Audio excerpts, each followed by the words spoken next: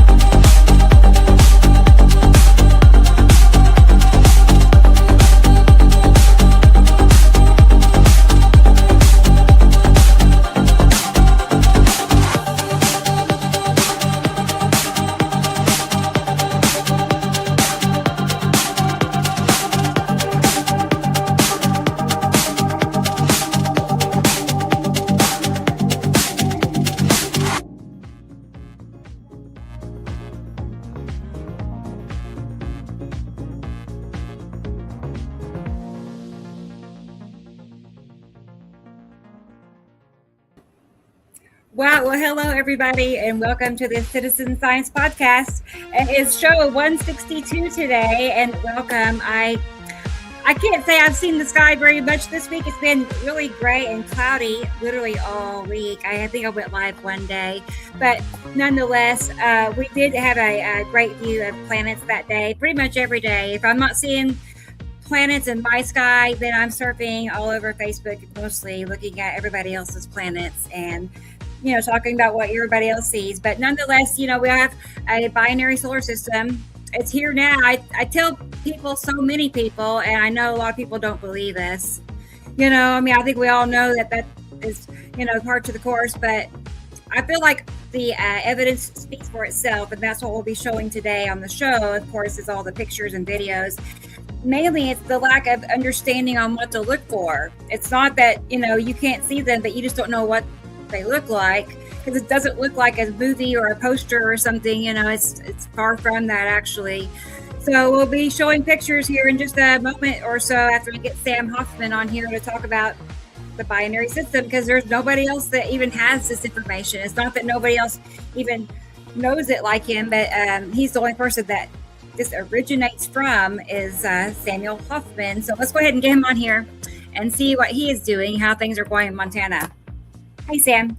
How are you today? Hello.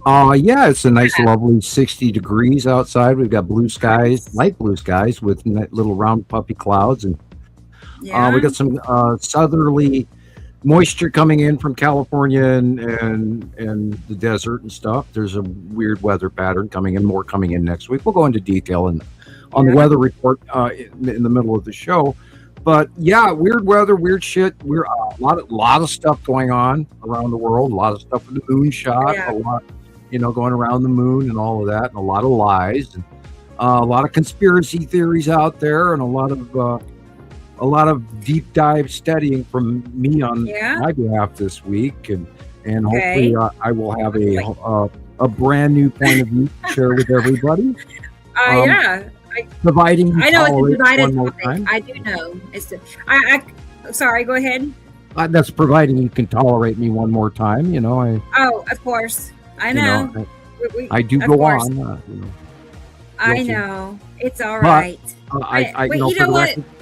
For the record, I do study and I do work very hard at this for everybody every week. Right. Of course. Right. I feel the same way. Honestly, right. I know. And you were busy. You made a lot of really nice stuff this week. You did a lot of hard work, and you sent me 17 AI generated cool pictures before, and I got a new one. Me in a spacesuit and cowboy hat. Let me look at it. I'll show everybody real quick. I love it. Oh wait, I save it.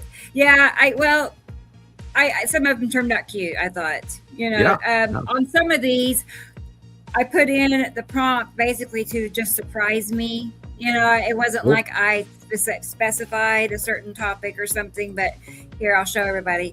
But yeah, it was just a surprise on some of them, what was going to be generated. And they were, like I said, pretty cute. Here it is. I don't know if people think I'm arrogant for reposting them, but I think they're cool. Yeah, I think so too. I think they turned out kind of neat. Yeah, that's the one I reposted. The one with the music, the roll that I posted. There you are. He's on the moon. I chuckled over that. No, I don't want to be on the moon. I mean, that kind of goes against everything I believe, but I thought Sam would like that. Yeah, I'm not jumping in a spacecraft and getting in a spacesuit anytime soon. Thank you. I'm claustrophobic enough as it is. Yeah, I saw that and I laughed. I was just like, yeah. Look at the planet in the background. See? There you go. That's kind of cool. Right. Now he's a robot. Yeah, that one I liked. It's like, how do I get that suit? Uh-huh. Yeah. And now he's like Indiana Jones. Indiana Jones. I love that one. Wasn't that cute? I actually do have a hat like that. It's equally as big. It's not quite Indiana Jones, but it is. That is literally. I have that hat. I can see that. It's like a Montana hat. I got up at 5:13 this morning, and I did an entire bio energy feed Om chant meditation session till like 8 o'clock this morning. I was very, very busy. Good. Getting all the information from the cosmos for you guys. Yeah, I like that one too. The orbs are cool. Right. Om. I feel like as many as I've made, that Chat GPT has me and you figured out. Like they kind of, it's figured out, what I like and don't like. I've been training it. I was having a discussion with Thomas this week, Thomas in Germany. Yeah, because I'm looking at this, noticing that I've got, clean shaven white beard. And currently I have the longest beard I've ever had. And I almost shaved it off every day this week, but I didn't. And I have a full, very weirdly white beard right now. And I'm kind of chuckling over this, the chi thing, your hair follicles being important and powerful, and my hair is getting very long, and boy, does it need to be washed. How long? This long? What, my hair? Yeah, your beard. Oh, my beard. I'm pulling on it, and it's about 2 inches long. Okay.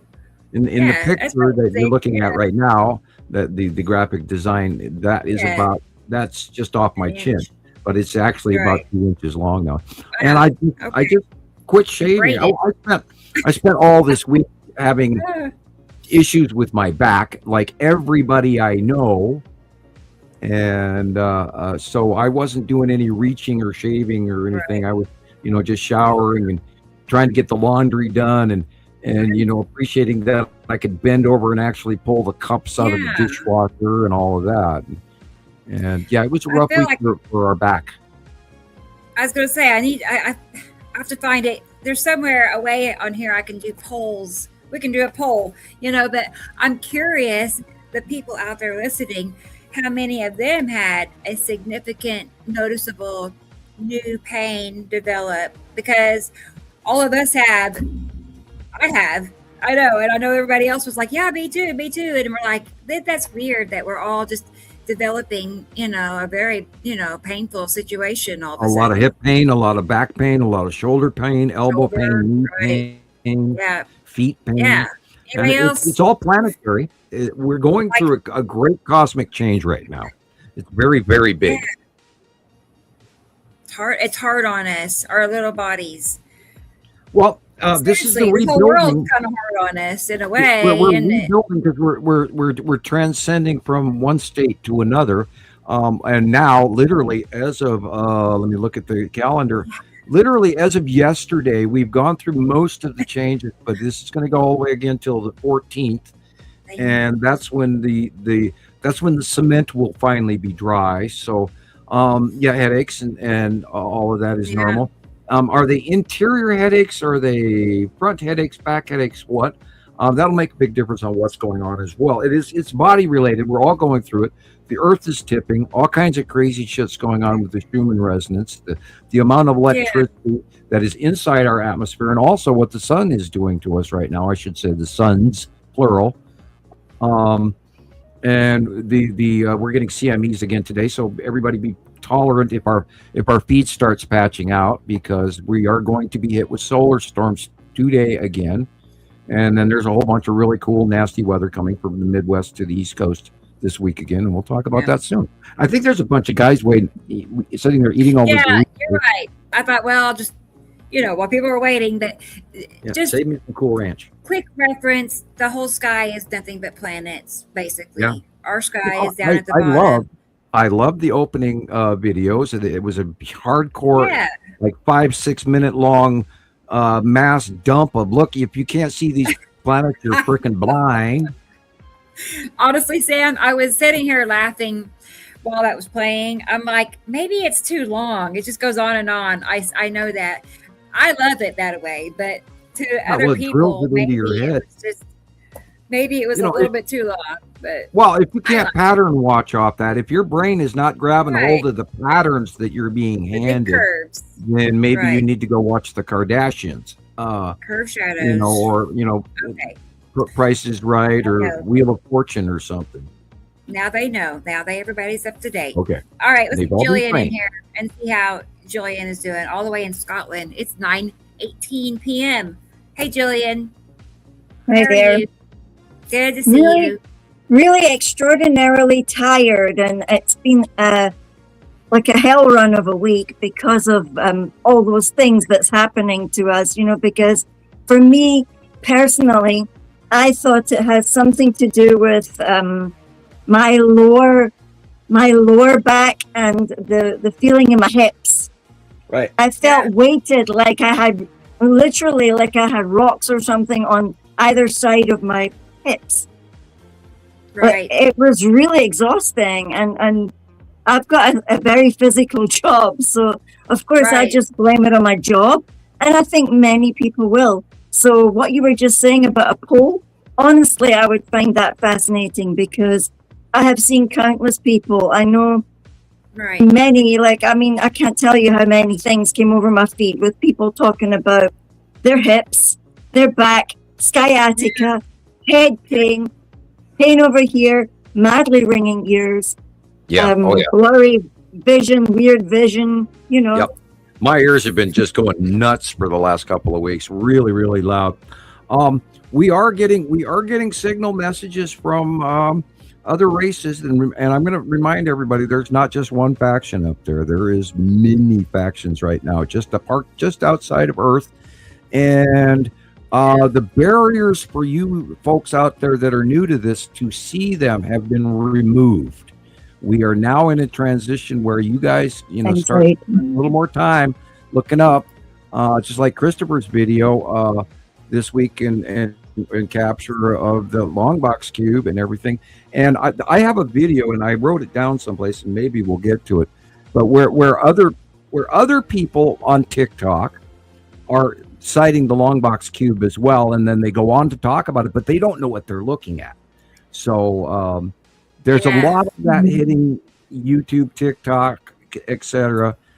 So people start paying attention even to some of the not so normal viewing people. But when you get somebody that says something is really crazy and going on, watch their video.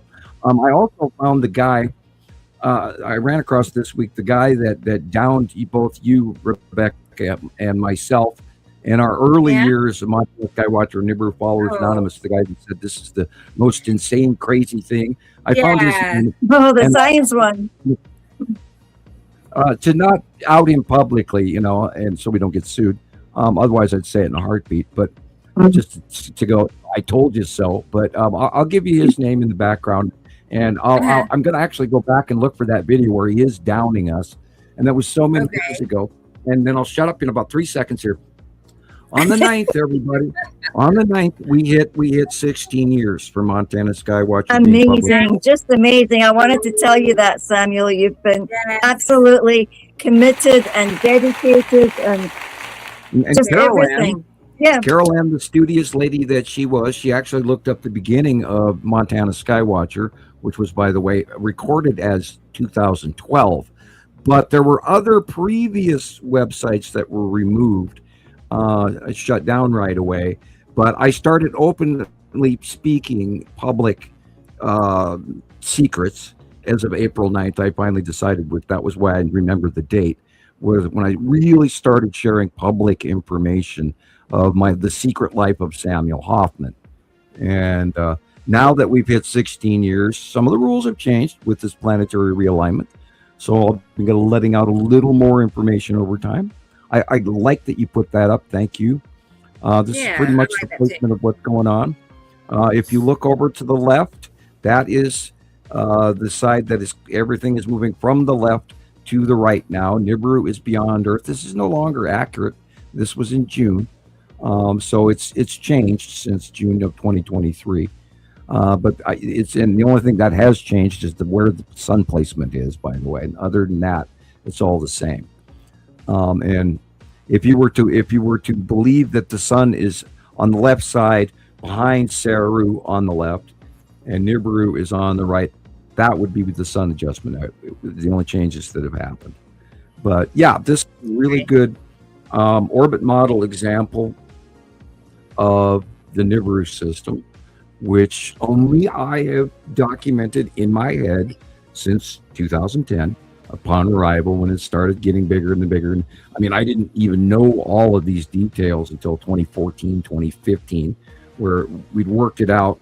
And by the way, for the record, everybody, the information that we share here, because I saw our dear friend and obviously paid bot putting out more information that was totally wrong today. And the information that we share has been information that we have gathered and proven.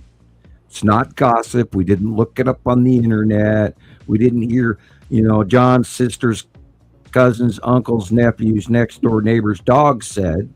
So all of this information that we share is factually proven. For the record, we are number one. Go ahead. Bring everybody else in. Right. Yep. Let's go ahead and get Sharon in here with us and see how things. I know it's really early. I like 6 or 7 in the morning early. Let's go ahead and see how she's doing. She's so early now. I know. She keeps reminding me. I keep forgetting. Hello, Sharon. How are you? Very well. How are you? Good. I'm okay too. I mean, I heard you had a down spell, and as you were, having that, I was doing the same thing, like holding on to the walls, getting to the kitchen and stuff. It's just, I don't know. I put it down to all the excess communications we're getting bombarded with. Apparently, I agree. Atlas is sending us a signal. Apparently, we're getting Hydra blasts from the center of the universe or the center of our galaxy right now. So all these extra electromagnetic waves are all coming together and impacting us. I feel it, I guess. From off the scale. Yeah, they said that we were going through the debris also of Atlas, and I hadn't thought about it for a while. But 3i Atlas passed through here, through our area of space so quickly that they believe that debris has been drug into the wake edge. And this is where all of these fireballs come in. Now, we had one come in on the 7th above New Jersey, and it actually burned green, which is not normal fireball, and that is from magnesium. So, and I did the big deep dive into what that is, and I'm pretty sure that we've got a handle on that and what scientifically that's going on. We'll discuss it in the middle of the show. I know that Jesus is hanging out in the background. Yeah, I do. Actually, he stepped away, so I'll be looking for him. Oh, yeah. Well, I do on the see side note, okay, cool. I have a question for Sharon really quick. Oh, sure. Would you cross-reference an Australian term for me? Yes, of course. What is the definition of a seppo? A seppo. Seppo. Zeppo. No, S-E-P-P. Spell it. S-E-P-P-O. Seppo. Seppo. Yeah. Is that like somebody from the separate continent, separate hemisphere? Is that what that means? It's. I'll have to have it. Just point out blank. It's a very derogatory term. It's you stay on your side of the fence. I won't. It's like trying to make yourself better than someone else by saying, just stay in your own arena, okay? Yeah, well, of course, and I've been watching this guy that's from Australia, and I'm not going to throw it, but anyway, he uses the term regularly, and I just wanted the actual definition of it. And I understand that when Americans come to Australia and act like idiots is absolutely understandable because Americans are idiots, and I have to, make a public apology to the rest of the world for how we Americans are behaving and affecting you. And I was talking to Mark in Ireland today, really fast. I'll make this short, Rebecca, I promise. And they are already suffering. They have milk shortages and food shortages on the shelves and gas protests. And there's these big farmer things going on in France as well.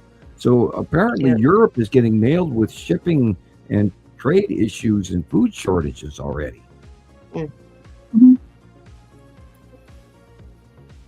Because I've been very surprised to be able to walk into the supermarket. I said that to my daughter the other day. I went, it doesn't look like we've got supply issues. So if our warehouses are full and we're going through this crisis where we don't have enough fuel to ship them everywhere, then am I just dreaming, or I can't see anything missing off the shelves? Well, it's happening in Europe right now. Gillian lives in Scotland. I don't know if there's but the prices are going up too. For you. For us, it's the petrol. We've got a local Facebook group, and on the local Facebook group, they were talking about the supermarket where it has the petrol station, and everything was locked. It was locked a couple of times. That kind of things happened, and it kind of looks like our vegetables were kind of low, but that could have just been the time of the day that I went to the shop. It's hard to tell, but I know that when I did my shopping, it was significantly more expensive for just I didn't even do my big shopping this month.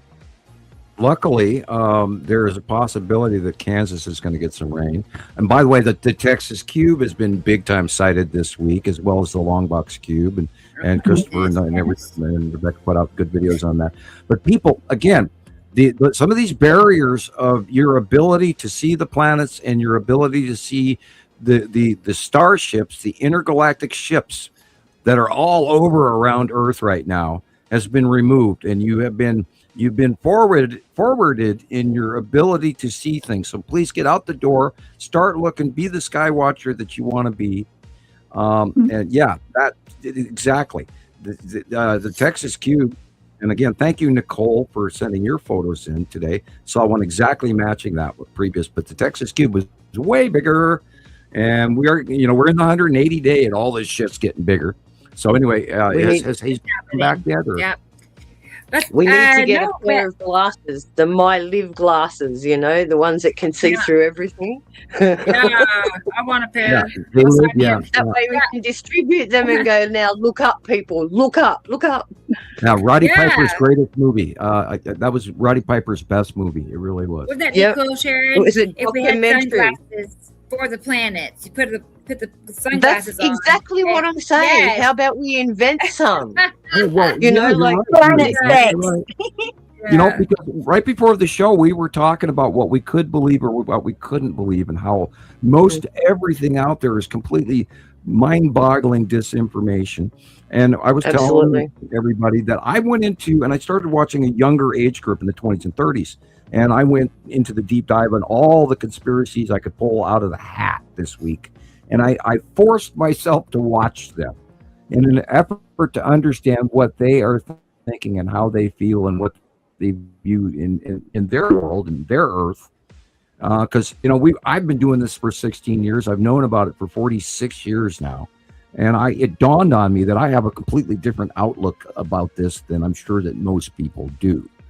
And I'm trying to remind myself of some of the finer nuances that maybe I completely skip over entirely, which is why I could probably, do a better job.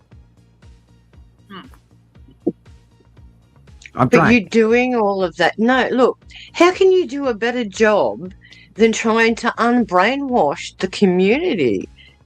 That's the hardest bit. You're done your job. You're making this public. You've put yourself in the arena. You've thrown your hat in there and gone, not enough. How many other people are out there doing the same thing with the same There's a lot of remote viewers out there that are cashing in on this monetarily. And I could use as much help as I can get. We'll talk about that later. But and it was never money was never the reason why I went behind and started doing this. And yes, you're exactly right, Sharon. I have laid out the fact that the planets are here. I've given you the names of the planets. I've given you the descriptions of the planets. I've given you the location, the orbit model. And there is nobody, absolutely nobody out there doing that. And my accuracy rate and April 9th, 2026 was 16 years. And I've made some mistakes along the way, but I have handed all of this out to people through remote viewing. And you all see it ahead of time because I remote view it and then it happens. So I have a statement I want to make. Please do. And like you, with all of this information, resources that you've been providing everyone for the last 16 years. This is an introduction to something that I wanted to write. And it's trying to reconcile a normal daily routine with the knowledge of our world being encapsulated and passed by a twin binary system, and waiting for that black swan event that could eventually flip the table for us is a heavy psychological load to take. Bingo. It is. It's in stuff. I'm sitting here, I'm watching television, and I see a couple walking down the sand of the beach. They're on the ocean shore, the water's lapping over their feet. They're making new footprints in, and the next wave comes in and washes it away. And my immediate thought is, oh crap, I would never live near the seashore because of what's coming. It's direly affected how I view everything. And again, here's the perfect picture. Longbox Cube people, do you realize that we are embargoed? There is multiple alien races parked just outside Earth. And meanwhile, we're doing a moonshot and around the moon, and there's a huge controversy around that as well. And oh my God, I went into the swimming pool. I didn't dip my toe into it. I actually just went into the swimming pool on that this week. Yeah, because so much of what NASA handed us is nothing but bullshit and old pictures. And what were they really hiding? Because for the first couple of days when they were filming, that they're headed toward the moon, you could see the other planets. And then all of a sudden it all changed. Yep. I found a few on TikTok where they were obvious in the background. Yeah, you can see the other planets. Yeah, I've seen a couple of those too myself. And then, of course, when you go to get another one, like see it again, you can't see it. I think they're misinformed so bad that they caught themselves midstream and then tried to play catch up and correct, because their deep fakes were not deep enough, because everybody's catching on to this. And then there's this huge group of people that say, yeah, we never even went out into space because, we live on a flat Earth, all of that crap. The flat earthers to the, and I watched probably 25 or 30 different people on that algorithm who were talking that the space launch was fake and this and it was that and it was the other thing. The rocket's full of helium. NASA's the biggest emitter of helium. I just want to say, you don't have to be a flat earther to not believe it really happened. I'm just throw that out there. No, but I was giving you the spectrum from A to Z, just saying, yeah, that's all. It is what it is. But from flat earthers to Stefan Burns, I'm not convinced. Put it that way, based on what they're showing us, it's very or Giorgio or yeah, like that happened. I've been doing a lot of side viewing. I've been looking up a lot of side people who are semi-famous in their own groups and trying to understand their point of view and trying to be tolerant and patient because they're so wackadoo full of shit. I could scream. But yeah, and let's go ahead and get I'm gonna go ahead and get Jesus in here real quick. Or we can do Chris. Yep. Let's do Chris. I'm sorry. That's right here. Sure. That's a great idea. I'm gonna go. I'll be right back. I know. Okay, Sid. Christopher in Vegas. Here he is, everybody. Yay. Hey, Chris. Hey, guys. We've got some screenshots, he says, of Yuri. Definitely. Hi, Chris. Yeah. Yeah. Definitely. I believe that. Yeah. Okay. I want to see it. I do. Cool. Yeah. Did you say that? I spent a few hours watching the live. Thank you so much for doing what you did with mine. That was a nice surprise. Thank you. No problem. I had my doubts. Considering the source. Come on now. Come on. Why would I? It was strange to say the least. The whole thing. Yeah. Right. You're right.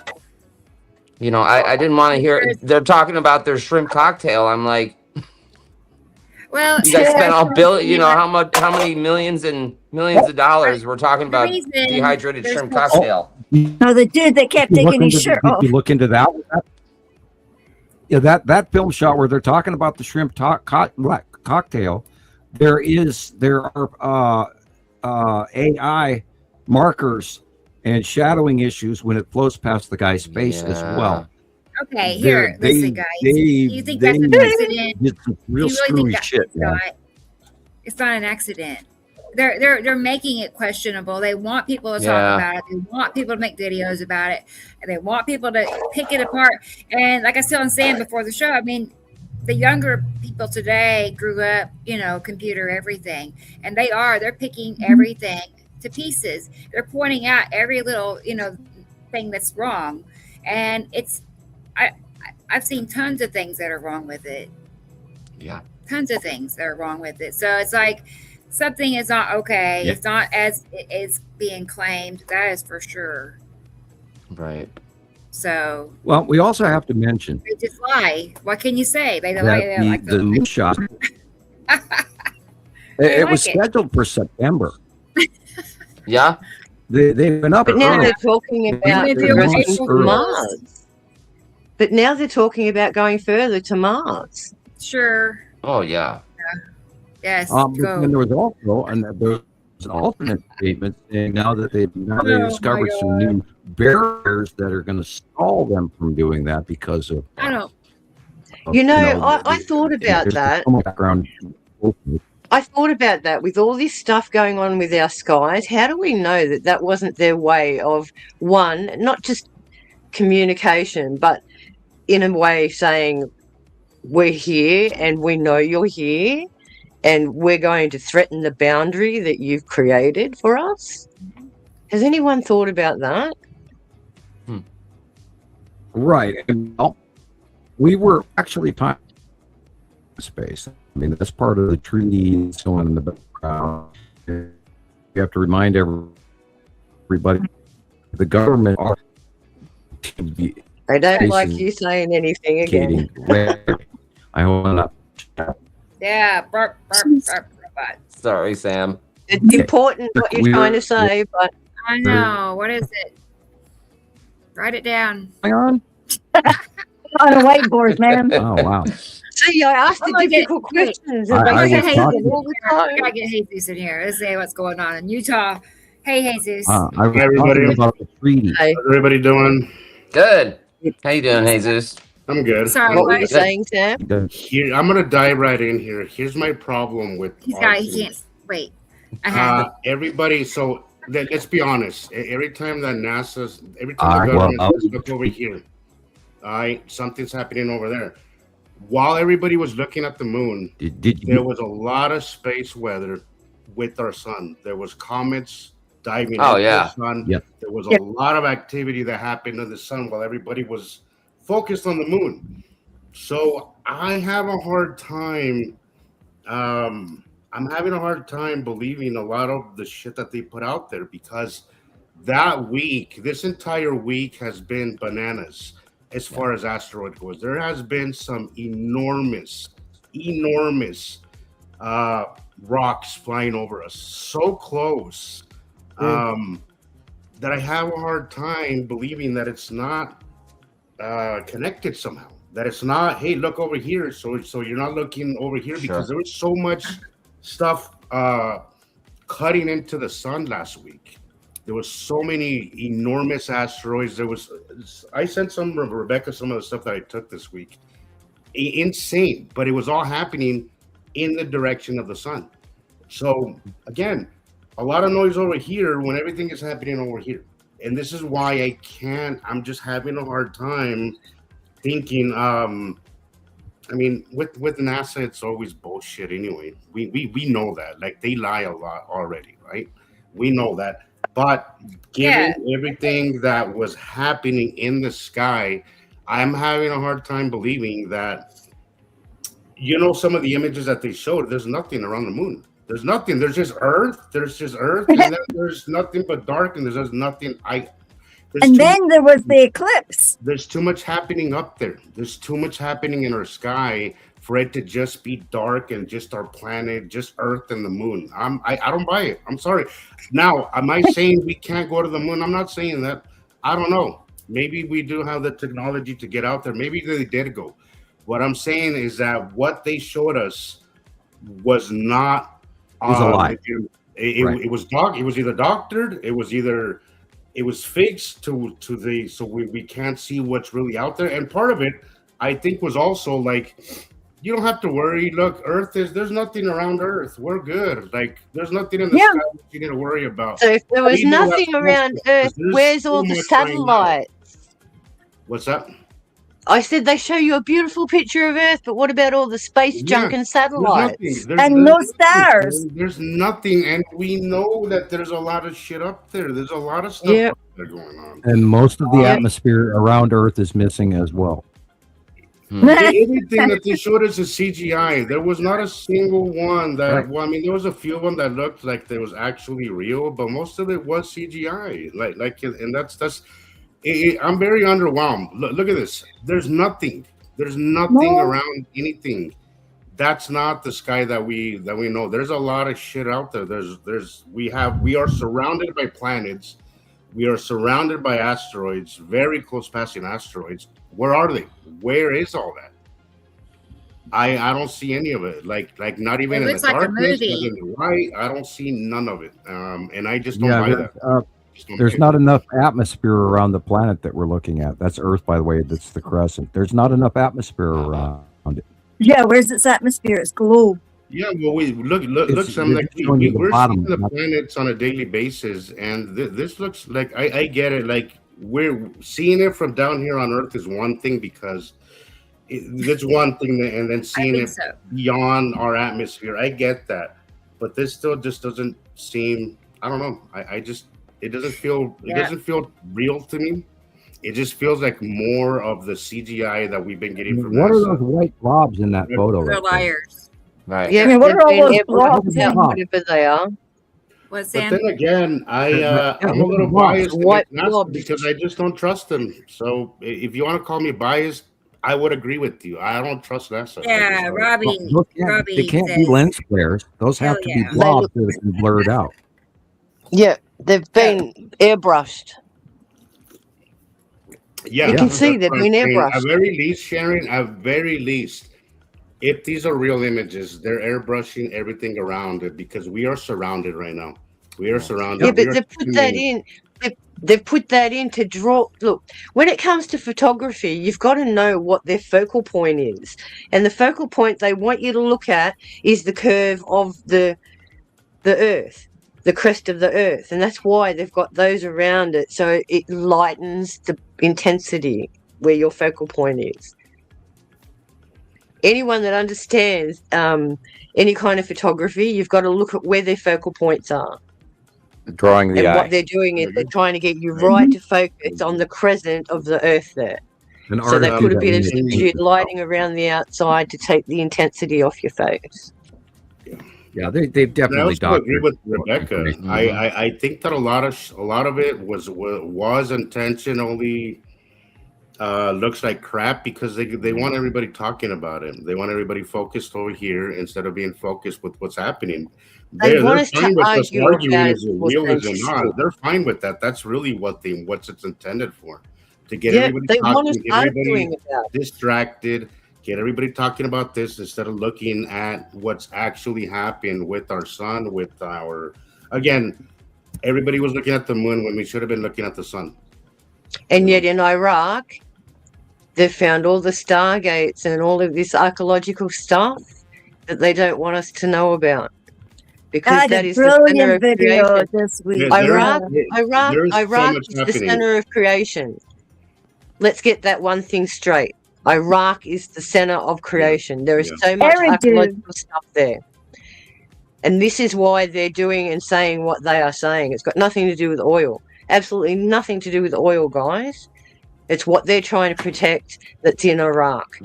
These ancient sites. They've found technology and they don't want them to use it. Forget nuclear weapons. These technologies are far more important to the human race. That's why they're trying to have them concealed. I agree. Because if anything, right now we're at that time where all these things are becoming more significant as we're getting closer to shit hitting the fan. I think all these sites, all these things, and maybe there's a little bit of what Sam was saying about 3i Atlas, how it's turning stuff on. Maybe that's part of it. I don't know.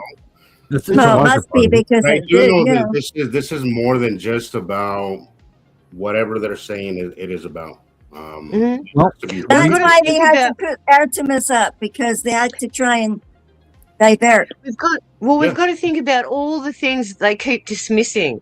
They keep telling us we only have 6,000 years worth of records. Hang on a minute. The archaeological records, and I was looking into this the other day about how the earth is folded over, how it keeps doing these seesaws with everything.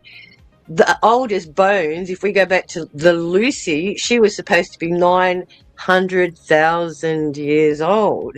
So if that's the case, we only have 6,000 years of records. No.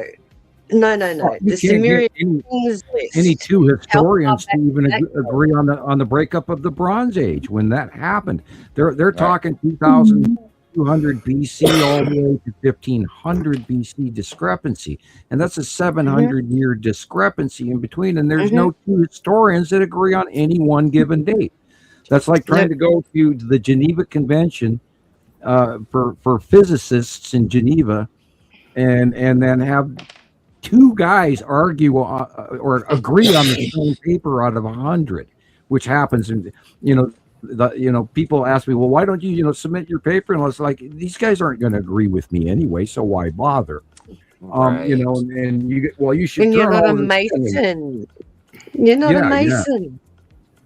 You have to be in the clicky club to even get reviewed. Yeah. Right. I don't need to submit my paper to know that what we all together as a collective have proven is fact, because we have so many hundreds of photographs of these planets. Observational evidence over and over. Definitely valid, and we have an abundance of it for sure. By the way, Jesus, great video. Yeah, Rebecca. What's that, son? I said, by the way, great videos this week that you filmed and posted. It was a crazy week. There's some things I can't wait to discuss with you, Sam. That were my new feed was 7 days behind schedule. I just got one of Christopher's videos today on newsfeed that he posted 7 days ago. Chris's post from 6 days ago just came up on my feed today. Yeah. Why are we all getting 60-year-old stuff? All of us. What? Yep. I haven't been able to get into it at all. What happened to you? I haven't been able to access Facebook at all. It was like, oh no. So I just went, okay. Don't need you. I'll go on to cut. I uploaded 2 TikToks yesterday. So yeah, TikTok's always there. Yeah, one's on electromagnetism. So yeah, and it's so funny because my notifications are now coming up on my kids' screens, and they're going, "Oh, Mum's making TikToks again."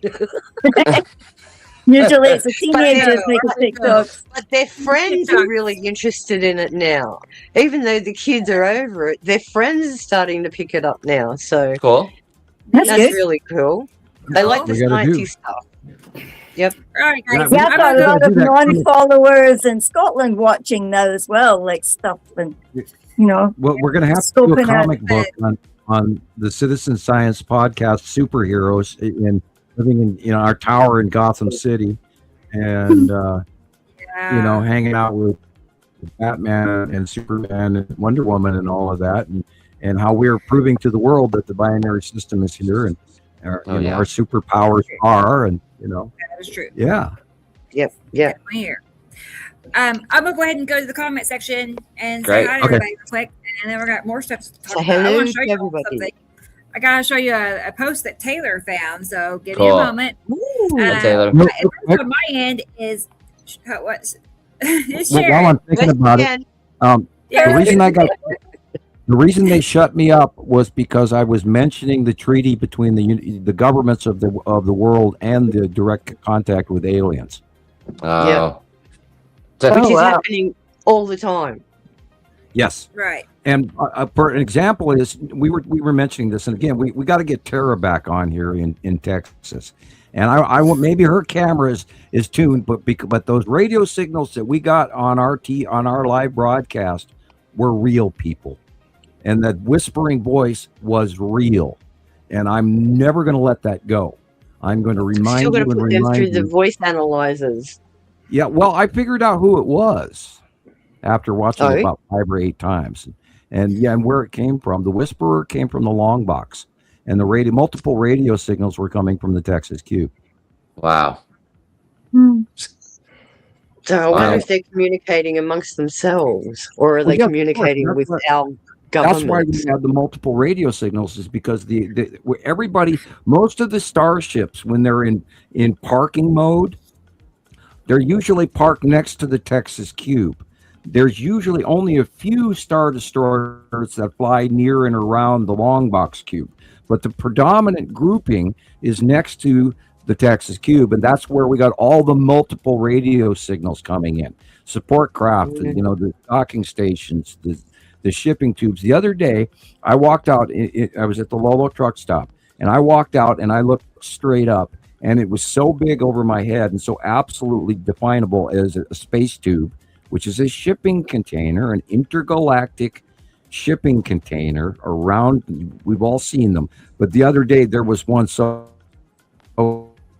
close I couldn't believe it. It was stopped this construction worker and went, "Oh, look, it's an intergalactic," and he went, "Oh, cool," and then continued on out of my mind.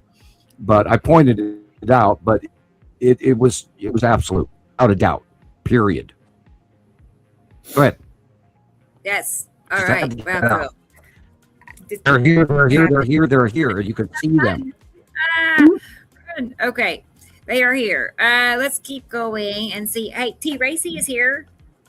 The aliens are here, and T. Racy is here. Good to see you, T. Racy. I'm glad you're here. And another brilliant show.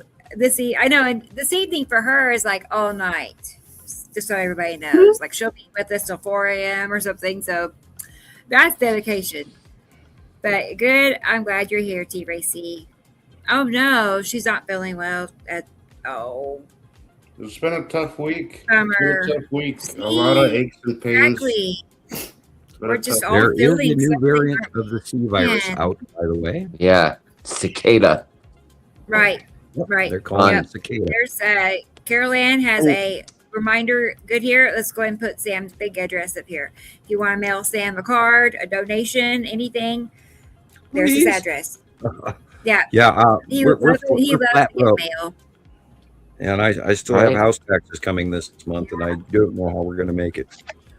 For the record, well, they just pulled another whole huge amount of money from Section 8 housing and the poor. Jeez. And so there's going to be, and I have to say this for the record, and I know you guys don't like it when I do, but now there's going to be a lot more homeless people.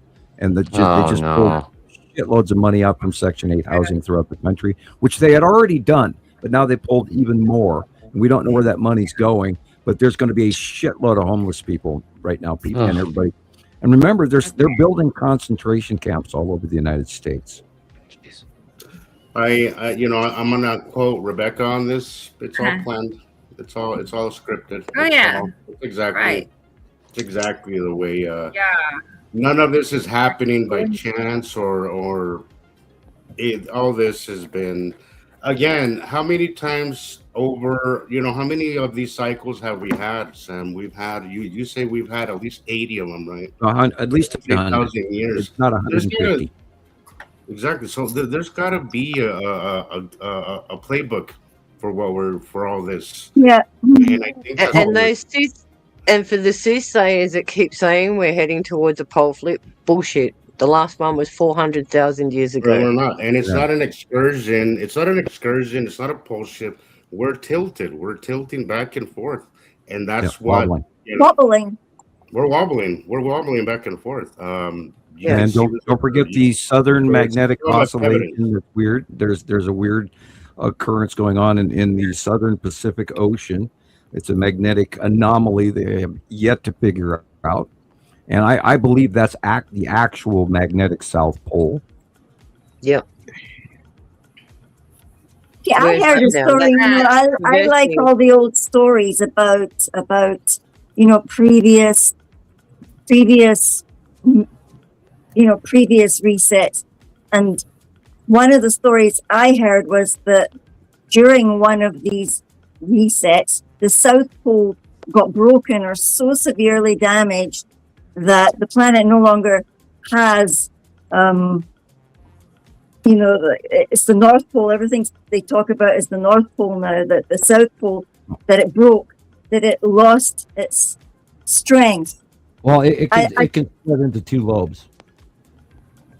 Well, think about it. I was looking at this, as I said, I made a clip on electromagnetic principles yesterday, and I was looking at it from the point of view of how do we generate our magnetic field.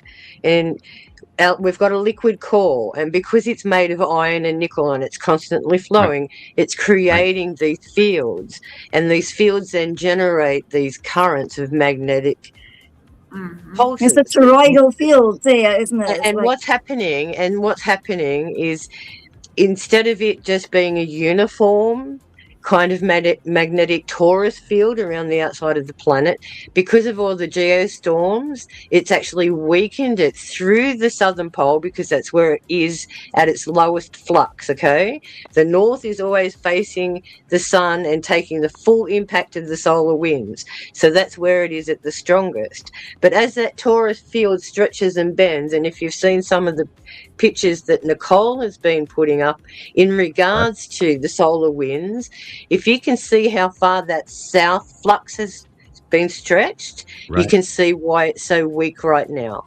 It's been extended so far out into the field that it's become a zone where everything is coming up through that field. It's kind of like that stuff Leah Fox shows as well, eh? And there's a guy that shows you the Earth thing like that, and the swellings out. I'm not the science head here, but I've seen those things as well, and it's continuously changing, and we're being bombarded by great, big, huge. The wake eddy around our geosphere is snapping.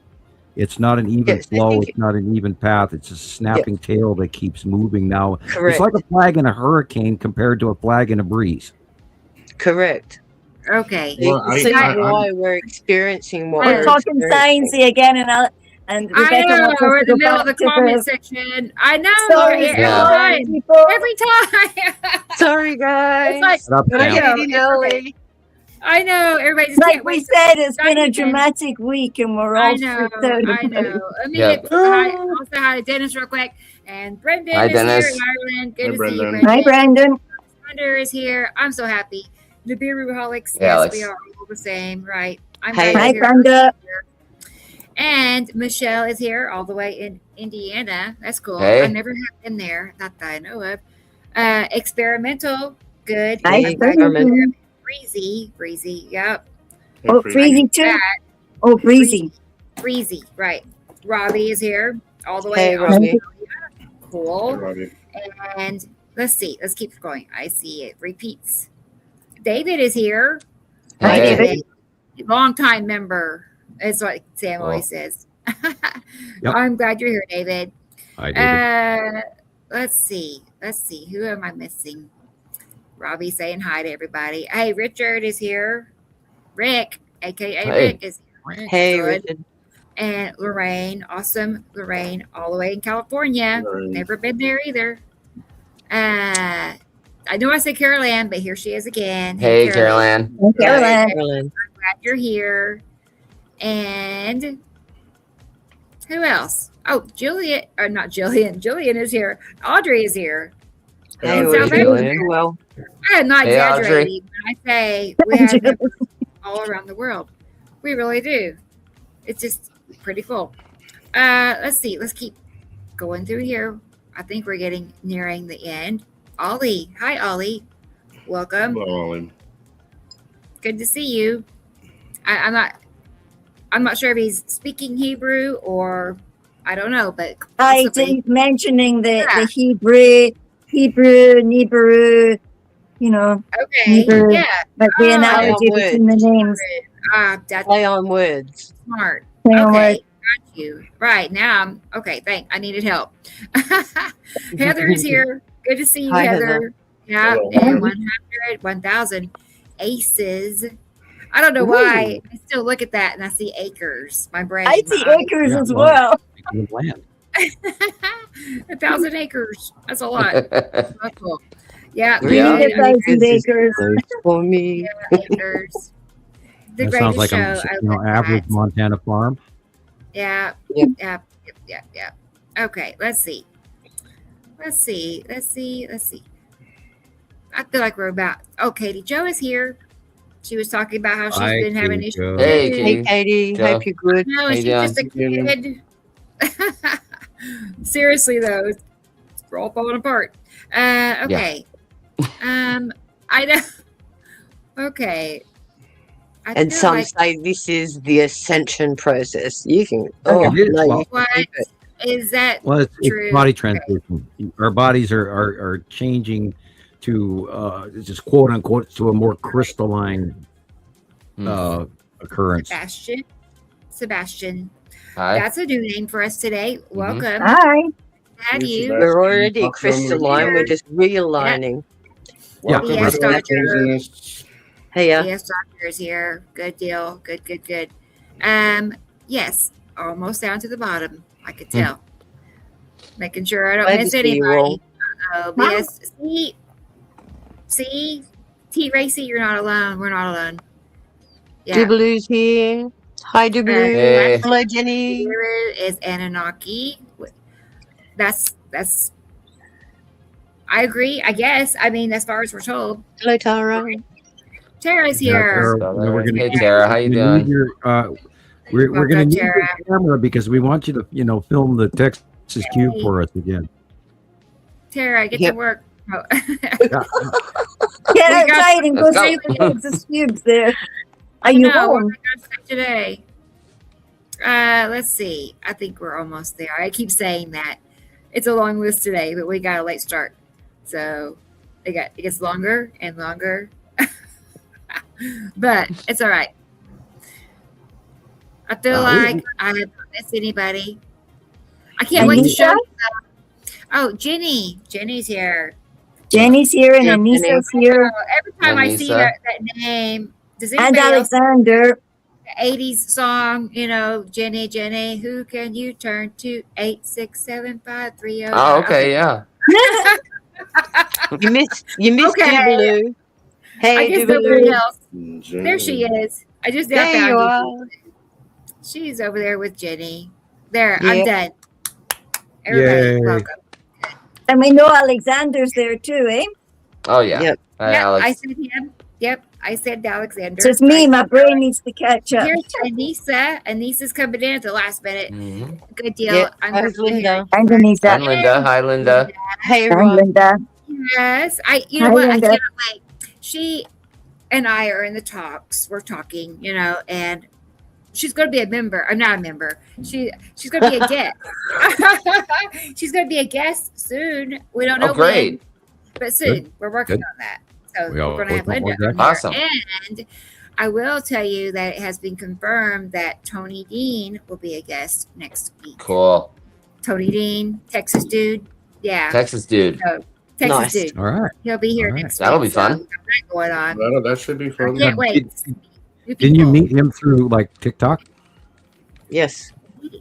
Well, he is on TikTok, but he's also in our groups as Tony D. Oh, okay. I thought maybe you I did. didn't realize that was Texas dude until you guys Uh-huh. said it the other Right. day. I was like, oh, Yeah. crap. Yeah. Texas dude, right? That's Tony. So, all right, let me show you something that Taylor. I saw him scrolling on his phone, and I saw it just as he saw it. And it's a post on Facebook. Okay, let's see. So this is. This is that's what the post looked like. Okay, and that's what it says. But here's what it says, and it's talking about a double planet system, two massive mutual orbiting worlds so close that their atmospheres merge.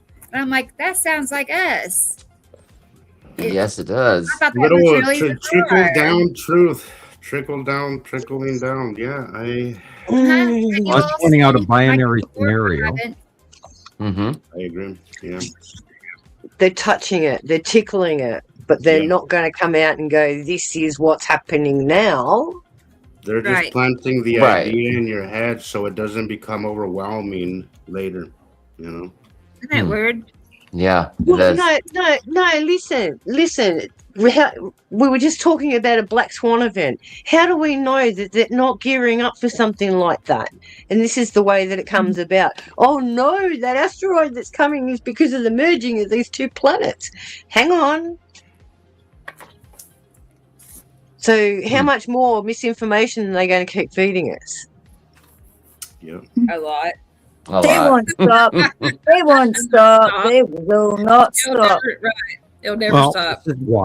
This is why they need Montana Skywatchers and Nibiru Followers Anonymous and all of our sister sites from around the world, bringing you real, we're not paid, we're not solicited, biased, great fact information that we've collected over 16 years. That's why you guys need it. You cannot pretty deny. Cool, Rebecca. You cannot deny the changes, the earth changes that we've experienced in that 15 years.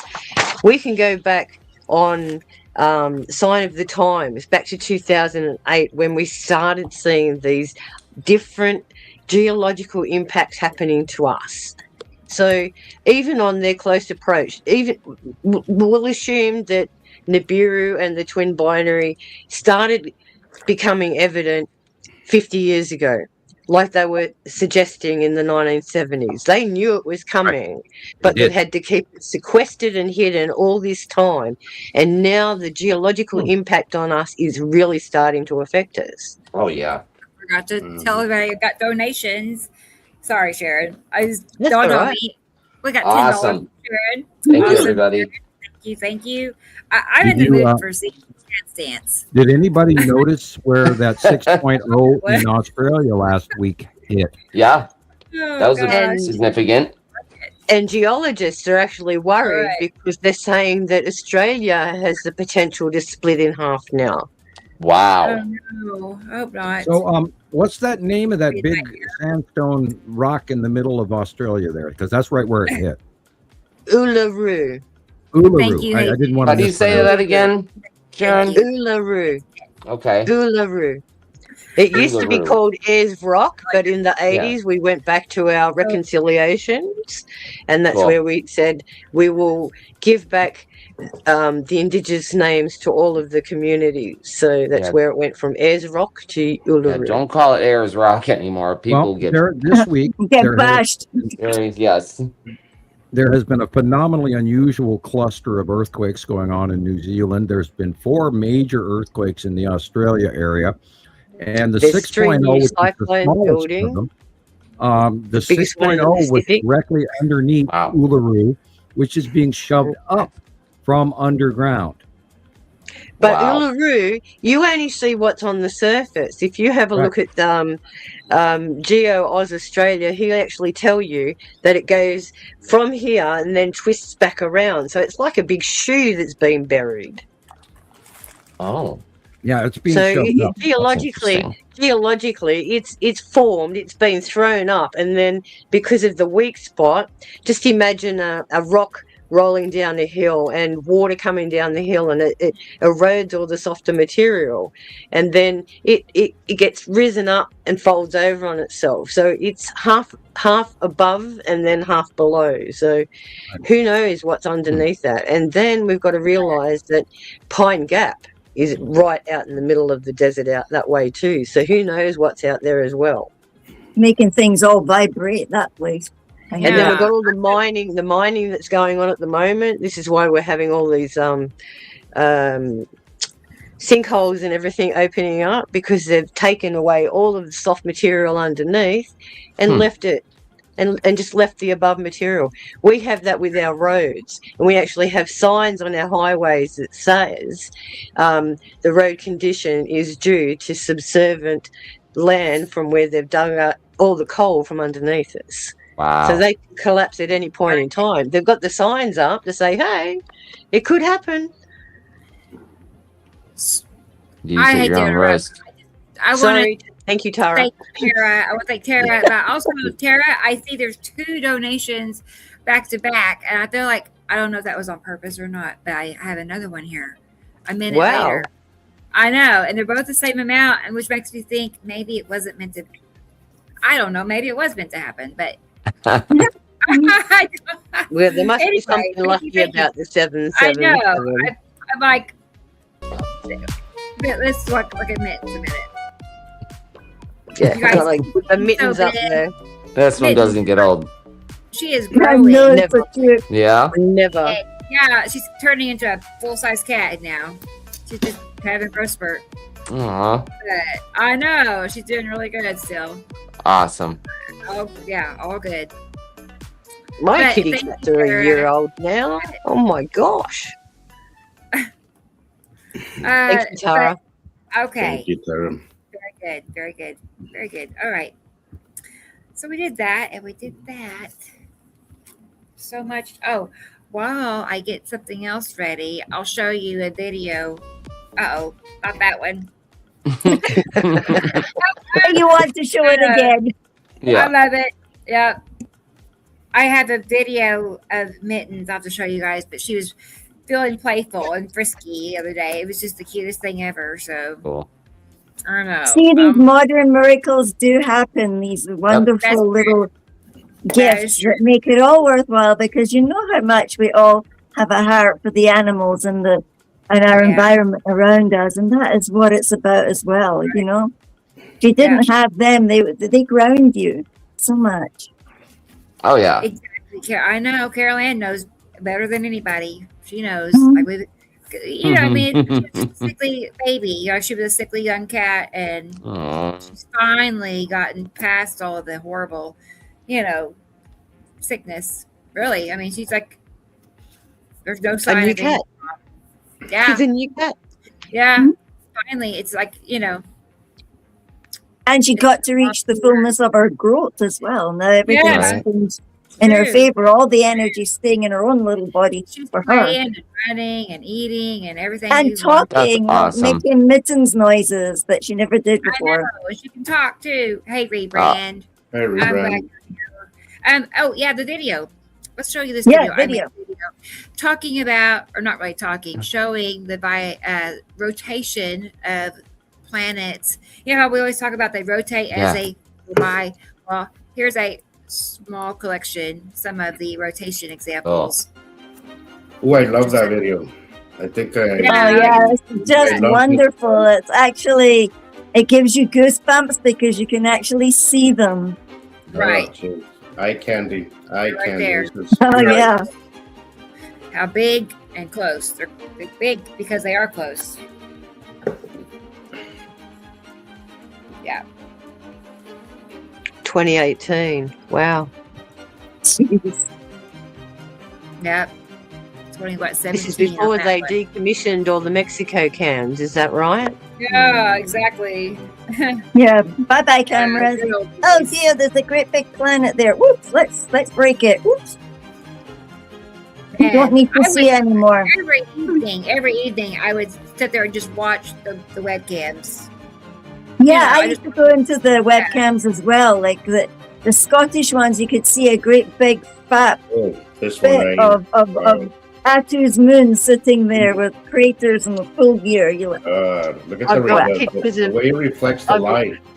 The way it I've got reflects exact the light pictures. is so telling. I've got exact pictures of Nipicity from 2 days ago that looks exactly Cool. like that from the it's south. amazing. Yeah. And that was early in the morning, around 7 a.m. Awesome, Look at that. Heather. Oh my gosh. Yeah, 7 a.m. is when you actually see it, because I've seen it a couple of times too. It's like that zigzag crown and moving and tilted. I'm I mean- obsessed with other people's videos and just looking at their skies Yeah. all the time. I don't look at the content, I look at their skies. Mm. Like, what's wrong with us? We've got this disease. We all look at it like, oh yeah, here's a video of me and Charlie at the beach, and you're like, oh, look at the sky. No, it's called determination in trying to prove we're right. Yeah.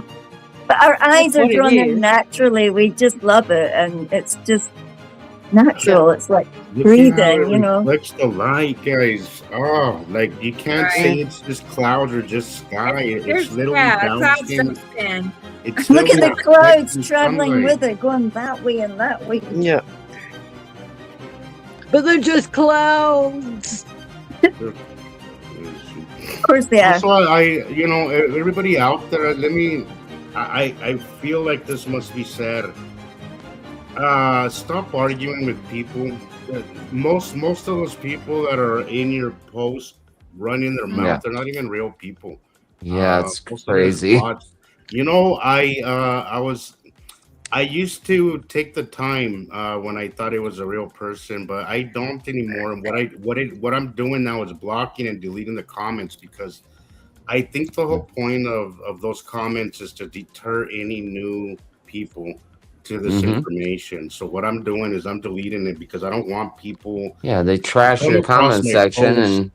Yeah, well, those things, and they're that meant pulls to you down, ridicule and then make anybody that's on the fence about this information just say, well, I don't want to deal with the ridicule, and just go the other way. So I'm getting rid of all those comments. I used to just leave them. I'm not doing that anymore, because I think it's not helpful to new members or new people trying to figure out the truth. To be ridiculed, I think for a lot of people, it's going to stop them on their tracks, and I don't want that. I want, as Thomas was saying, I only want people on my post that are actually open-minded and actually want to learn, and I don't want any deterrence. So remember, guys, there's a lot of bots, there's a lot of misinformation, a lot of propaganda right now. So just focus on the people that are open to this information, and screw the rest of the people. If they don't want to come on board, that's on them.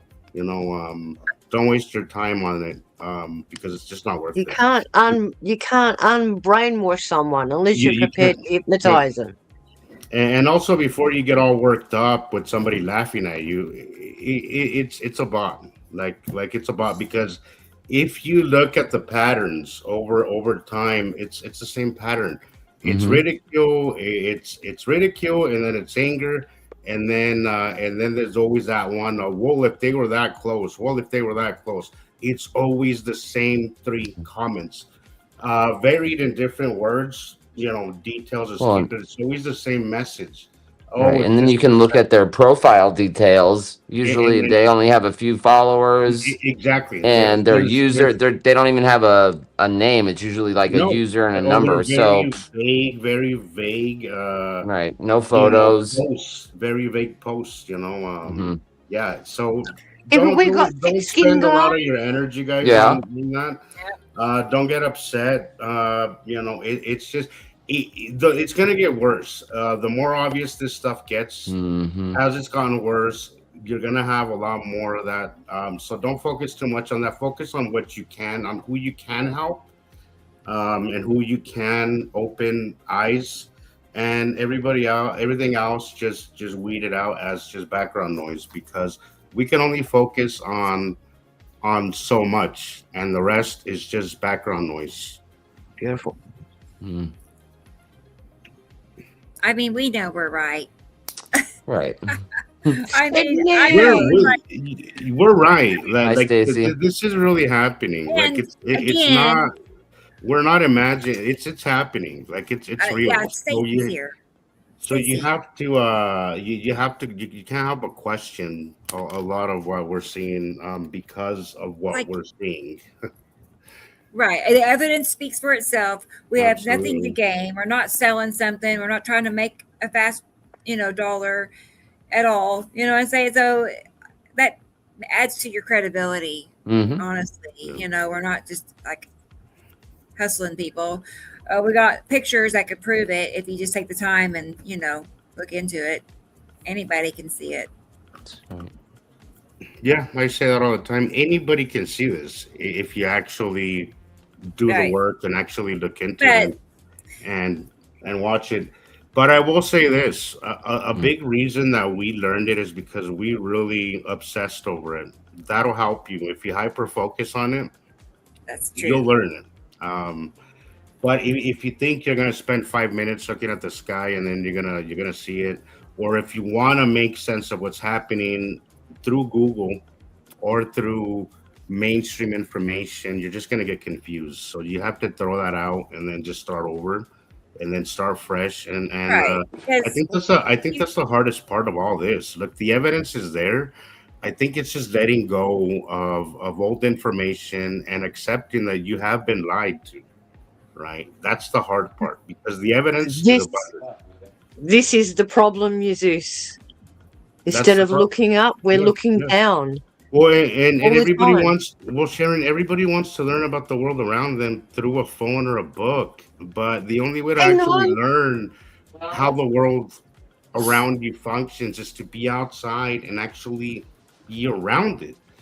I have so many people tell me that they know all about astrophysics. I'm like, you don't know shit about astrophysics. You don't know shit about the sky because you're not actively outside watching it.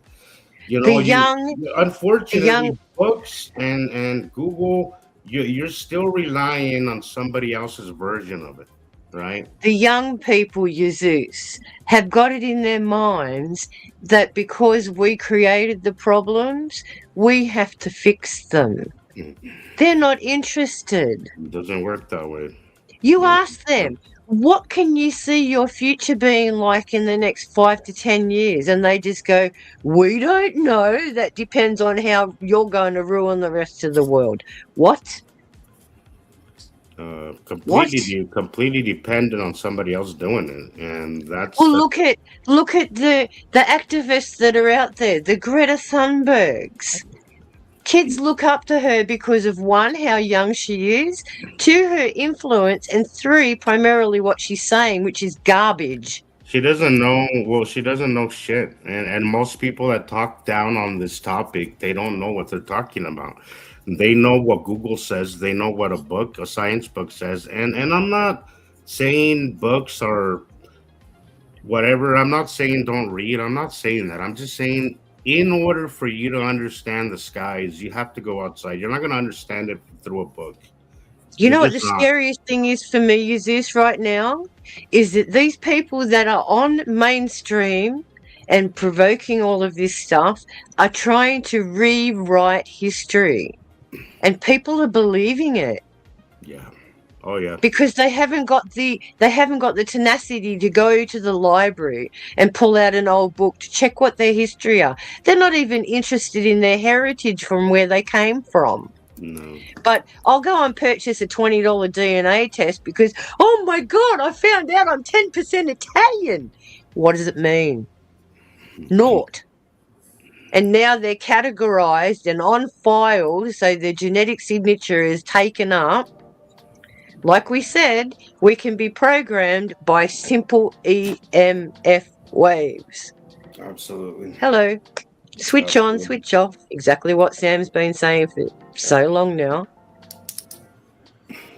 Yeah. It's a scary world, guys. And we have to realize that we are going through this process for a reason. We are here for this time right now. We don't know what's going to happen, but we can't live on these people that are on TikTok making predictions. Oh, the solar flash, everyone's going to be asleep for 3 days, and those that are genuine and have raised their vibrations, they'll be fine because they won't have to deal with the solar flash, and when they awake, they'll be in a new world, and everybody else will be in hell. The rapture. What do you think about all the North Pacific, or excuse me, East Coast, Northeast Coast sightings of Bigfoot that have been going on for the last month and a half, 2 months? Wisconsin all the way through Pennsylvania and New Jersey and all of that in Ohio. There's Bigfoot running around all over the place.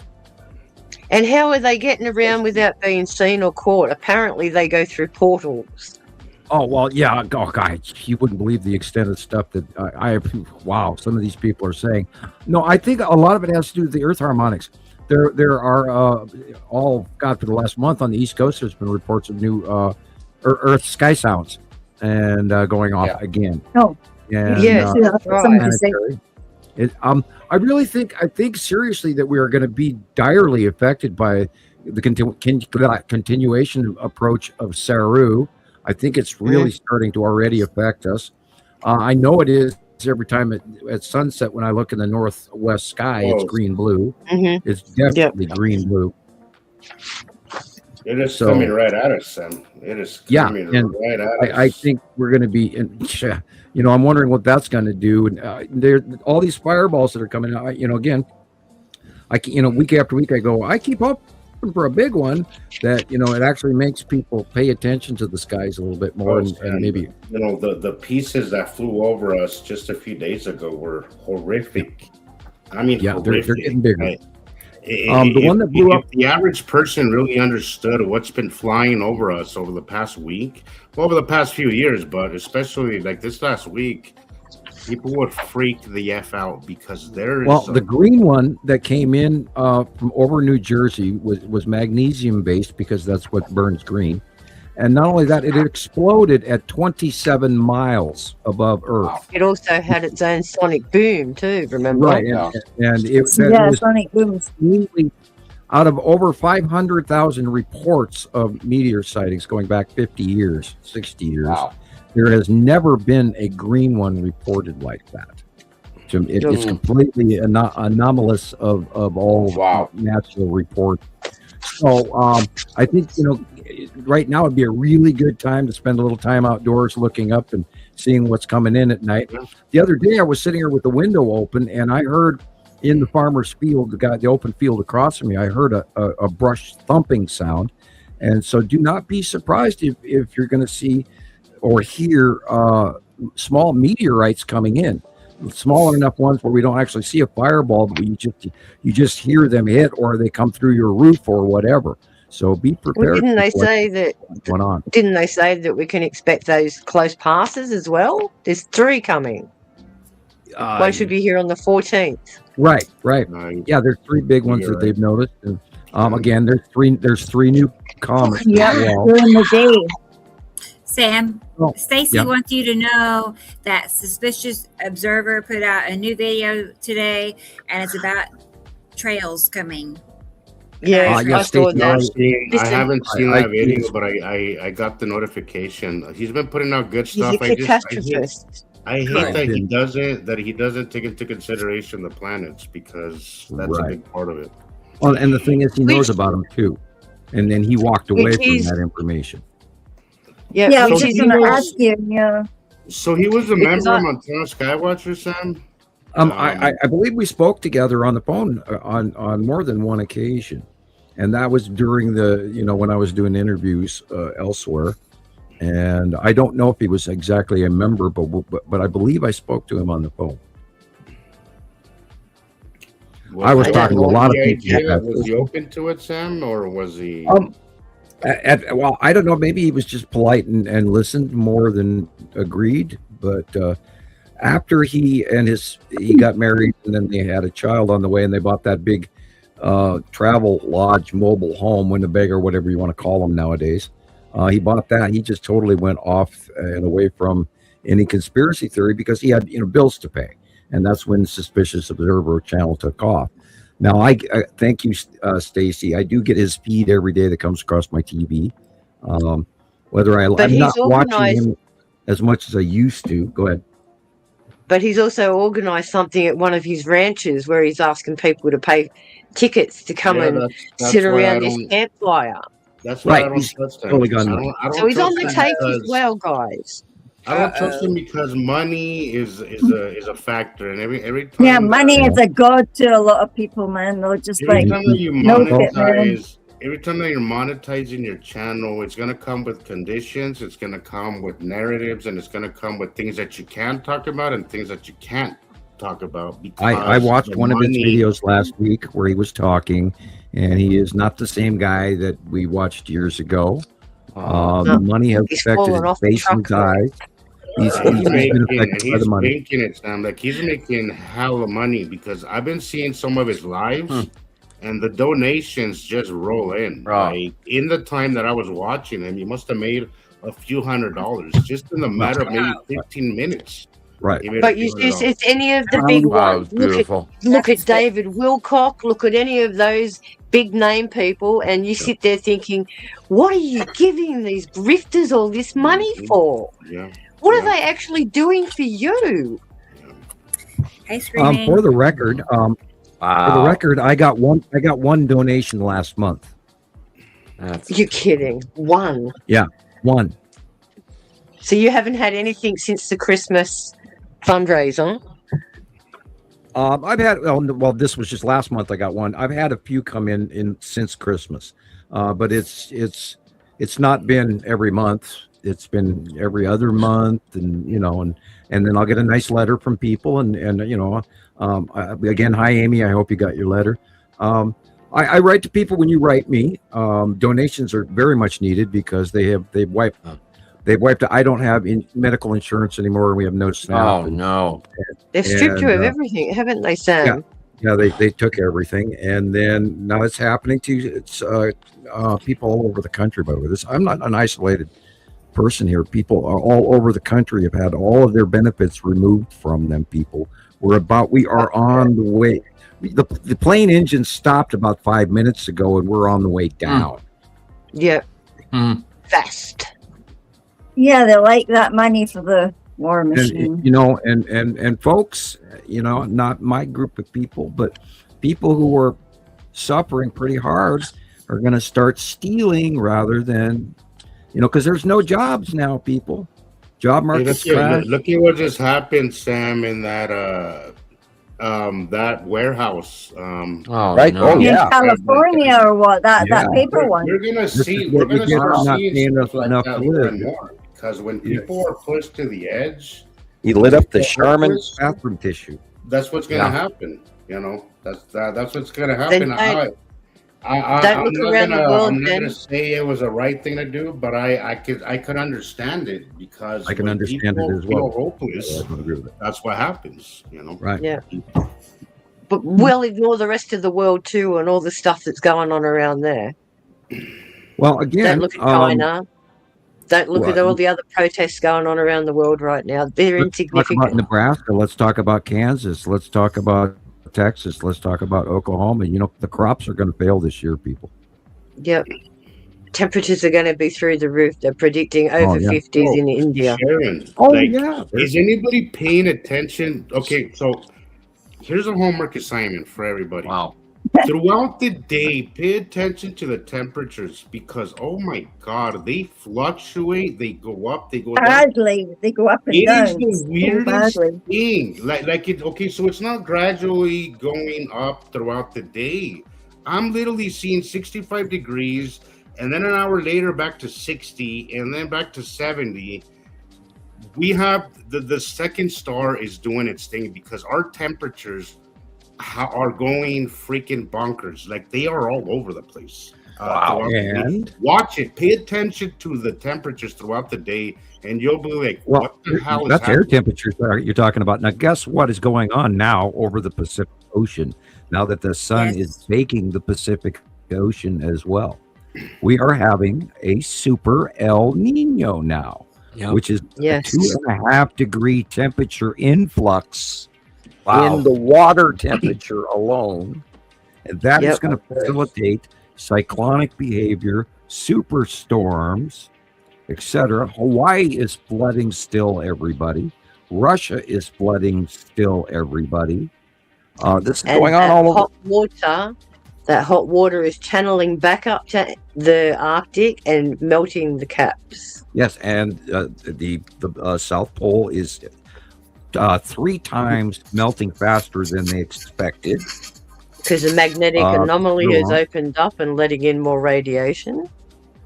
So what they call that is the ENSO, the El Nino Southern Oscillation. It's in the equator of the Pacific Ocean, and it runs from the Baja all the way literally to Japan and the Philippines.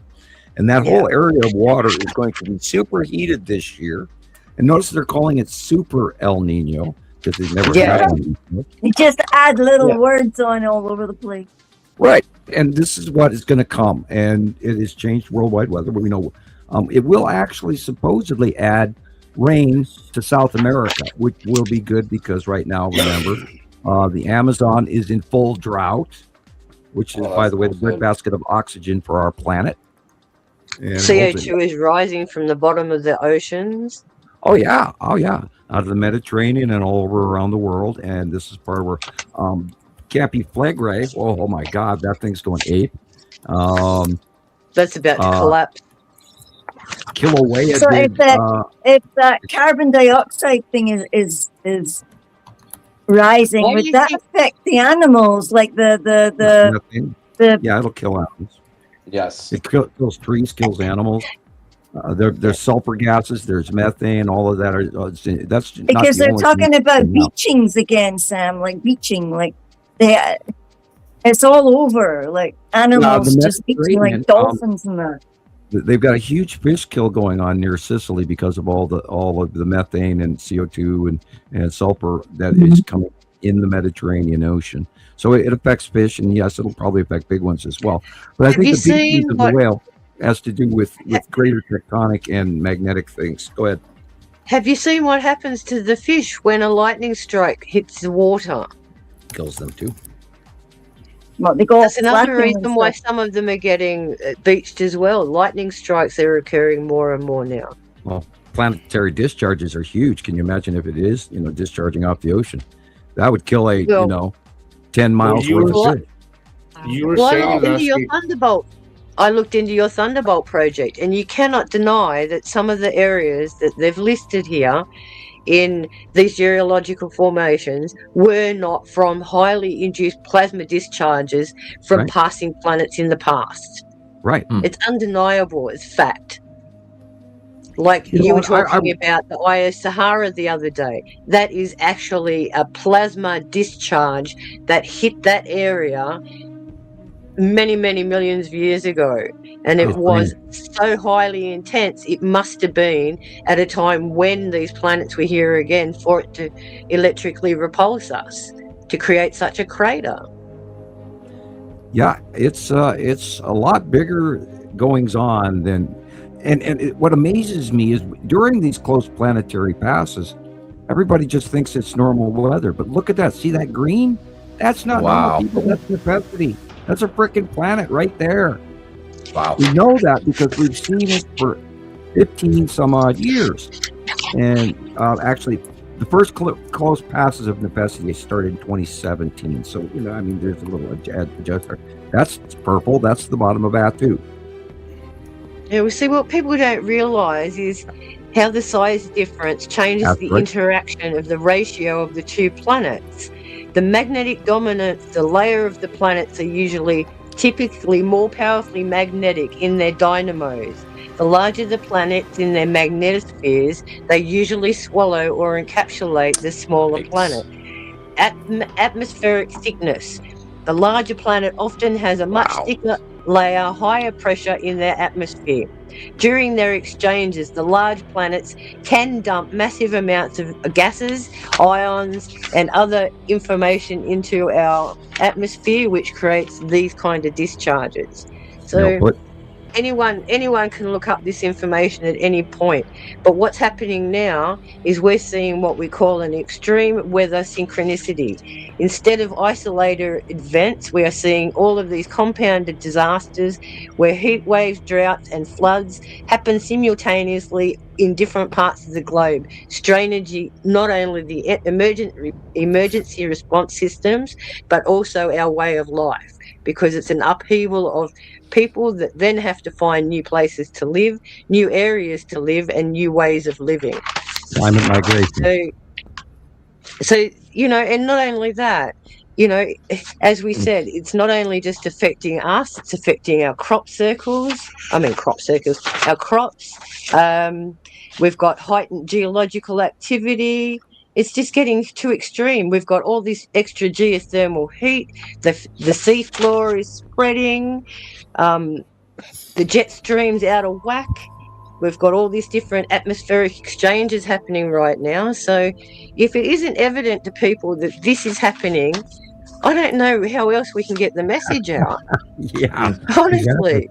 Yeah, this is so far I extreme. was saying, Sharon, somebody, look, you can agree that it's planets or disagree that with our version of it, but I think everybody can agree that something is not normal. Something is off with our sun, something is off with Earth, something is off with our planets. I think everybody who's watching space weather, who's watching, anybody can agree with that much. Look at all that exchange. How can you, whoever's filming this, how can you not sit there and go, oh my God? Wow. You know, like these storm chasers that get out there and film this stuff. I don't know how they survive half the time, and they're prepared to go and have their vehicles absolutely trashed in a hailstorm just to get this kind of footage. Mm-hmm. Because they've got insurance. All right. But apart from that, they're willing to risk their lives to go and show us the ferocity of these storms. On your no talk, and they're all going, I've attention. never seen anything like this in my entire life. Right. Every time. And But they that's can't because identify why. It's always so their rare, right? brain It's doesn't always grab rare. that. A rare occurrence. They don't grab this. Half these are passing asteroids or passing planets. Discharging. Yep. And I hate to say that's the case, but we've seen so many examples of it over the last 16 years. It's absolutely undeniable. And we did a live show years ago. We were watching the object cluster group, lead asteroid and a couple other asteroids go Earth close past, discharging off the planet. And we watched it happen from Seattle all the way to New York. And that was a live stream among many people from the early Montana Skywatcher group. And we could no longer argue with that these asteroids were also discharging. I mean, we filmed it in like 8 different states as it went by. And we kept contact through the whole show, and that was proven that these massive objects are absolutely that close to us. Wow. I think we might be hearing more sounds soon, because I don't believe that like you said, Saru is still rising up. I can't wait to see what kind of effects we're going to see from her. Oh, it's going to be huge. And not only that, as you said, she's 8 times bigger than Earth, and we know that anything that's larger than us by that variable. Oh my gosh. Nibiru went around us. Saru is headed straight for us. Yep. So how do we know that it's not Saru that does all the damage, not Nibiru?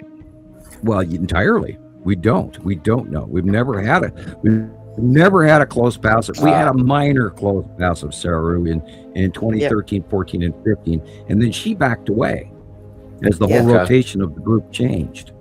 And then she was put away. I wanted to ask the fact. Okay, so look, we've had a lot of the gas giants on close passes, but something as solid and as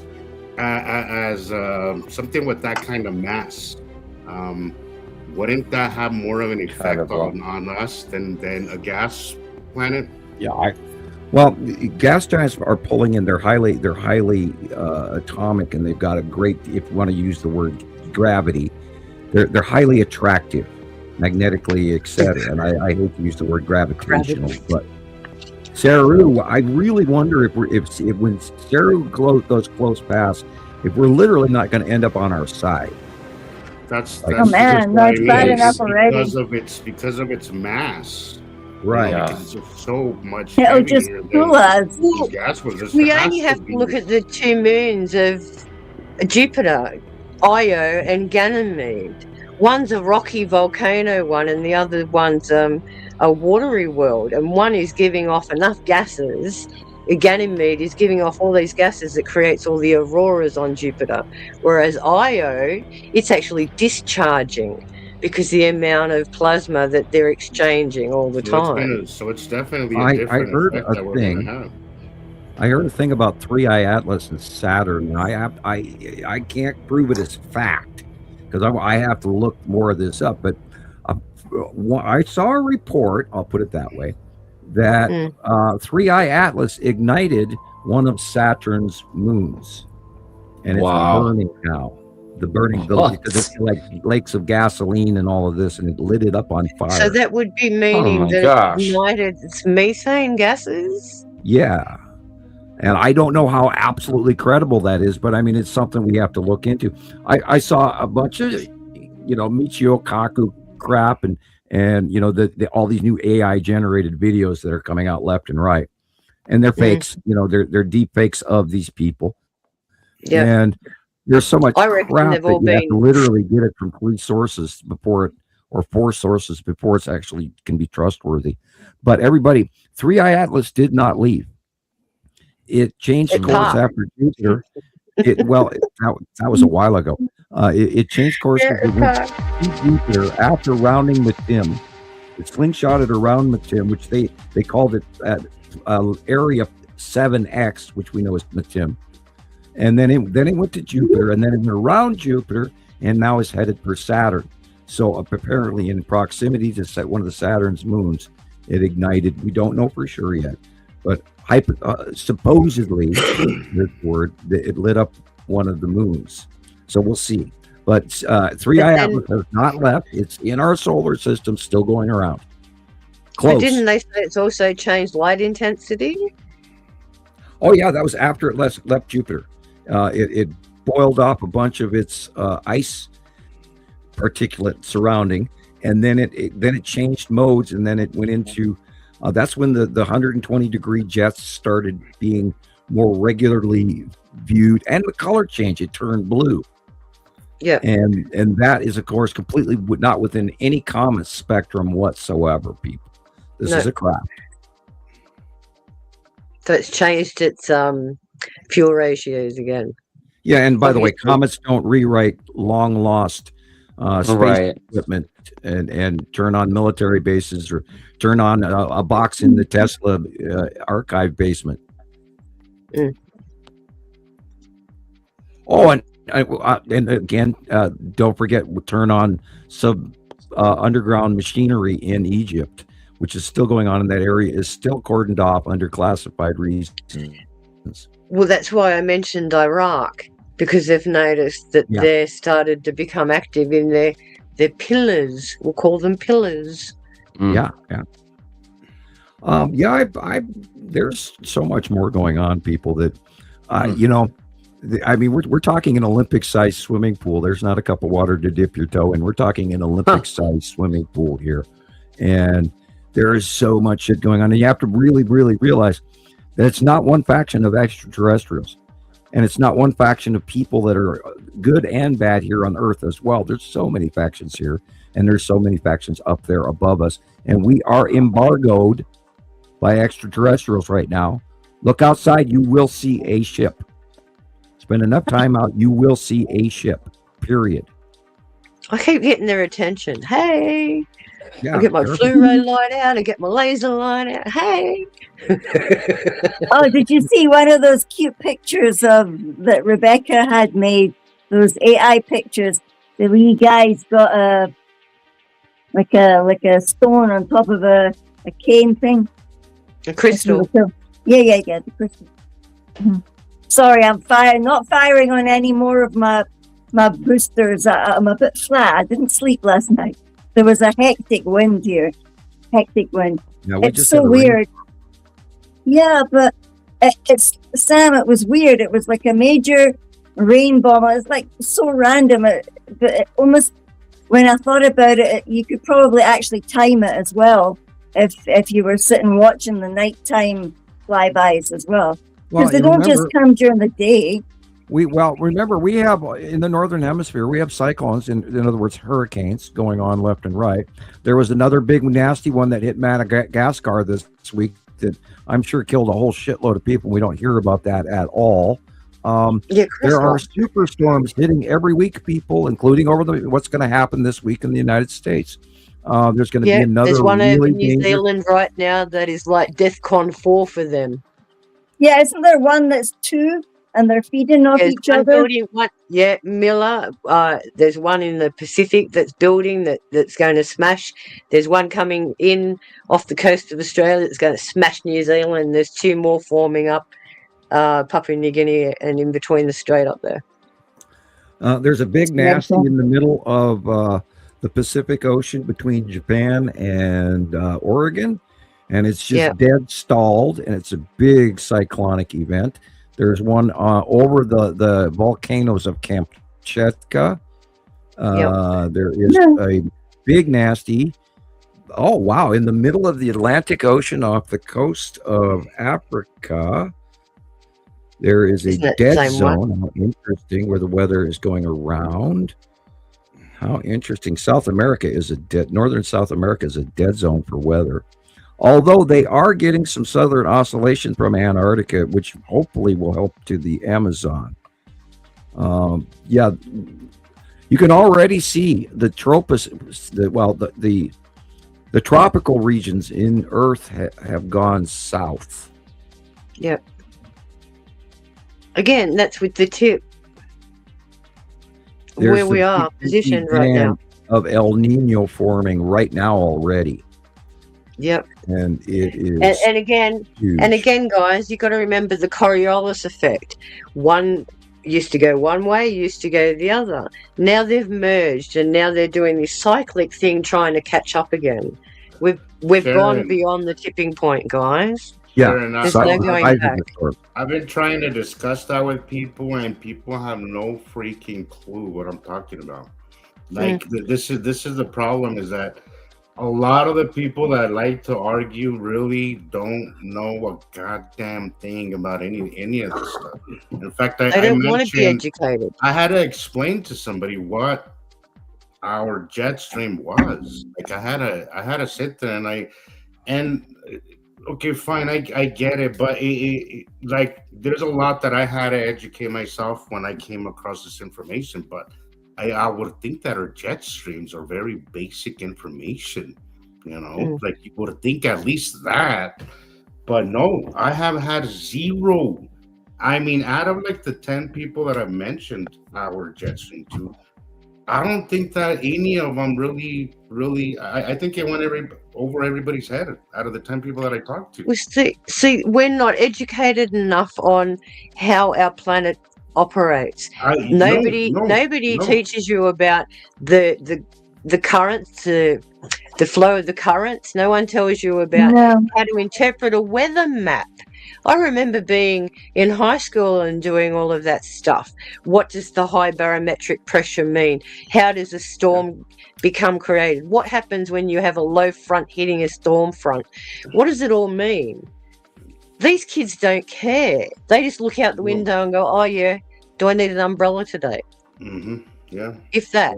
And then they'll look at the weather going, they don't even look out, Sharon. They'll just ask their phone, do I, That's exactly right. My 14-year-old nephew has not left his room in the last week. Well, yeah, even though we've been going, come on, we're going here, we're going there. I was talking about that with somebody just last night, Sharon, how our childhood was spent outside, right? Correct. But now these kids barely go outside. Everything. 2003, when we all got cell phones, Jesus. Yeah. But think about it. They date online. They play online. They socialize online. Everything online. But they're emotional beings. They don't know our moon cycles. They don't know. Another one, a high noon. No. I would think high noon is basic information, but nobody knows what I'm talking about. This is why we need to educate them. We can't hear you, Rebecca. Sure enough. All right, there you go. Oh, Carol Ann wants us to help the new people that we've got by saying what all those lovely pictures were that Rebecca put on for us. We didn't comment on them. And I hear you. I was, Yep. Oh, I think that's a good idea. I feel like that's. If we can help our new people, because we've got new ones there that we're talking about interesting words and that, so they're not exactly without suddenly clicking that things are to do with Nibiru. So let's talk about these pictures. Right. Well, that is a sapling. The red part is a sapling. The red Kachina. Yeah. Oh God, don't even go there with that. I mean, Katinas are so old and so basic, and the Katinas are when the planets were tiny little dots, a decade or so ago, and we called because the I just Katinas. got asked about the Kuchinas again, Sam. Sorry. Yeah, For that is so basic early Nibiru knowledge that it's like, oh my God, you're kidding. That was so long But ago. it The is, Katinas but it is based, decade ago. but it does come there's an from, asteroids. These are like it does Kofi, come Kofi, from, the Kofi history of the prophecy. Kachina. I think it is definitely good information. Just that's not the whole Yeah. story, and it's also been watered Right. down and rewritten over time as well. Well, and the this reason I go beautiful there, picture. Asteroids. Those, yeah, those that's horizontal dragging. yeah, that's the bottom. That's the asteroids underneath Uri. The reason I go there, it's just like these other guys. This, we have a friend out there. We'll use her first name only. This Leah person, and I finally just blocked her.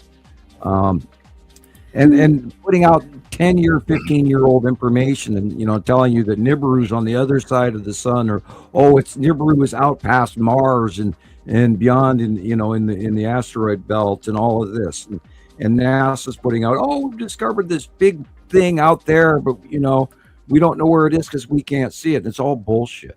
There's so much, and that's why when we go back to the Kachinas, it's like, oh my God, I explained that 15 years ago. So, if you want real information, go back and watch my Radio Wasteland series. Go back and watch Understanding the Sky series. Go, for God's sakes, go, like Fight for Our Freedom Radio, which I don't recommend. But, 4 interviews. Why aren't all the big I like those telescopes? interviews. I thought they were very informative. Really? Yeah. I was going to add this picture. The reason I kept Look it at is that. look at that round shape to the left side of the suns. Yeah. As Tim. Yeah. There it is. See That's that Matim round again. circle? Here's Matim. Matim is getting bigger every week, people. And there That's it is. what I wanted to ask. So you know how they said, like, on Artemis, that there was a sudden eclipse. Was it anything to do with Matim? Yeah, I think so. Matim was visible in the first couple of days of Artemis. And I'm amazed that they put it out. Was cutting off. It basically cut off the sun and darkened the skies. This just happened like 3 days in a row, where it just clipped off the sun and just completely darkened everything above it. Speaking of which, you just said that you mentioned the 3 days. Again, remember that the Bible talks about the 3 days of darkness, and we've had so many people ask about that over the years. And I always put it down, and I'm going to revise that for public opinion. There is a very large possibility that when Saru comes in, that she may actually block our sunlight for 3 days. Wow. It's very, Can't wait. Let's go. Let's go. If she's big enough and her base cloud is strong enough and blah, blah, blah, and her open core and all of that, there's a lot, and it's been, tapping me on the shoulders. Every time I hear somebody say 3 days of darkness, 3 days of darkness, several times it's crossed like, I wonder if Sarah's going to actually get in the way between us and the sun, and we actually have a prolonged, almost pitch black.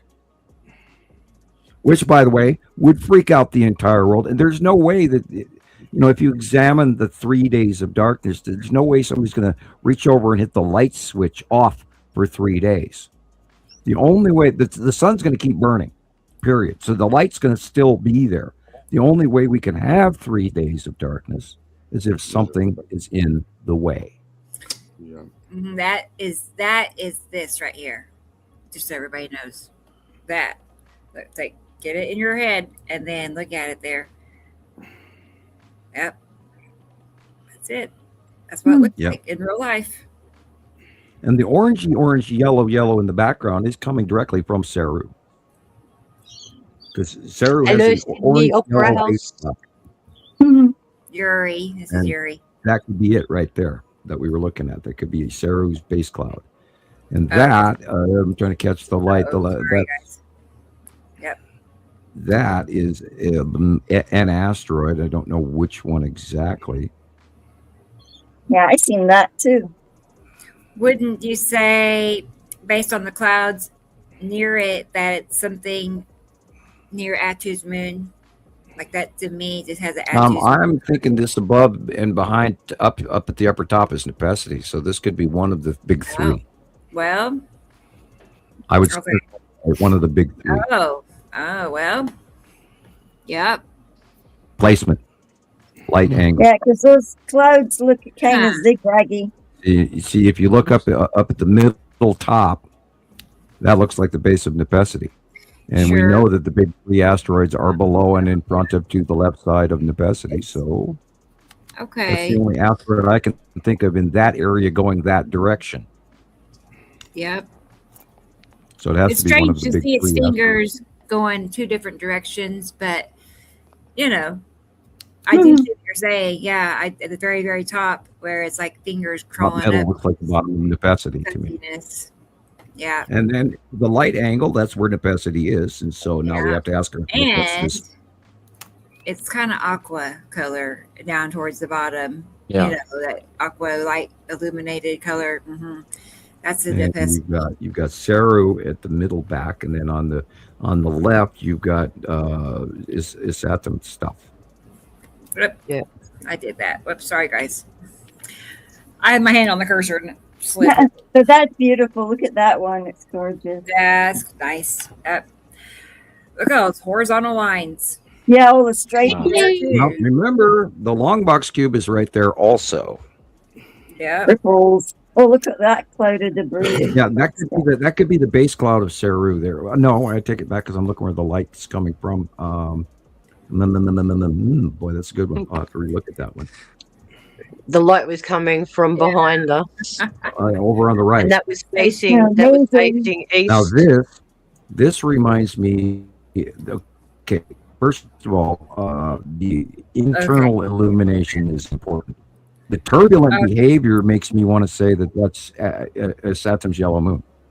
Really getting close past nasty. Wow. Yeah, it looks like them fire clouds, doesn't it? Wow. Yeah, Stacey had a question. Cloud. Yeah, Stacey has a question for you, Sam, about are we going to lose 8 seconds? What about those? Oh, God. That's not possible. That one. Yeah, I can't wait. It's going to be fun. We can't lose gravity because we're statically electrically charged to the Earth, for one. And for two, centrifugal force always pushes us back down. Now, if the Earth stopped dead and didn't move, then maybe. But no, the Earth would have to quit rotating in order for that to happen. And then everything else will come along with it. The water will come along with it. The continents will move. Because if we're moving all this spin at 1,000 miles a minute. Right? This is an asteroid.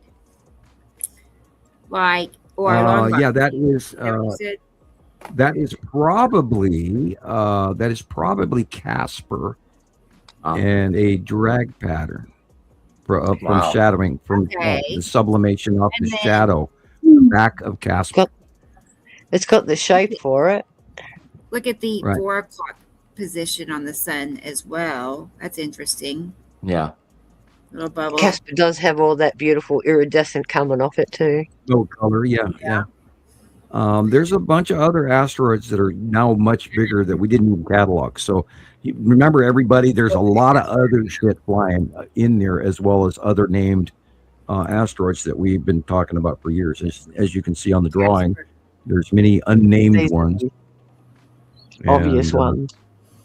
Yeah, and I think the green asteroid in this month's, speaking of which is in 4 days, the green asteroid is going to be going the other direction now, people. Okay. It is headed to the left. How is that so? Because it's rounding. It's coming up the other way. And it's going over us, so we're going to see it rounding to the left now. Because where it was, it's always been leading to the right for the last 2 years. And now that the 180 days going over the top of us, we're going to see it rounding to the left. Just like there's visible evidence of that with the spiral asteroid, there's visible evidence of Fan asteroid doing that, etc. with the Pappy, Lorraine, and all of that, and including the Skull asteroid, it's doing weird shit. Where the red asteroid is now is changing as well. There's a bunch of new little stuff I keep seeing, and even a bigger one or two, which I'm freaking out about trying to figure out what the hell I'm seeing. So I'm going to have to do a little bit of in-depth swim this week, trying to figure out what actually is going on in the next 4 days. Asteroids coming. Yeah, that is the red asteroid, and it's very big. Wow. Lots of them. Lots and lots. Yeah, there's quite a few along with it.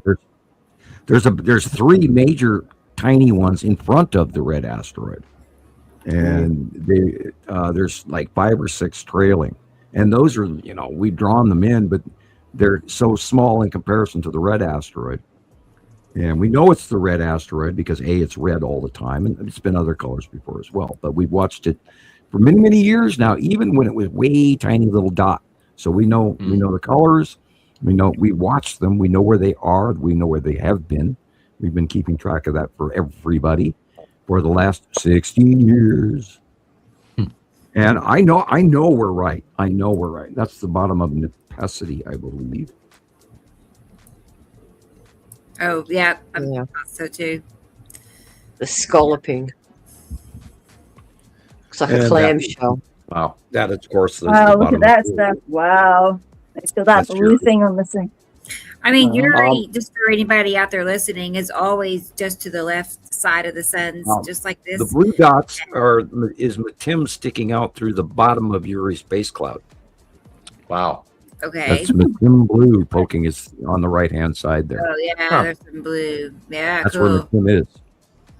And you notice there's no blue over on the left-hand side. That's crazy. Yeah. Yeah. That's Matim blue poking through the base cloud of Uri. The actual side of Uri is just to the left of the green down and blue the horizon. Yeah.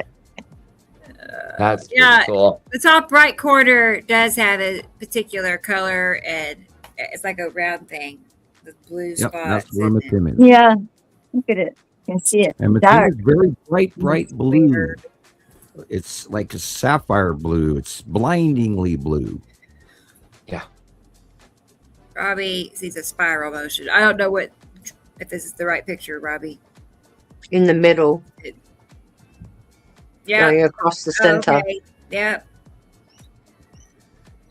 Let's see. Carol Ann says, I don't know. The smaller asteroids are coming for a while now, and I keep feeling that something very big and ominous is coming behind them. Well, agreed. Rebecca, do you remember? Do you remember that early video that we first that NASA release video that we first started showing everybody in show 1 through 5 or 7? Do you have that available? I do. If it's the one I'm thinking of, like ISS. It's the NASA footage of the clouds and all the asteroids. I can't. Okay. Oh yeah. Let's look and see. That's unbelievably gorgeous. Wow. It was from the International Space Station. Yeah, that's what I was thinking. Let's see. I know I do. I think this is it. Christopher, did you look up Dark Brandon? Not yet. Shame. You didn't do your homework. I know. I have it written down though. Did anybody watch? Did anybody watch Really Haunted this week? No. Video. Pretty hard when you're writing a book, Sam. Sharon, you get a pass then. You're allowed to be busy. Yeah, some really crazy shit's going on this planet, people. Oh my God, the guru up here in the Montana cave has been doing his spiritual Om chanting and bio remote viewing, and you wouldn't believe it. Yeah, that's the one. Yeah, you wouldn't believe how many remote viewers are coming out of the woodwork now. Oh my God. I thought that was just me, but there's actually some old guys that are from the Stargate project as well. So did you meet any of those guys, Sam? Did you meet any of them? I saw one guy that looks really damn familiar. That's the best I can do. I mean, we weren't allowed to talk to each other, even though they put 3 of us in the same room. That's wild. Yeah, we did. We were pretty segregated, and they medicated us. And I know the face of a lady in Russia that I saw remote viewing years ago better than I knew the people around me. Chris Blesko is going all over the internet making all of these predictions right now. Chris Blesko, do you know him? He's part of... I gotta write his name down. I may have seen him recently. Yeah, he's all over the internet claiming that he's a profound remote viewer. And there's another one called Elizabeth April. She is a... what did she say? Autodidactic, because she went on the Farsight interview and watched a remote viewing session, and now she's an expert in remote viewing. Yeah. Well, we never really come out and talk about, details about that, because for a long time it was a classified project. But I do know that it is declassified, so I can talk about it more. And I don't try to talk about it because it's was classified, and I try to avoid that. But I'm actually a former insider from a very serious government project, which is why they came to have me with them for a short period of time, which was mostly involuntary. I did not want to be part of that system. When I was there, I tried to do what they asked me to do at first and couldn't do it. And I wasn't going to stick around. I knew I could see beyond it. I could see they were lying to me, blah, blah, blah, blah. So I had to get the hell out. But see, that's a genuine person.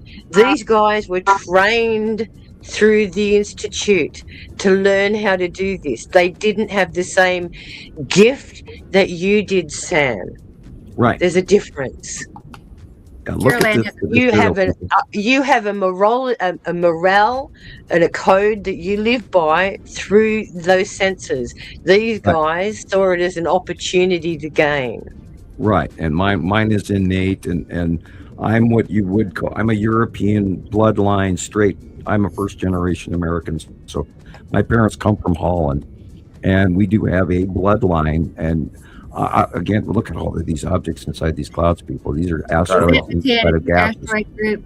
That's a big one right there. Look at that big one right there. Is that it? Filling half the screen right there.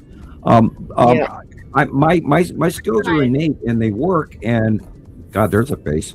And I've proven for 16 years how accurate I am, and the fact that these planets are here, and I've collected all of this information, and I've been handing it out to everybody.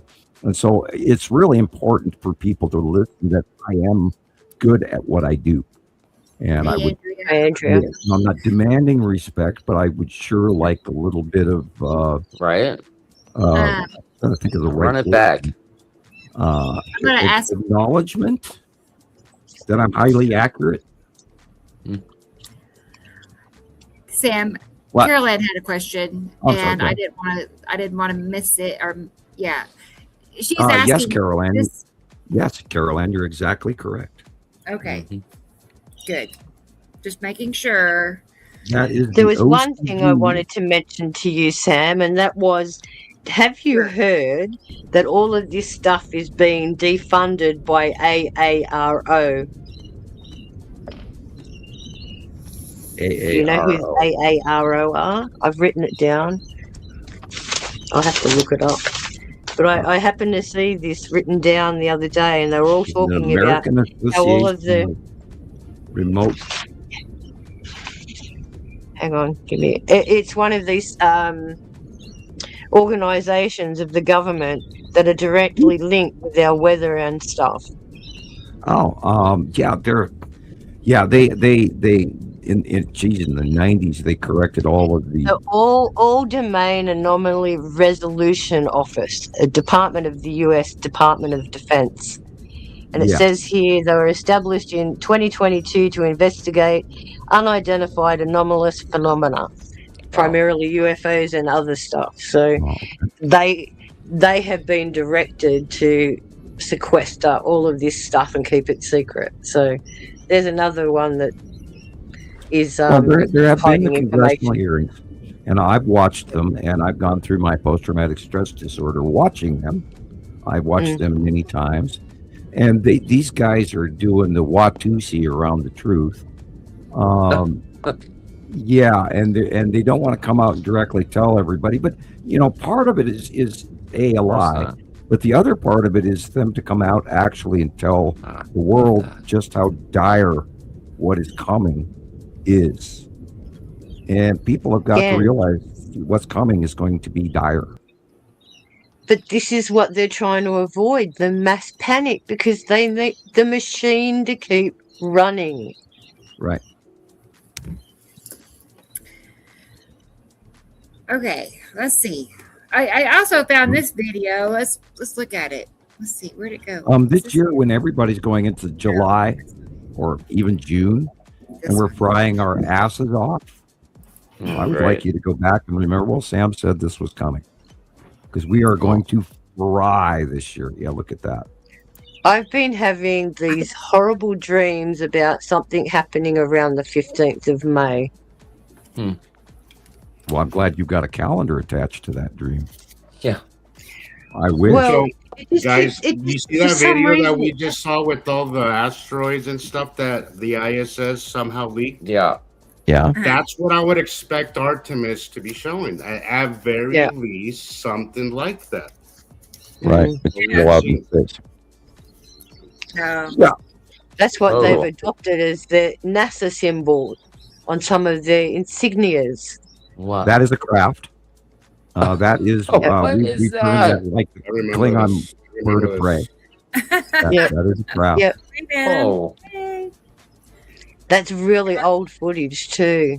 This one. But right around this time, there was more than one sighting of this. There was two sightings of this actually. Right. We've got 4 or 5 other new craft in catalogs that we have not been able to get enough copies of to match to actually come out with them. Wow, that is crazy.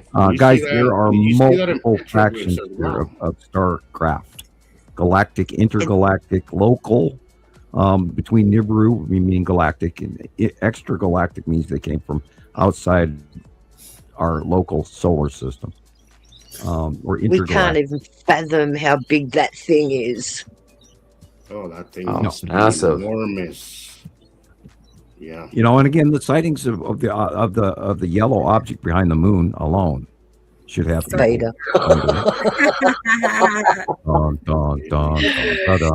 It's more like the X-wing fighter.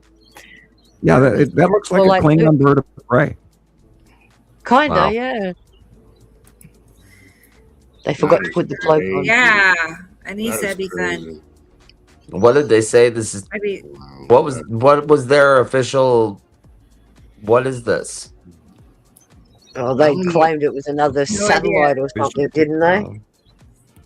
I don't know. I have no idea really what mainstream's excuse or explanation, was for that one. Honestly, I have no idea. Okay, I'm going to show you the video. If you don't hear it, Alexander. If you're asking for credible, the only place you're going to get credible is from Montana Skywatcher. That was a joke. Or better, if you really want to learn, guys, grab your camera, go outside, and start watching the sky. Start looking at the world around you and how it works, because there's only so much that you're going to learn in the book. And that also a copy of the monthly sight drawing. And that book is only as good as the person that wrote it. So personally, I'd rather be self-taught. I just trust what I trust myself more. So yeah. All right, here is a video that Alexander sent me. I've had trouble saving it, so then I remembered I could go to his YouTube channel and we'll watch it here. So let's go ahead and make it big. Yes. Okay, here we go, guys, from Alexander in Germany.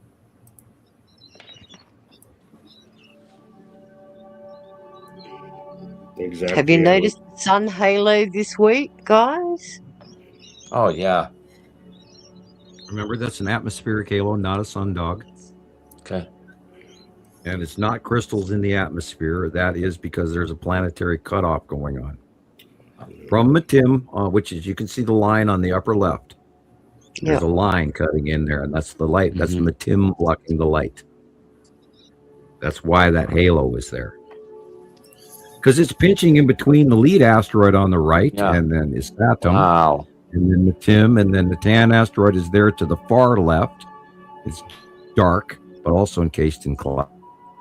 That's that dark circle just above the house on the left. That's the Tan asteroid right there. And then above that, we'll have Skull. Yeah, I was going to say above the house. Yeah, above on the left, above the Tan asteroid, behind the Tan asteroid, and at the top of the picture, right where it says Startup Original here. That's where the Skull asteroid is, under the word here. Oh. Right now, behind the word here. Yeah. But Matim is cutting into the sunlight. And of course, remember, I have a 43-inch screen, so. Detail. Yeah, I have better detail than most. And if you're watching this on your phone, I'm sorry. I would say that's Yuri right there, though, right? Yeah, that line right there. You got the same cutoff flaring going. That same straight line is going on. The same halo. Sunlight's. You can see where it's being cut off. Yeah. Yeah, you can see it. Casper will be on the right, and the lead asteroid will be on the right. This is exactly what I've been seeing all week, right here. This is exactly what I've been seeing all week. That's it. And here's lead object. You get the best views, Alexander. Thank you. Yeah. I like his light filtration as well. He's got equipment that just nobody has. And the skills. Yeah. He's got skills. Well, yeah, you can buy all the gear in the world if you can't work it. Exactly. Thank you, Alexander. You take excellent videos. Indeed. I ponder this all the time. It's like, how am I going to do my next show with everybody? Am I going to scream, "Oh my God, you have to wake up because this shit's really going on now"? Or am I going to be calm and go, "No, dudes, look at the planet, man." Jerry. Hey, Jerry. Hi, Jerry. Hey, Jerry. Good to see you, Jerry. Unless you're shaking people awake. Your wonderful I don't know how else to do it. Being our friend. Skull on the right side. No, not on the right. I know, It's a dark on that side. It's on the left. The Dutchie on the left hand side. Oh, That's an oldie. Yeah, I always laugh because I'm a Dutchie. So. You have to play around. Different cameras, different angles will pick it up differently. I like to mess around with different cameras and different, because every single one, sometimes one will pick something up that another one doesn't. You could dim it, you could mess around. There's so much. It does kind of look like I love that whole process of it, because cameras can be very interesting tool in seeing what's out there, because our eyes, the difference is that cameras pick up way more light than our eyes do, and there's a lot of light that we just don't see, so cameras can pick it up. The more you experiment, sometimes one of my cameras will catch it better, and that's the one I will use. But I love that process. Is that it's always different from one camera. It's the same, but details askew. It just depends on what camera you're using. That's a big thing, or lens or angle. All of that plays into what you're going to catch, and I find that fascinating and very entertaining, and I have a lot of fun with it sometimes.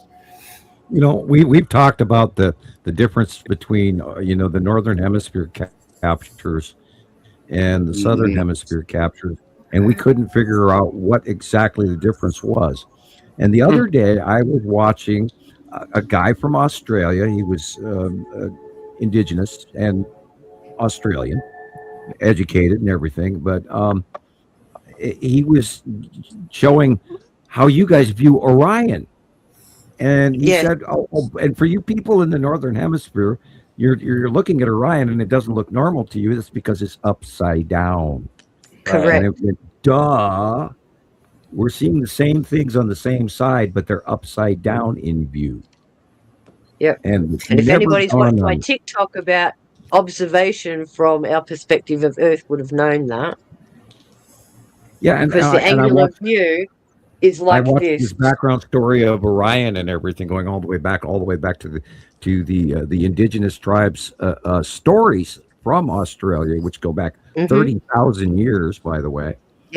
Yep. And story of Orion and the Seven Sisters and its co-founding star and Betelgeuse and all of that. It was a great story. I encourage you to look that up. They believe 60,000 years they were visited by the Seven Sisters, the Palladians. Right. Sam Alexander has a question, Sam. He's asking about angular shapes. I'm not sure which ones, though. Yeah, what are those angular shapes, Sam? Well, I'm looking at the straight line issue going on here is mostly from the cutoff of Matim. And you can see that there's the blue. Wow. Yeah. Man, somebody put something in my drink, man. Psychedelic, man. Wow. It's alive. Can I get more? Yeah. Oh, okay. That's amazing. Wow. What feature is that, Alexander? Infrared or something? Yeah. What filter is that? I think they call that mushroom. I want to do that with my phone. Oh, boy. That's like a kaleidoscope. Look at it. Looks like an ultrasound. We're going to see the alien baby in a minute.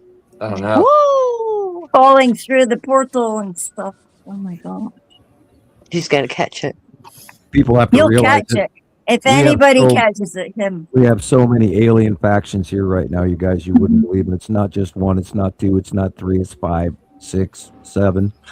And they're parked around Earth, and I mean in close proximity to Earth, and they're flying all over there. They're taking a trip to Disneyland. They're going to see Italy. They're going over to your shopping malls. Go up to Milan to go to Lake Como, have a weekend. Seeing the Alps, you name it. They are here, and they're being filmed all over the world. People are capturing them. They're immediately discounted, and not everybody watches all the videos out there. Angular shapes. I'm looking hard, but I think he's talking about the ones underneath. Yeah, I was looking at that. Like you've got the drag marks underneath. Maybe they're the angular ones he's talking about. Yeah, it almost looks like writing. Look at it. I can't attribute Texas Cube, but no. So I don't see it, and I see the lines, but I don't know what to tell you. They could be asteroids coming in across, directly from underneath Uri on the left-hand side, and there is a lot of them. Yeah, look at those slant lines.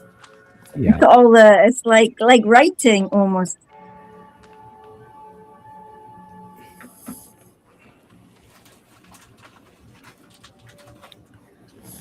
And I'm ready for my first Ricola. All right. Nice. Oh, there's a shape up there on the top right of the sun. Oh, yeah. So big. Oh, yeah.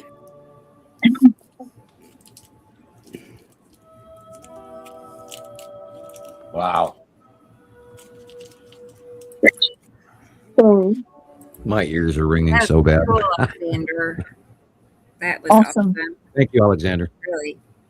Thank you, Alexander. Good stuff. All right.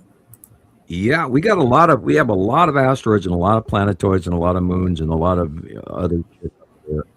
And Space if you go back 20 years and and look up YouTube videos 20 years old or older, if there are many, because there's not, you won't see music the sky videos. None of this happened prior to 2010, people. It's absolute. Any music videos? Go and look up Madonna. She's out there dancing, cowboy shit. anything around what? 2020? You know what? 2020. If you really want to see some really interesting early planetary captures of Nibiru, watch Lord of the Rings. Okay. Oh yeah, For sure. skies. Any of those. Yeah, they have got a bunch of early planetary captures. Another example is Time Team from YouTube. That's where the British Archaeological, and I can tell when they filmed it by what's in the sky. And the History Channel. Anything to do with the Middle East, Egypt, on the History Channel. Yep. Oh, they get incredible pictures of them. Mm-hmm. Yeah. You know what, Jesus? I just saw your message. I apologize. I was just gonna say, I was waiting for a pause to say, did you see that? Yeah. Give me 1 second. Right, I had finished that. I got it started and I got sidetracked, but yes, for sure. Jesus sent me a few things, so let's take a peek at that. I had a couple of things you'd already shared also in your file, so let's put that. Yeah, it was quite the week. Neat. I didn't get a chance to go through a lot of the stuff that I recorded till a few days ago, and then I posted it because there's just a lot that's been happening over the week. A lot of very similar to what Alex was just showing. It seems like there's a lot of crap coming in from the right of the sun. But there's also a huge thing that we're not paying a lot of attention to, and that's directly opposite of the sun. Nibiru, Atu's moon, the red asteroid, Nepacity, and everything, and what's directly overhead is going on as well. This is, of course, where you're going to see a lot more better captures of the Texas Cube and the starships and all of that. Is in the early part of the day. When you look the opposite direction of the sun, and I'd like to point that out to our people who are out there filming. Also do that, put the sun at your back and do some films directly, and then you'll see the facial illumination of Nibiru, the facial illumination of Atu's moon, the red asteroid, the Texas Cube, excuse me, and all that. You'll get some insane captures now. And it's only going to get better from here as they go by us. I posted a few days ago, right as it was happening, incoming on the right of the sun, and it turned out to be an amazing show that day. And guess what? I got that today. Cool. Of course you did. Yeah, I got that this morning. It came on my newsfeed this morning. It's like, this is 5 days old, man, 7 days old. Well, they know on Saturday we do the show, so it's not like they can hide it any longer. I guess we're going to talk about it. Anyway, so I don't know. Right before I came to the show today, right before I got the link from Rebecca, I was commenting on one of Afan's pictures. Oh, he's had some cool stuff. Yeah. He had a great capture of his Saturn. His Saturn's yellow moon was not even in the shot. Really awesome. Literally just all of Saturn. So I posted the circular drawing from like October or something, or it wasn't a new one. It could even just been a couple months older. Maybe it was January. I don't know. But anyway, I gave him a shot of one of the site drawings, and privately, I gave it to him privately. It wasn't on a news feed or anything. And Facebook flagged me and removed my thing, and then put me through I had to look at what I had done wrong, and did I agree with it? And I had to, 5 pages later, I'm filling out all this information just before they would even let me go to even take the link on Facebook. So I got in trouble Glad again. to have you here. Have a good week, Heather. I contested it, but I hope I don't get booted out of Facebook again for posting. Oh man, that is just the worst. It's not a drawing. I really do think that we need to work on the website, because as things are gonna progress, we may lose our platform. We may lose access to these things, and we need somewhere where we can have a little bit more rope to talk. But we do need But again, that costs money, is this, to have private platforms? It costs money. But it is something that we need to get together and talk about. I'm willing to, financially, I'm willing to pitch in my part, but I think it is something that we should talk about, because as things progress, it is. I mean, right now we're being censored, but eventually we could just be kicked completely off. I think we need to focus on more on TikTok. That would not be surprising or shocking at all. You guys need to do a personal interview with Rebecca on StreamYard so she can put her interview series together. We need to talk about the remote viewing accuracy part of all of this, where this information comes from. We need to talk about all the sister sites that we have around the world, and the thousands and thousands and thousands of members that are handing us information day in, day out, week in, week out, year in, year out, that we've collected all of this information. The fact that we are not guessing, we're not pulling this off, willy-nilly out of, the internet phishing stream.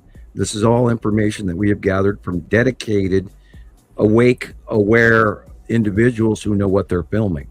And we have time proven that effort and has been put into this, countless hours of us watching and recording and editing and all that stuff. A lot of time goes into it, I can't imagine anybody spending as much time as Rebecca does. But I'll tell you, sometimes I can work on a video. I could be working on something, and 2-3 hours of my day can go on it. Can be spent on it. I don't mind. I love doing it, but know, guys, that this stuff didn't just happen. It takes time, and it takes learning, and it's a process. That is developed over years of practice, and then you just get better at it. Some of the captures I take is because I wasn't great at it when I first started. I was awful. Like, my camera work was so bad. I look back at my old videos, and they were so shaky. They were so just not good. But hey, I'll never forget your close Atu's moon pass as long as I lived. That was epic, Sam. And we have to get a copy of that. We have to play it regularly on the show, because I don't think really people know what a close pass looks like in a lot of cases, because we're in the middle of everything right now.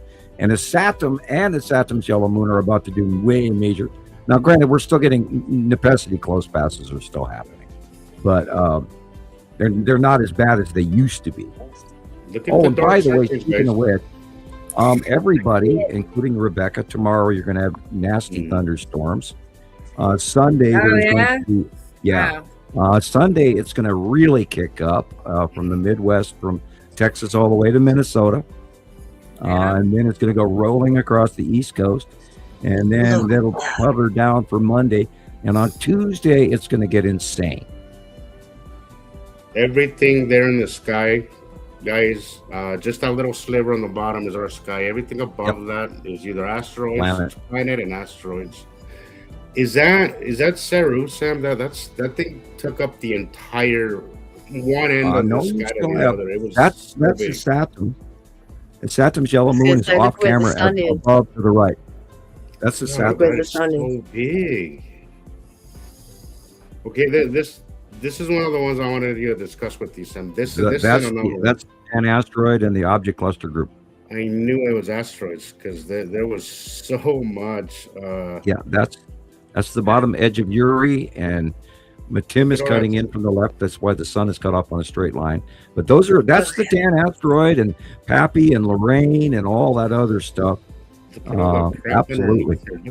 Look at all those asteroids, guys. Yep. This one right here, Sam. Ion tails are just so big. Now again, the 180-day pass. Oh, God, look at that. What is that? Is that the long box, Sam? What's going on there? Yeah, that's the long box cube. You can tell by it had to be that angle. Audrey, these are all mine right here. These are see the side orb on the top. If you go up to the top right of the box, there's the side orb. Right up top. I see that now. Confirmed. Confirmation. E. Wow. See what I did there? See what I did there with the sun, guys? You see that? I used the apartment building to block the sun and take video. You use that? Yep. Smart. This was when look at how look at that. What is cutting out from the right? Look at 1 o'clock, Sam. 2 o'clock. 12, 1 o'clock on the sun. What is cutting into it? That's the lead asteroid cutting into it. Wow. So this is what I mean. This was happening while Artemis The sun is going around the lead asteroid for the most part. That's why you're seeing the rounding and then the uplift. But it's also cut off on the right of the sun, but it's flaring over the edge of the lead asteroid. And you can see the trail, the straight line trailing coming from the lead asteroid on the right-hand side of the lead asteroid. But look at the left too, Sam. There's an even And bigger you've one. got on the left in the middle left is the Dan asteroid. And then you've got several other smaller asteroids as well as Matim. So this was been cutting off the sun all week. So all that crazy again, flaring what I mean is that is all about. while everybody was Yeah, looking the at the sun moon, halo. the sun was getting blocked and cut off, and asteroids galore in front of the sun, but everybody was focused on the moon. There's only a tiny sliver that is shining in between right now. And this is why I was saying that, there is that possibility that when Saru comes in this summer, it could be May, it could be June, it could be July, it could be August. If Saru comes in and actually goes in front of, if the bottom half of Saru goes in front of the sun, we could have a couple of days of darkness. It's been getting like Sam, the darkness in the sky. I just don't get how people aren't noticing. The lighting is so wrong. These are all around 5 p.m. most of these videos, but the sun is still well above the horizon. There's no clouds, right? Yet what's going on is it's darkening the sky. This right here. This is when I made that post. Right of the sun, there was That's a Saturn. And then this came in completely. Yeah, that's the Saturn. It put off the sun and then just darkened the freaking sky. There. Yeah, that's the Saturn mostly. You barely see the blue in the upper right corners where Saturn's yellow moon is. Wow. Oh yeah. You can see the sun flaring around that bottom curve. And that will be shown on the site drawing in 4 days. Oh my goodness, is it going to be 4 days? Oh wow. It was just the other day you did a drawing. Yeah. It has been a week, guys. It has been a week. I'm gonna have to go now, but there was guys, pay attention. Everybody's focused on the moon. I think right now what we need to focus is on solar activity. There's a lot going on with the sun. There's a lot of we're getting hammered with solar flares. There's a lot going on. I would limit my time in the sun from 10 to 4 p.m. I really do feel like we're getting a lot more UV, a lot more radiation. We are getting our asses kicked. I spent the night in the hospital with my brother a few days ago. I told him, how much time are you spending outside? And he's been jogging outside. I said, you need to stop. Limit your time outside. Because this is the second time this year that he feels that way. This time he promised me he's gonna just go to the gym and walk instead, or run, whatever, on the treadmill. I said that's probably a good idea. So limit your time in the sun. It is not very. Wear a hat or something if you're gonna be outside. But our sun is not very nourishing right now, guys. There's a lot coming in. But was he told it was from heat exhaustion? They told him Radiation he was dehydrated. It was very vague what they told him. There was really not a lot. There was nothing very specific to what they told him. To me, it just seemed like this heat exhaustion, from my opinion. Oh, yeah, like what were his symptoms? Headache. He was having fatigue, a lot of nausea. I've had heat exhaustion before.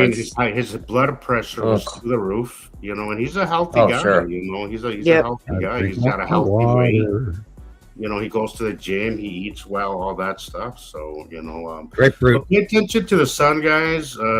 Watch out, beware of all of the misinformation out there. Grab your camera, go teach yourself, record, photograph, and learn for yourself, because they're not going to teach you this information. And if you're trying to make sense of it with mainstream science, good luck. That's only going to confuse you. Start anew. Did you get that report I sent you, Sam? I did not. It says here, non-survivable heat waves are already breaching human limits with worse to come. Exactly. Yep. That's what's coming. Exactly. We already had that same event happen in Arizona this year, everybody, and it was months early. And what's coming this summer with this larger star, it is going, and it's good. This is where they're coming up with the super El Nino. This hotter star is going to basically cook the shit out of our Pacific Ocean, and we're talking 3 degrees climate change in 6 months, people. I think Species Observer put out a video. I haven't seen it yet, but I think he's talking about ocean currents. So that's another thing. Yeah, it'll affect the ocean currents as well. Yeah. And but the heat, the overall heat increase is everything that they're talking about that has happened since 1980. And that's going to happen again, multiple degrees just this summer, which is going to hugely increase the size of the storms, these super cyclones, these hurricanes. On land, northern hemisphere hurricanes never used to exist until about 4 years ago, people. The storms. Here's another one from Live Science, and they say Earth's energy imbalance is much more extreme than climate models show, but scientists aren't sure why. I know why. Because we've got an extra larger star that's boiling the shit out of us on the side of the planet. And pay attention to the fluctuations in the temperature throughout the day, guys. Make note of it. I'm gonna start taking pictures throughout the day and seeing what the temperature does, because I swear to you, this whole last few days the temperature's been up and down, and that is not. Guess what's going to happen to the Hoover Dam this year, people? Oh no, Deadpool. It's gonna be so low. If it goes Deadpool, all right, guys, I'm gonna head out. We'll talk to you next week. I'll be God save. Good night, Jesus. Have a good week. I hope your brother feels well. No. Is he home? Is your brother home now? Is he home now? He's home now. He's doing better now. But tell him he has to start wearing ice packs. Right. Great big hats. Yeah. Misting hats as he runs. Mists. That's right. Or just go earlier in the morning when the sun isn't as intense, But hat with the two. Love y'all. We'll see you next week. Keep looking up. Take care. Lots going on. Bye, guys. Have a good one. With this one from Earth.com says, Earth's ocean temperatures reached their all-time high levels in 2025 with no end in sight. And that's the image that comes with it, guys. So you can see the heat patterns. Yep. And on the left-hand side there is the Pacific Ocean, and that is that super El Nino, but it's actually it's farther to the south equator a little bit more. Right. And we're going to boil, and it's going to be superstorm after superstorm after superstorm after superstorm. And if you ain't flooding, you're going to be frying. And charming. Well, and this is really, it's going to affect crops around the world. We talked about Russia. Russia is flooding like you wouldn't believe right now in central Russia, not eastern Russia, which it was. This one from physics.com says Earth's 40,000 year tilt cycle links Antarctic ice growth to subtropical productivity. So they're actually talking about the tilt now. Yes. But then, of course, they're going, oh, this is a once in 40,000 year event. Yeah, wrong. Hello, people. This is the passing planets. All normal planets are tipped, including Earth. You're talking about record-breaking marine heat block? Yep. Says NOAA says heat wave and possible El Nino by late 2026. Warmer waters may bring increased swells, but also harmful impacts to ocean ecosystems and fisheries. Southern California faces record land and heat anomalies, warm ocean temperatures. Yeah, it's just going off the charts, guys. And we don't have the equipment to monitor half of this stuff. Right. Yeah, both and the stuff. The stuff we do have equipment for, we don't have the people working anymore because the current administration has removed most of the people. They've shut off the notifications. They stopped taking sulfur readings at local air facilities. They've cut and they've gutted the entire employee force that does the normal reporting. Wow. Everything's shut down. Yeah. It's like they don't want us to know. It's like they don't care. They don't want us to know. They don't care about us. They got their fail safes in place. Yeah. They don't like citizen scientists. That's the problem. Yeah, that's true. Oh, I got a video. Well, I have a few pictures Andy Poole sent to me. So we're going to look at those. Yeah.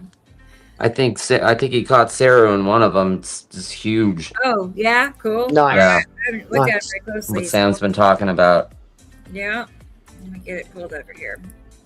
No, I was just going to say, of all times, you know, the big talk on TikTok seems right now is the data centers. I mean, a lot of people are really voicing their thoughts on that, and it's not good. And digital ID hasn't been forgotten, people. Yeah, the many people are going to these, like, you know, town hall meetings only to get there and basically find out it was already approved before the town hall meeting ever happened and voted on. Like, you know, contracts were already signed to make it happen anyway. It's, you know, anyway. But of all times, you know, we got hottest temperatures and less precipitation. Can't say it right, but less rain and less snow. And don't forget the robot workforce that's been already instituted in many programs that we're not even aware of. Yeah. They have in these DUMBs, people. Madness. They have super cities. By the way, has anybody looked at the economy currently and the immigration issues going on in Dubai? Oh. And oh boy, I'm going to remind me, guys, in PM in private message, that I have a story to tell you about something else I've discovered this week about an interesting city, and I'm not going to say it publicly because I don't have all the answers yet. But remind me that I already know where you're going with this one. So there's lots of stuff going on. Oh my God, we are so down the river, and you need to listen to the former who's trying to. We keep promoting no fear, but how can we not be concerned? Oh God, yeah. I went into hiding for 30 years plus. Wow. Yeah. Can you say concerned? Because what I learned, just knowing extraterrestrials are real, totally screws David. messes with your head. That is the bottom of Saru. Right. But they won't because they're horrible. Huge. I knew it. That is Saru. Yeah. That's amazing. Now remember, Saru is green-blue because it has less deep oceans than Nibiru. There are people that live on that planet, and they have patchy island-like continents. Wow, island-like continents. I've seen that. Wow. I've seen that all week. Wow. And the reason that I know that was because I saw it by eye all the way back in 2012. Beautiful. Back then, Montana Skywatcher had like 80 members, and I was screaming this as loud as anyone would listen. And we gathered that information, and there's your green-blue again, people. Look at that. And the story has not changed, and all my friends are here to tell you that this information is accurate, people. Oh, that thing looks like it's got a spine. It looks like a spine. Look at it. Segmented. It's beautiful. That is necessity. As everything is moving from the right-hand side to the left-hand side come nightfall. Okay. And they do a funny swing too, They come in one side and then they swing back again. They're rotating, doing their normal thing, and then we're doing our thing as we rotate, and it just screws with your brain. Yeah, we're going in opposite directions, guys. Yeah, we're That's doing why the it's same. called a close pass, like two cars passing each other. Now, remember, the name Nibiru is planet of passing. So, I mean, and who knew? Who knew? Yeah, that is definitely the bottom of, look at that. That's the bottom of Saru. That's Holy amazing. Oppenheimer. Wow. And if she's that close now, my God. Yeah. You know, I think she crept in faster than I realized. I knew you were gonna say something like that today with this footage. That is Saru. That's absolutely Saru. Wow. Oh my God! Gosh. Look at that. That is so big. Jesus. Is summer here already? Wow. Remember I was saying, comes summer, Sarah's going to be in our face, and Sarah's in our face now.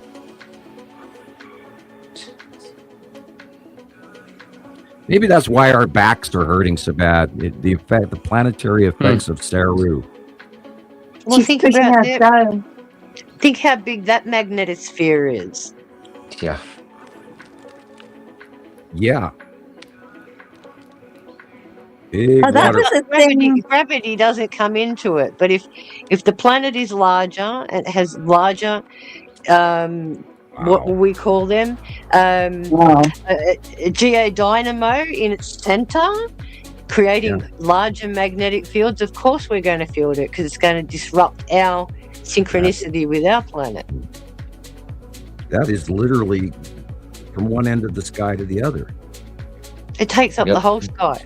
Did you film this, Chris? No, this is Andy's. This is Andy. Cool. So he's in the UK, remember? This picture Oh yeah, here. I remember where Andy lives. So he's right up the top. He's got the good. Andy's one of the moderators on Montana Skywatcher. Yeah. But he's got all the good views, like Gillian, right up the top. That's insane. Andy, what a capture. Thank you. Yeah. Awesome. Yeah, let me check this one. He had a question about this picture real quick. Yeah, about this object that right bang in the middle. Is that an object or is that like a pattern on the planet? Like it's I wonder what this was at the bottom. I think he means just that trail, maybe. That trail is the base cloud. That's Sarah's core base cloud. It has one single, very illuminatable. A lot of times, it's very highly illuminated, but it has a single band, open core base cloud. Okay, I'll tell him what Sam said. Okay. Cool. Awesome. That was neat. Yeah, Awesome. really. Okay. Let me see if I have Gillian's reel. I was reformatting it so it'd be a little bit bigger, easier to see. So it'd be almost done. Yeah, I was watching a video during the week about the bond heaven and earth, in Nipper and Sipper and the Duranki, where it said that they came down from heaven at this particular place. It was like the spaceport, and it's so good. Like, and it showed you the all these cities in a string, like in a line, and how they're all lined up for navigation, and how they must have come down through our atmosphere and just followed like a certain pathway onto our planet. I think Gillian has a ghost in front of her camera. Oh. What? Right. The camera is having trouble. I'm watching, your camera bleed in and bleed out and bleed in and bleed out. And like, whoa. I think it's got something to do with the green screen. Yeah, I got that thing that makes it soft in the background. Oh, okay. Yeah, vivid lighting on green screen. Okay, that's new to me. It makes you look like a ghost behind. Lego. Well, I am paying more attention to the EVP background noises and Christopher getting a little thumbs up bubbles next to his head and all these weird anomalies. He's eating again, isn't he? Yeah. Yeah. Well, it sounds like another coffee time. I'll be back in a minute, guys. Okay, Yeah, Sharon. All right. my coffee today was 3 hours in. Yeah, I think we need coffee. I'm not Mhm. far behind you. It's like mine's cold. All right. Or it's So is gone. I'll be back. Okay, here is the reel from Gillian this week. Mhm. Yep, I say that, and there it is. Hopefully it worked out like I wanted it to. Let's see. Yeah, Chris made a video of my stuff. I love a Chris video too. Okay. It's on Nibiru something in Northern Skies. Neat. I didn't know that. I love this picture of you, Sam. You look cool. Right? Thank you. I spent hours on my hair. I promise you. Oops. Yeah, you gotta look gorgeous. All that hair. Beautiful northern lights. Look at them. Yeah. I might They have just to run get a like makeup crazy when and I'm just live outside. up to it. Look at it. Wow. Yeah, that's illumination at night at the bottom of one of the planets. Don't know This what is that so beautiful to me. That is so beautiful. I feel like I was there once. It's weird. The city of Ur. This whole area is just fascinating to me. I'm sure I was there. Feel sure. Beautiful. Well, we are recycled, so all of us here have probably lived, 8 or 10 or 12 lives. Look at these. They're showing you. Yeah. The second bigger star. Look at the planetary count, 7. Wow. Look at them. They're right there. In this video, I should send you all this video. It was describing Derenki, when the moment when Derenki went dark. Because it's the control room, Derenki, the bond heaven and earth, where they controlled everything from. Yeah, there were previous civilizations than ours that are not accounted for. Yeah, this is like, We've only found a fraction of the real architecture that is around the planet. They're discovering, Aztec temples in North Carolina and Georgia and that sort of thing, and the buried giants in Texas, and so all this is finally starting to come out. The reality that there's this overwhelming Spitfire. There's an overwhelming amount of this guy. I watched this guy this week. And he's got some interesting stuff on the city I was going to tell you about. So if you want to check on him. But there's so much going on, people, that we've been so drastically lied to. And this is why I went into hiding for 30-some years, because if I told you everything that I knew, you'd stop listening after the first 5 minutes. Look at this. Is that Nepicity? Is it Yuri? That is, I'm looking for the light. I'm looking for the light. Light's on the right. That would be the bottom of Atu. Wow. Look at that thing tipped on its side. That's Yuri and the Tan asteroid. That's Yuri. And I love the music score. Thank you. Nice. That's the side of Yuri as well. That's Matim on the left cutting into the sun. And the Tan asteroid is the circle just below the street light. And that is Isatum this week. Wow. Yes, people, all this shit is real. Listen or don't. Yeah, we are so being lied to. And I don't even want to go there. Look at this. Wow, that list's the same size. That's an old picture from like 2008. I love this picture. It's gorgeous. And this one, it's beautiful. When they first started coming. That is the Anno Domini group. Look that up.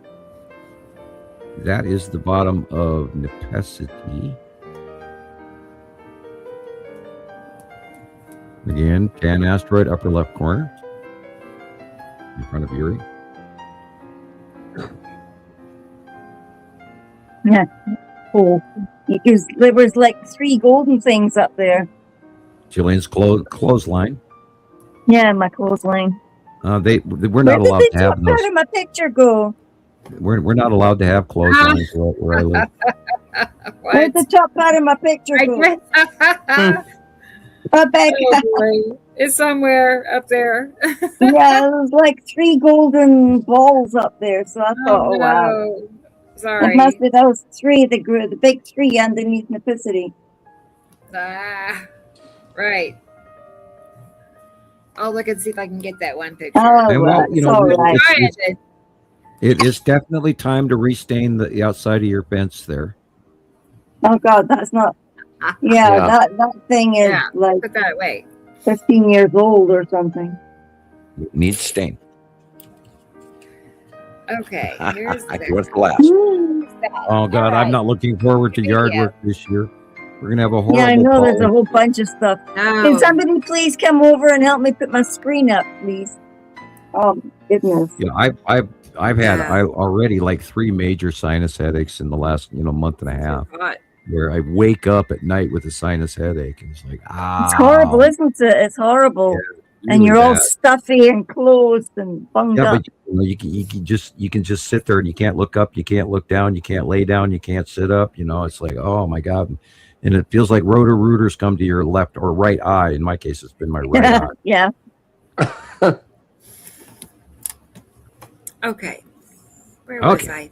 All right. Christopher did a better one almost than me of my pictures because he always puts them together with music. Oh, I just put them in order that you sent them to me, Gillian. Yeah, they're in Northern Skies. Northern Skies. I'll see.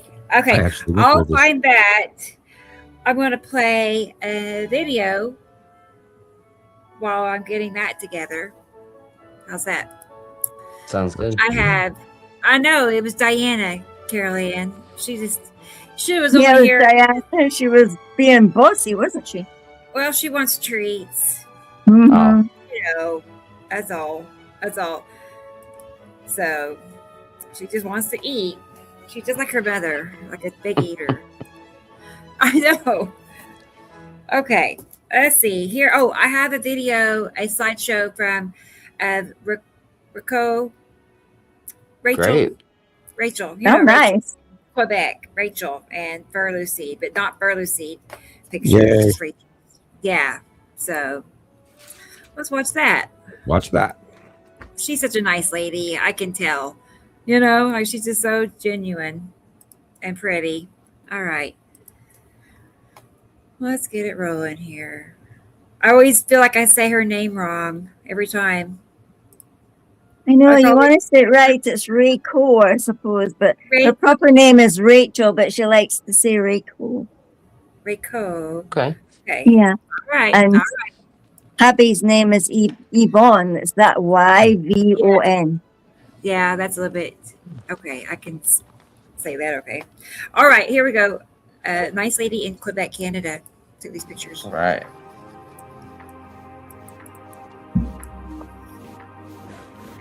Yeah, her video comes up regularly on my YouTube.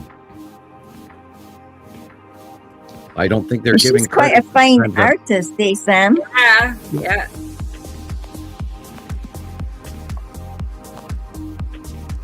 We're all seeing the same stuff, only from different angles. Look at that. That is the angled tan asteroid right there on the upper left. Yeah.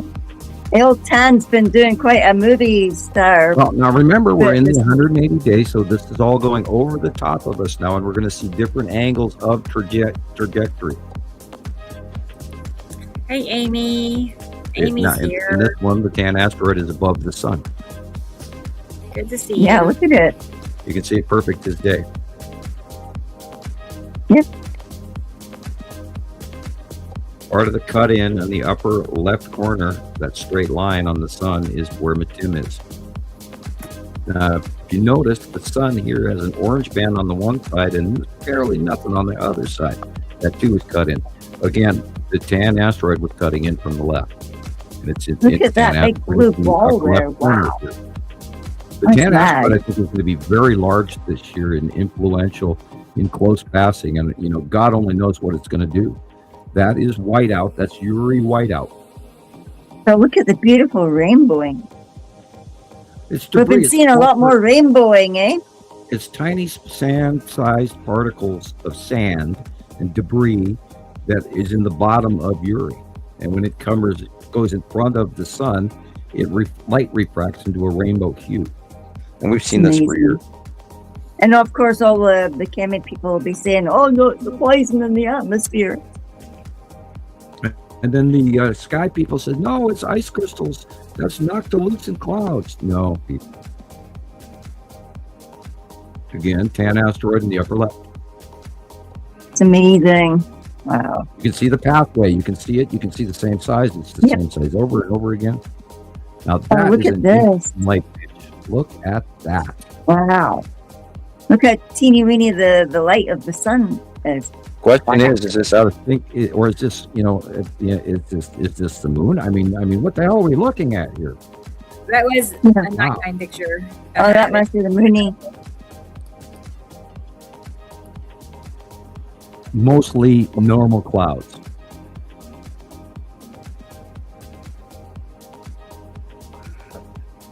Yeah, again, back to, I come on the show and I wonder, what level of temperament should I be? Should I be screaming at people? Should I talk calmly? Should I be a comedian? Should I be a cynic? I mean, what is it going to take, people? 16 years on April 9th, here's the 11th, it's a couple of days ago. 16 years I've been screaming that this to everybody, that this was really going on. I've given you the planets, I've given you the locations, I've given you, your planetary descriptions. When is this going to go viral? And the only way that's going to go viral is if each and every one of you guys goes in there and likes and subscribe, boosts our algorithm, help us keep going on this, send us donations. Rebecca pays a lot of money every month. She works her ass off. I also work my ass off. I need, $5, people. Mail me a letter. Throw a $5 bill in. I'll take personal checks. I don't care. Money order's great. I hate, I absolutely hate gift cards. But who, Jerry? Me or Sam? I didn't get anything. If you're asking me, Sam, did you get anything? No, Jerry, I did not get anything from Malta. Okay. I wish. I love your mail, Jerry. Jerry's an awesome guy. He's been very, very kind to me. Thank you. He is awesome. He's smart. He really is really smart guy. I hate to admit, Jerry sent me an older used Samsung phone, and my youngest daughter decided that it was hers. So I haven't really been using it. Yeah. But Dad, all my stuff's on it. I can't give it back. Oh, all right. Every time I handled it, I drained the batteries on those things in minutes. If I put a phone in my pocket, it's dead. I went through 5 cameras already, and when I have the phone, thank you, Jerry. When I have the phone in front of me, I barely dare even touch it. I have that problem electronically. I walk into the store, and if I put my debit card into the machine directly, it doesn't work. But if I tap it on the counter, on a metal bar or on a grounded counter, and I lay it down and then pick it up and then put it in the machine, it works. I'm so electrically charged, people. But, us cosmic mystic seers, us remote viewers. And I'm gonna finally start admitting to that, because damn it, people, ask these guys, I am very good at what I'm doing. That's the bottom of Saru again. Look at the light cutoff. There again is that single band that Andy was asking about, but it's in white cloud now. It's not rolled over and dark, but there's that single band again. Yeah. And you can't make this shit up. When it matches time after time, year after year after year after year.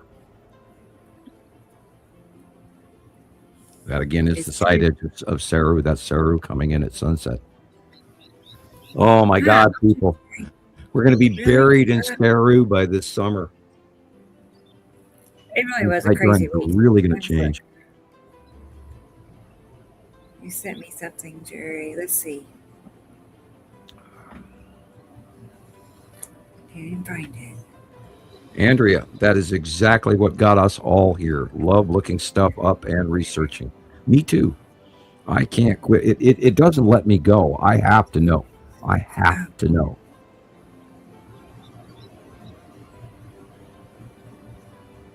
Yeah, that niggling thing in the back of your mind that says, go and check.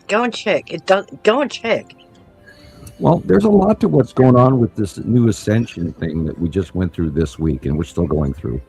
We're all getting downloads. Right, yeah, we're getting downloads. And by the way, people, all of you guys chose to be here. Look at that. Wow, I can't. Jerry, wow. Actually, I think I did say that last week. I'm gonna look. I think I did say that. So maybe I didn't forget after all. I sent you a couple of things, Rebecca. Okay. All right. Yep, I'll get it. That's an old video. Well, it's okay. I'll re-say that. Holly, you should see all the lambs here in Scotland. They're like multiple births, like triplets and quads, and it's just like really high this year. I mean, the one guy, he was non-stop with his farm. I think it's down more south of me, maybe somewhere near Aberdeen or something. And the goats, the baby kids that they had were incredible, like these tiny little goat babies. And he nearly had like 1 million followers watching him birth out all these babies. These 3 guys must have been absolutely knackered, sticking their arms up there. Woohoos. Yeah, but the babies came out beautiful. We could probably attribute that to the second star, affecting all of the. Remember, we talked about what astrology would these children being born under this second larger star, how would their astrology and their star charts be affected by this? I wondered about their IQs, Sam. I mean, gee, aren't they getting more intensity? Is good, but we've also got some things that are controversial that we can't talk about publicly. That are bad, that are going on. This is remember the Nibiruans or the Anunnaki, whatever you want to call them. They're directly affecting the number of people on the planet for the future, as well as other factions choosing to do the opposite. For example, the Pleiadians or the Arcturians or whatever. They want us to survive, and whereas there's multiple factions all trying to spin their spoon in the soup. And you know what? Have you heard of that lady? What's her name? She wrote the book Voyages and the Halls of Amenti. Do you know that lady? I can't remember her first name, but her last name is Dean. Diana Dean. Nope. She claims that she knows about all the bloodlines and everything. It's written in her book Voyages. Wow. Isn't it Deanna Dean? Yeah, something like that. Deanna. Like Ashania or something like that. Yeah. Yeah. She talks about that in her books of the Voyages and the Halls of Amenti and all the different races that have come along and contributed to all the bloodlines and how they are all interconnected dimensionally through all of these different avenues. Right. There is no separation. And see, that was when our race, when our race was created, we were a combination of 12 separate races in order to build the building blocks to add to the genome of the Homo sapien or the Homo erectus or whatever was changed at the time. The hominid, that's the word I was looking for, the hominid. Yes. And when we were changed, we added the genome of a splice mixed generational. I mean, we're not the first virgins, and they had failures and successes. Wow. And we are absolutely stellarly linked to all of those races. We are not separated from them. And that was the big surprise to the Nibiruans and Saruans when we were created, that we had a soul. They thought that maybe that we would be just, biotools, but we're more than biotools. And every one of you guys that are out listening to my voice right now, you are here for a reason. You chose to be. and all of this stuff is inside you, and you're remembering it now. It's all the Yeah, she's now come out and said that the representatives of the two competing invader groups are the Black Sun agenda, which are the digressive reptilian draconian hybrid races controlled via fourth density, and the fallen seraphim. And Group 2, the Bell and Sun Angels, digressive Anunnaki and hybrid races controlled via density, fourth dimension, 11 fallen of the Anu Elohim. So they're the two bloodlines that are above us right now. She bought a case of tuna that sat on the dock too long. Samuel. But yeah, she talks about all the interdimensionalities and all the clipping. Okay. All right, people. There are bad factions. There are good factions. But what she was describing was none of the above. No. Now you have to the whole secret to the whole ball of wax is that Rome created this thing called good and evil. Yes. And that's not what is real. It's called factional agenda. And it's factional point of view. Everybody wants this, everybody wants that. These guys want this, those guys want this, these guys want that.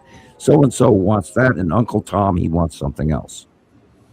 So you have to realize that they're not out to get us per se as to have a major control over commodities. They don't give a shit about most of us. Not at all. We're just something that's in the way that does the work. And we're viewed presently only by a few races actually value us. The rest of them discount us or hate us. Gee, it sounds like everyday life. Oh. Yeah. Well, right now the billionaires on our planet are trying to kill us. Yeah. Oh, for sure. Funny you should mention that. Yeah.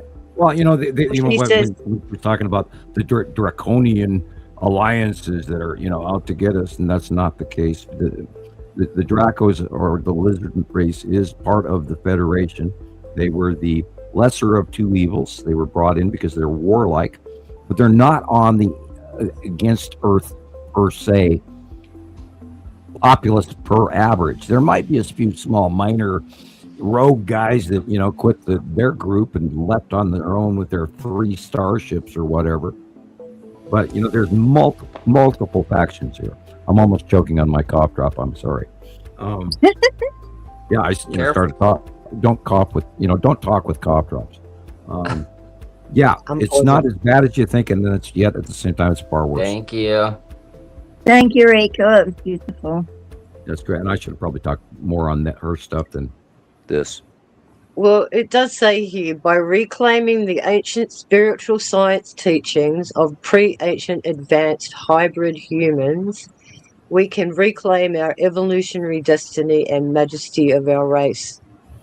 Well, that would be automatically saying that we had an older original destiny, and that's not the case. We're a construct. We never had an original destiny. We would not exist had they not created us. And look at our stages of evolution as well. Oh, well, that's been hampered. That's been hampered up and down like a yo-yo for the last, how many cycles. We've been smarter than this, people. We had there have been high-tech civilizations prior to us. We've just been lied to by the one that's ruling and stealing all the gold right now. Yep. That's why they keep dismissing Lemuria and Atlantis and all of those kind of civilizations. And yet, you have to look off the coast of Egypt and look at how Herculaneum is underwater. Mm. Meanwhile, underneath for example, Japan, the Queen of England has got how many tons of gold in her fort bunker? Wow. Yeah, there's actually a video of her walking past all of her racks of gold. Tons and tons and tons of gold. Even one of her carriages got something like 50 tons of gold over it. Yeah, a complex. Well, depends on whose bloodline family she is, eh? All that gold. Yeah, the Mountbatten Windsors changed their name in 1907. Saxe-Coburg-Gotha because of the war. Well, they're German. Right. Wow. Yep, with a little stuff. And the Germans were all over that what's that Can you guy? imagine? Oh, God. Can you imagine how much gold the Vatican is sitting on? Oh, Yeah, them too. What about Russia? It must have lots. And China. Well, yeah. Well, they've been selling off a lot of theirs because their gold comes from the ground. Russia lives off of oil. But yeah, the oligarchs in Russia have quite a bit of personal wealth. Yeah, but they must have other gemstones and other things that they use to, for technology. Well, I'm sure.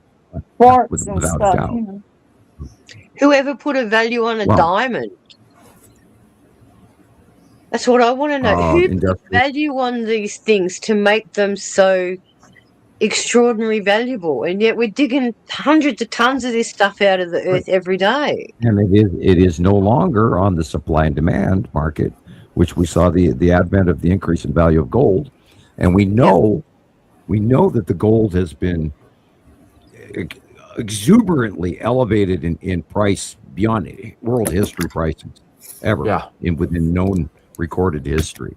And that is because that's what the commodities that we're shipping off, and they're paying these dollars that are just created out of magic anyway for all this gold, so they can collect every little smidge out of everybody's jewelry box, every broken clasp or every broken watch band or every grandma Cecily's gold ring or whatever. I think that there's an advert. It must be international where they're trying to buy your gold, because they were trying to buy the gold in South Africa before I left, and now they're doing it here nonstop on the radio. China are getting it out of the salt water from the sea. Yeah, you can get it out of the sea. You can get it out of beach sand. Yep, I have Jerry's videos. I found two, Jerry. I found your double rainbow, and then I found one pointing up. So it's Andrea, Dracos lizard men. They're quite real. I have met one face to face. Wow. Isn't that something else they're talking about in the chats as well, about how the veil is lifting and we're going to be able to see more of them with their holographic projections breaking down? Shapeshifters? Yeah, but there's not too many. Do you know how few Dracos there are wandering around the planet right now? And I've never believed in the shape-shifting Draco. Never. The one I met didn't look like, a newscaster. It looked like a lizard man. So, And what's really cool about them is they actually have areas of their skin are pink, very human-like. Like their cheeks and the inside of their elbows and the inside of their legs. Are they hybrids too? Oh, well, yeah. Well, who's to say that they didn't? Do you know how much time there is between the dinosaurs leaving this planet 65 million years ago and now? Who's to say they didn't evolve here first and then leave? Hey, Cheryl. I don't know for a fact. I mean, that's a supposition. But yes, I actually met face to face with a lizard man. Some people call him Draco. That's the point of view. I mean, maybe there's another version that are Dracos that are like dragons more than lizard man. I don't know. I don't have all the answers. But I can tell you lizard men are quite real. But dinosaurs are lizards too. So are birds. So how do we know they didn't evolve from those kind of races, or they didn't evolve those races? Right. Yeah, and from other planets as well. You have a question, Sam? Yeah. I would like to know. This is Cheryl. I know her from TikTok. Oh, about the Hoover Dam. Yeah. Right now, the Hoover Dam is so low that they're judging the inches. Christopher, you know this information probably because it's in your area. Go ahead. It's bad. I think it's like 850 meters is where, it's called Deadpool. So if it goes anywhere lower than that, the turbines stop turning on Hoover Dam, and that's it. And no water to anyone. No, it's power grid. And no electricity. It's done. It's a done deal. So it's the power grid literally for 5 states. Yeah. Jesus. It's not good. Thanks, Cheryl. It's nice to see you here. I'm glad you're here. How you doing? Las Vegas has recently drilled an underground tunnel to the bottom of that pool. just to get water. Yep. And the first part, they started digging a tunnel, right? $500 million allocated to dig this tunnel, and they hit something in the mountain. They couldn't go any further, so they had to back this drill out, put it somewhere else. So like $850 million to dig this tunnel. Jeez, This is crazy. that's mental. How do they put a price tag on something like that? I don't know. Well, what it's going to basically going to do, it's going to rob all the water from Los Angeles and anywhere in the other regions. It's a sneaky thing, but that is literally the only water that Las Vegas is going to have. And let's talk about the Missouri River. Let's talk about what's happening in the state of Mississippi and the Mississippi River. Let's talk about what's happening in Missouri. The rivers are subsiding underground because we've got the earth is shifting up. Right, the Appalachian Mountains are moving. All the tectonic plates are moving. There's fracture cracking going on in the middle of the United States that they're not telling people. There's fracturing and elevation of volcanic material all around the world. There's mounding going on everywhere. The tectonic plates are moving like crazy, people. We are no longer in Kansas anymore, Toto. Steam coming up out of the streets in New Zealand. Oh, cool. And Sicily and Campi There's volcanic stuff going on right now. Oh, we've got gas leaks here. We've got gas leaks that are doing like lots of road. I mean, for the last 2 or 3 days, I had to take detours to go to work. Yeah. I was only lucky because I was on a bike. You can blame all the people for the fracking as well for those. This is from Jerry. This is from Jerry in the UK. Cool. Yeah. And you know what really annoys me is they turn around and they say, "Oh, but the CO2, it's all your fault, industrialization."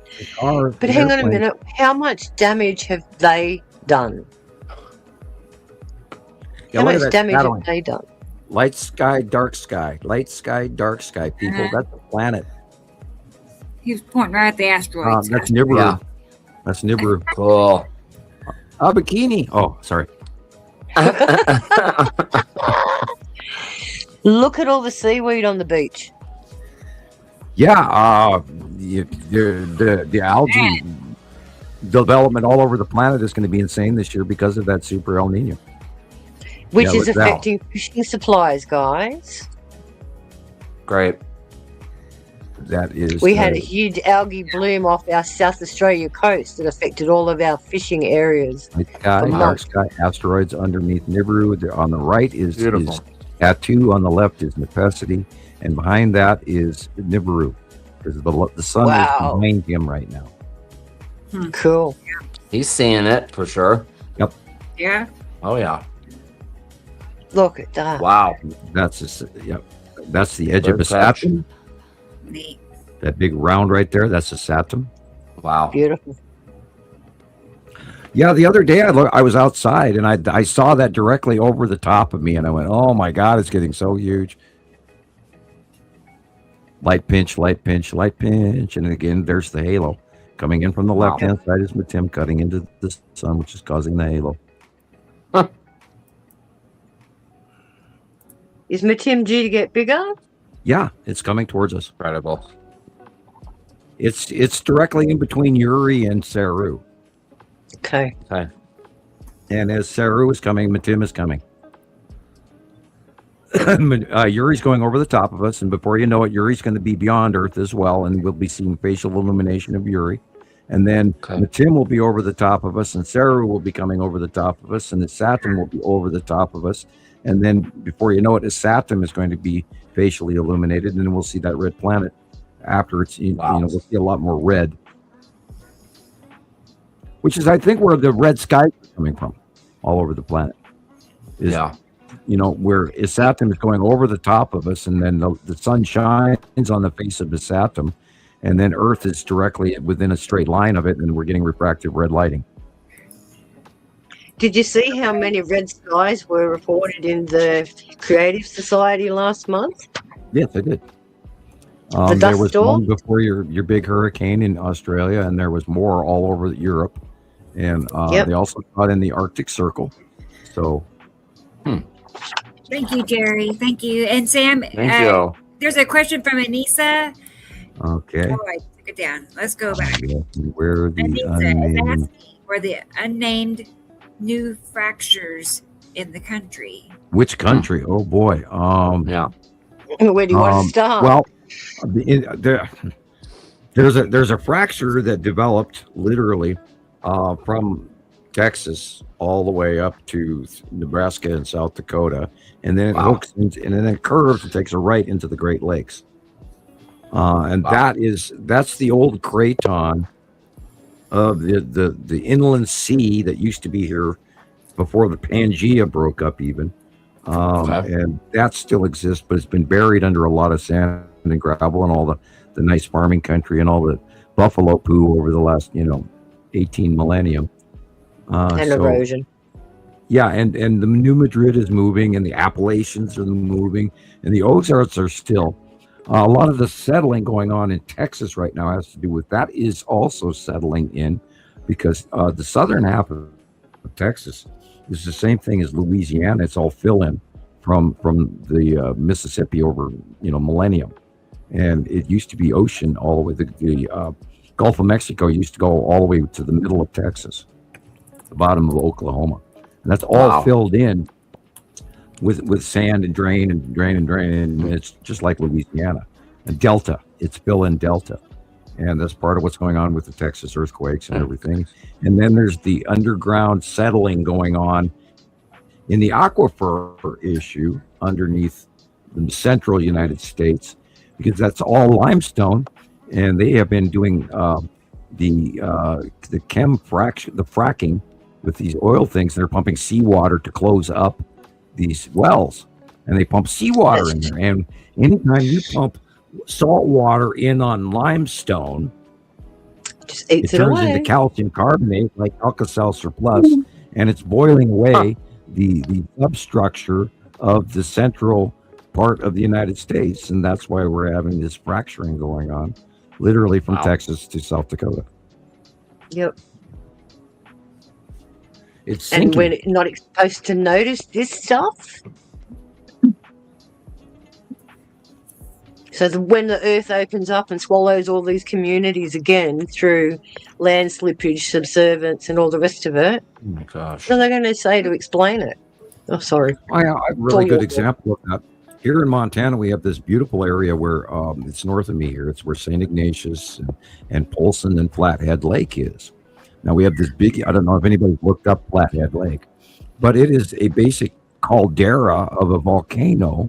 Wow. And the area south of Flathead Lake is all the same, literally boiling delta basin, just like Yellowstone. And they put on, dead center in the middle of that, they put on an Indian reservation in St. Ignatius.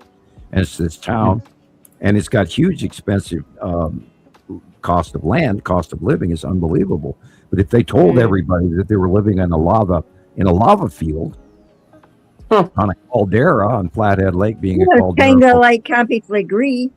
Right? But this has got a 1,100 foot deep lake with an island, which is the core. Wild Horse Island is the volcanic core on this big, huge caldera. And if they told people that was actually a volcano with a lake on it, the property value would just plummet. Sure. So they don't tell people that. And of course, they put an Indian reservation on it as well. Oh. Just like Tasmania, Dove Lake in Tasmania, that is a volcano tube with a lake in it. So, and I'm surprised that these haven't become more active. If we're having earthquakes underneath Central Australia, and they said that we're supposed to be one of the most stable continents on the planet, but that isn't so. So why are we now experiencing these minor tremors and seismic events? If we're not moving, we're about to crash into Papua New Guinea. So this is why all the tectonic plates are moving. Everything is moving. I mean, because not like that, but remember that we've got that second star shining on us, so that's heating up the entire planet. the internal temperature of the planet, I'm sure, has gone up. And these are floating tectonic plates, and those cracks, and the blue gets melted. What in the hell am I looking at? Wow. Yeah. I've got notes on the geothermal heating here. Well, good.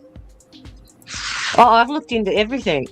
Increased heat flux from the mantle, specifically through the ocean floor, is affecting the water temperatures and, by extension, the weather patterns.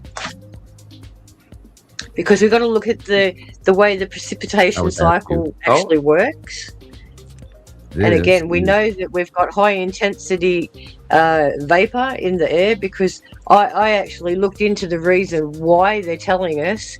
Why can it be absolutely clear day, 30 degrees, but we've still got 85% humidity? And they say that we can't always... Water vapor needs a reason to condense, and sometimes it condenses because and happy. Awesome. Yeah, and like the sublimation around the asteroids, it's exactly the same thing. They have to have a trigger for them to condense. So if there's no clouds on a hot day, but it's very sticky and humid, there isn't anything in the sky to trigger the condensation factor coming in. Whereas these guys, because space is really, really cold, what's happening is they're actually getting that incursion of the light coming in, and it's creating the cloud.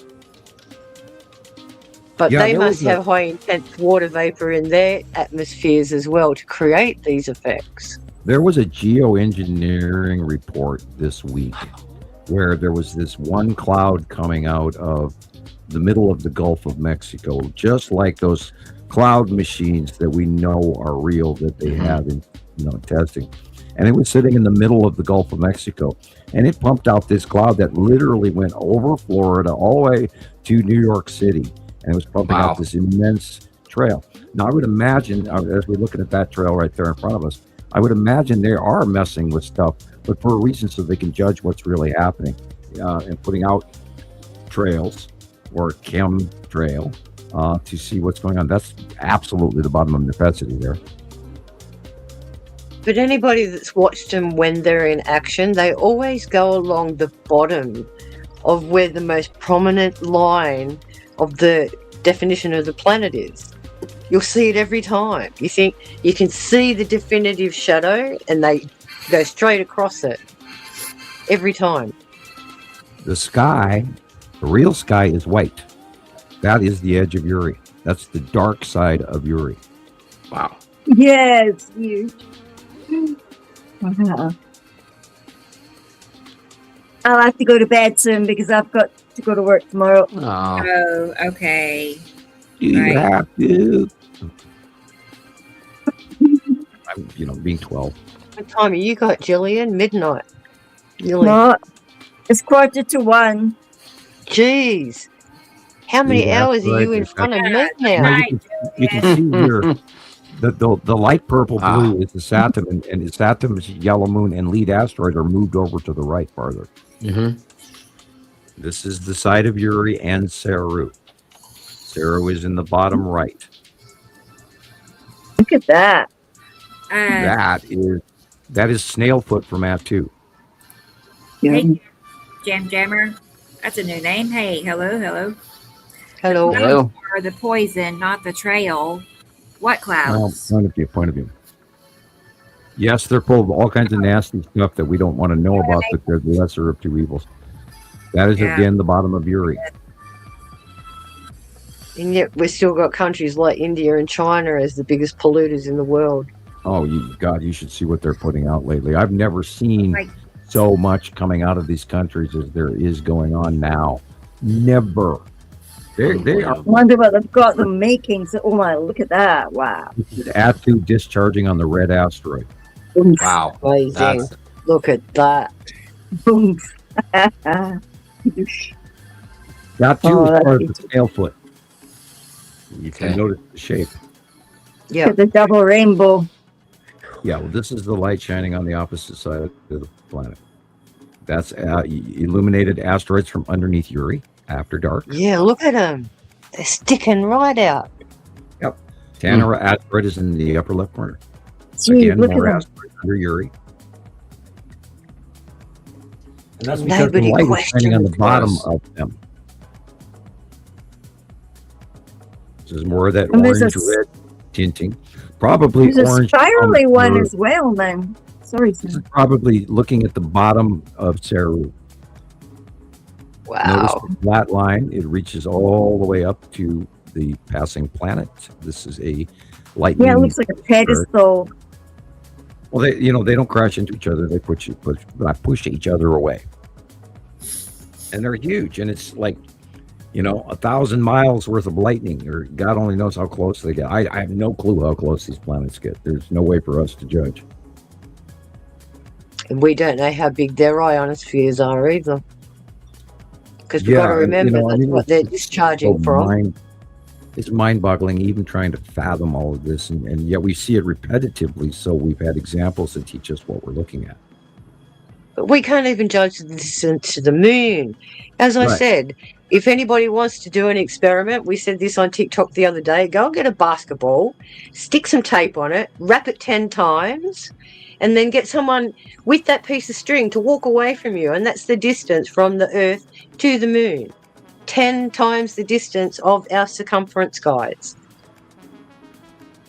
We can't fathom distance. We have got no conception of how to judge those distances. They have 3 times changed the distance of the moon to Earth since I've been doing this, since I was a child. And they when I was a kid, we were taught it was 285,000 miles away.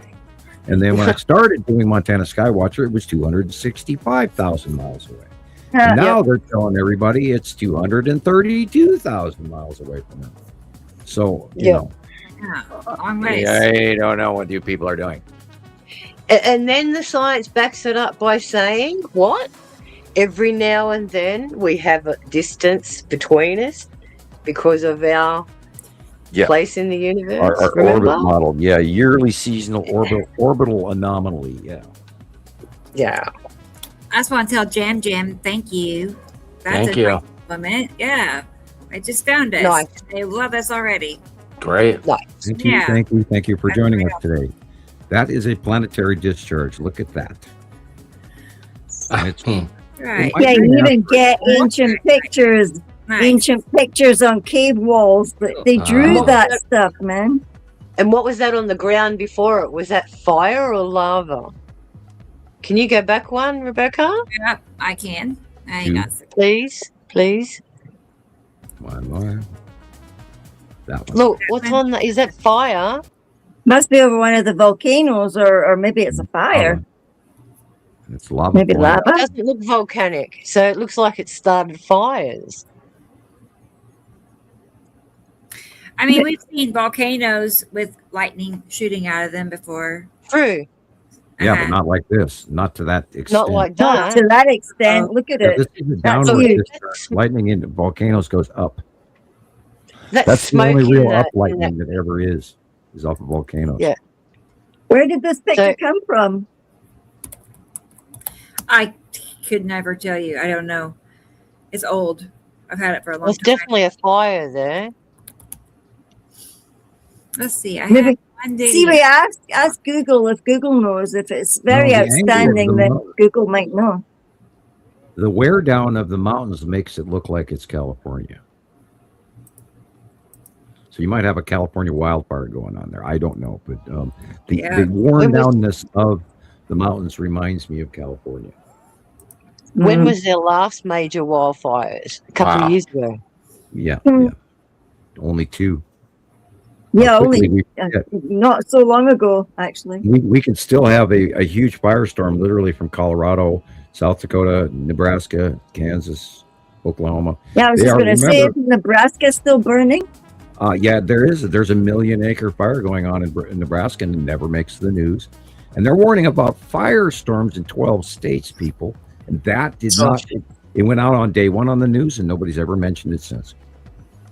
And that was last week. Why isn't anyone paying attention? I don't know. I am. Look at that. That is the ghost of Christmas past. Look at it. Fire, asteroids. Screw. Wakey, wakey, people. It Change even your looks like way. that in the movie Greenland. Yeah, when that asteroid's up in the sky. Remember in Greenland, and that thing's boiling in the sky as well. Even It's all- the monument was pointing up.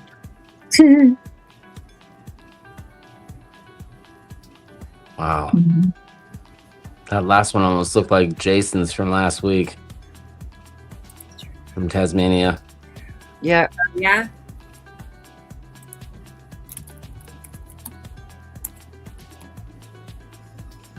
I wonder Yes, how people- he was supposed to get a polar blast. We had Tasmania got snow, and he went. We were 30 degrees and he was 2 degrees. So wild. yeah, from Well, one end that's of the the country way to that the it's other. been up here as well. One minute you're actually warm, and before you know it, that like I had gone to work a couple of days ago, and the bike it really poured. I didn't think it was going to pour like that, so I didn't put the hood over the battery. And since then, the battery's not been right. Its light just keeps coming on, and the gauge on the bike itself was completely it had water inside. Yeah, it was. You cannot charge a cold battery. It will not take a charge. Tasmania is still getting a direct Arctic blast off the jet stream. I'm looking at it right now. Bummer. Are these Yes. random? It's Yeah. literally We're out coming there, off Jason. directly I hope off you're the warm. landmass. It's off directly off the ice sheets of Antarctica, and then it's blowing straight north into Tasmania. Yep. Yes. I hope you're safe, Jason. Older pictures. Thinking of you. Oh. The last picture I saw of his was Slinky, man. Slinky's getting big. He's got Slinky to cuddle with. How old is Slinky? Well, I won't tell you. You can put his hand in the pouch. No. Foot warmers? Wallaby. Shame, Sharon. Oh, I'm sorry. Poor wee Slinky. He knows I don't mean it. Slinky. He makes me dizzy with his shopping trolleys, though. Whee. Oh my word, that's hilarious, isn't it? You want to go and do that, but there isn't shopping trolleys with us. There's just drag boxes, like you drag a box thing behind you, and it's not like you're going to have money to be able to buy And the more wheels than are what's in a always drag stuck. box. Yeah, the wheels are stuck all the That's time. Yellow Moon. Beautiful. Wild. Yeah, that looks like a fire too. Look at it. That is a rolling wave of some sort of storm front. Smoke or dust or something. Oh, look at is that. a punch cloud coming from Isatum. Ooh.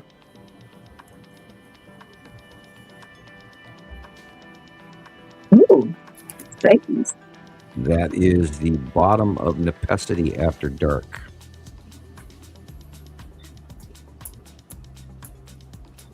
Wow. Okay, again. Mhm. It's like a base cloud to me. Which one I can't tell you. Could be a Saturn space cloud because there's only two rings there. Those are asteroids. Probably the red asteroid underneath that too. Golly, that looks like Gordon's Bay. Red asteroid and little system. Gosh. That's like That is, crazy. that's the bottom of Saru, the open core. Yeah. You told me that once during the week as well, that South Africa seemed to get just Saru pictures the whole week. Cool. Colors like orange and Their angle like that down there. red, cold, wild. The smaller planets would be out of the way, and they'd be seeing the bottom of Saru better than anybody else in the southern hemisphere. I sent Rebecca a picture of the Earth and our axis points and what it looks like. So Okay. Yeah, I'm getting it right now. no rush, Wow. Rebecca. You know Yeah, that. I was getting ready to go get it, and then I got a message. It's like a sidetrack, It's like, Oh, yeah. Look, Jerry. look. And then, You've probably here got it is, something. 50,000 people bombarding you. Yes. Don't worry. Yeah, it's funny. Don't worry. It's all Be happy. I'm here. I'm here to look at everybody else's captures. So Wow. I'm not worried. Oh gosh. It's like a chessboard. Right, me. It's nice, isn't it? Look at the double rainbow. It's almost got that brown, like a brown in between the two color parts. It's and look at that trail. It's going straight up by looks of it. Somebody's ion trail. That thing's just gone dribbly down the sky. When did we ever have skies that ever looked like this? Never. Mental. Look at that thing.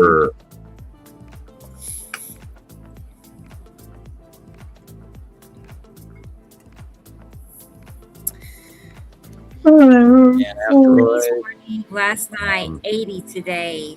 Wow, Grace. That's drastic. Yeah. It's like 67 degrees. Sounds like Chicago. Different. I checked the thermometer in my kitchen. It said it was 12 degrees, which is 52 Fahrenheit. Okay. So we've really dropped in temperature. Oh. We're at 7. We're going up. 7 a night. Australia is heading into winter. Yep. Very quickly too. But then we have this is what I've also noticed too. When the planets are here, the temperatures are higher because their influence is above us. They're actually keeping it like a greenhouse effect. They're keeping the heat in. So this is why we have 3 days where we have higher temperatures, and then the rest of the week are the lower temperatures. And that's because of the way that the planets are actually doing their thing. They're 3 days here, 3 days off. And then you'll have other things happening as well. So I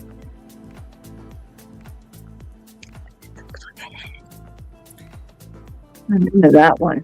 Couldn't decide if that was a painting. It's so incredible.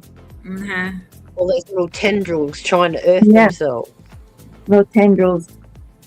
I like that word. I always said that word. It looked like Melchizedek had tendrils. That's like a crown. That's like a crown. Look at it. Magnificent. Wow. An Or a understanding. trident. Castle. A castle in the sky, man.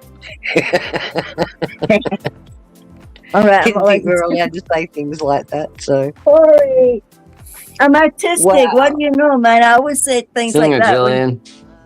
Only me could do it. And it's just because when I was with the kids in South Africa and we used to lie, on the blankets and look up at the sky and that, I can't help it. That's Sarah. It's beautiful. The green blue. That's Sarah. anyone our age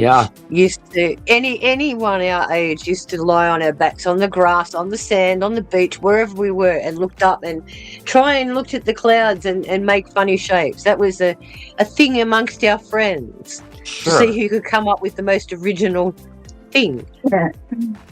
Yeah. When we started seeing these little these skies with the multiple colors in at one time, like the rainbow effect. It was Never have I seen clouds that are green. Wow, look at that. That's the bottom of Ather's moon. Oh yeah. No way, that's almost not real. Look at it. Almost looks like craters. That's Ather's moon. White inside. Craters everywhere, yeah. Wow. It's a stadium, everybody. Yeah. But this is what I mean. If you are Unbelievable. If you've been born anywhere after 2012, you guys got a lot of catching up to do.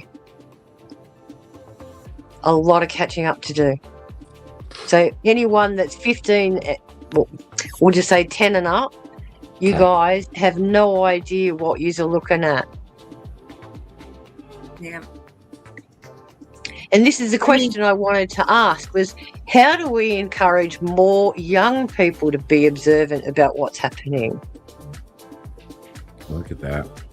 That's why I took the deep dive into, studying what they were posting on YouTube this week. And I went into, these bunch of young people and doing their blog or their influence thing or whatever they're trying to do in their shows. And a lot of people are, piggybacking videos. Oh, I found this, and then they, culminate their genre of conspiracy theories together. And I tried to seriously watch what they had to say and understand, but they're seeing that something is going on, but they don't have a clue. And of course, you know, you just got to get a copy of Sam Hofman's monthly site drawn. You'll be fine. Yeah. I've noticed that too. They're all talking in circles, but they can't really put their finger on it. No. They're not making the connections. Yeah. Well, you know, none of us did in the beginning. None of us ever thought these planets would be that big. I don't think any of us had any kind of conception of the size and the fact that, you know, Sam has taught us so much about space. Like, you can get in your science book or, you know, NASA, may I mention the word. You know, I really loved Cosmos and Carl Sagan and stuff, and I thought I knew everything about space that there was to know. Like, and suddenly I realized I didn't know anything, and that was really scary. Yeah, you grew up with me. It was I still don't know. I don't know enough. I don't know enough to say I know.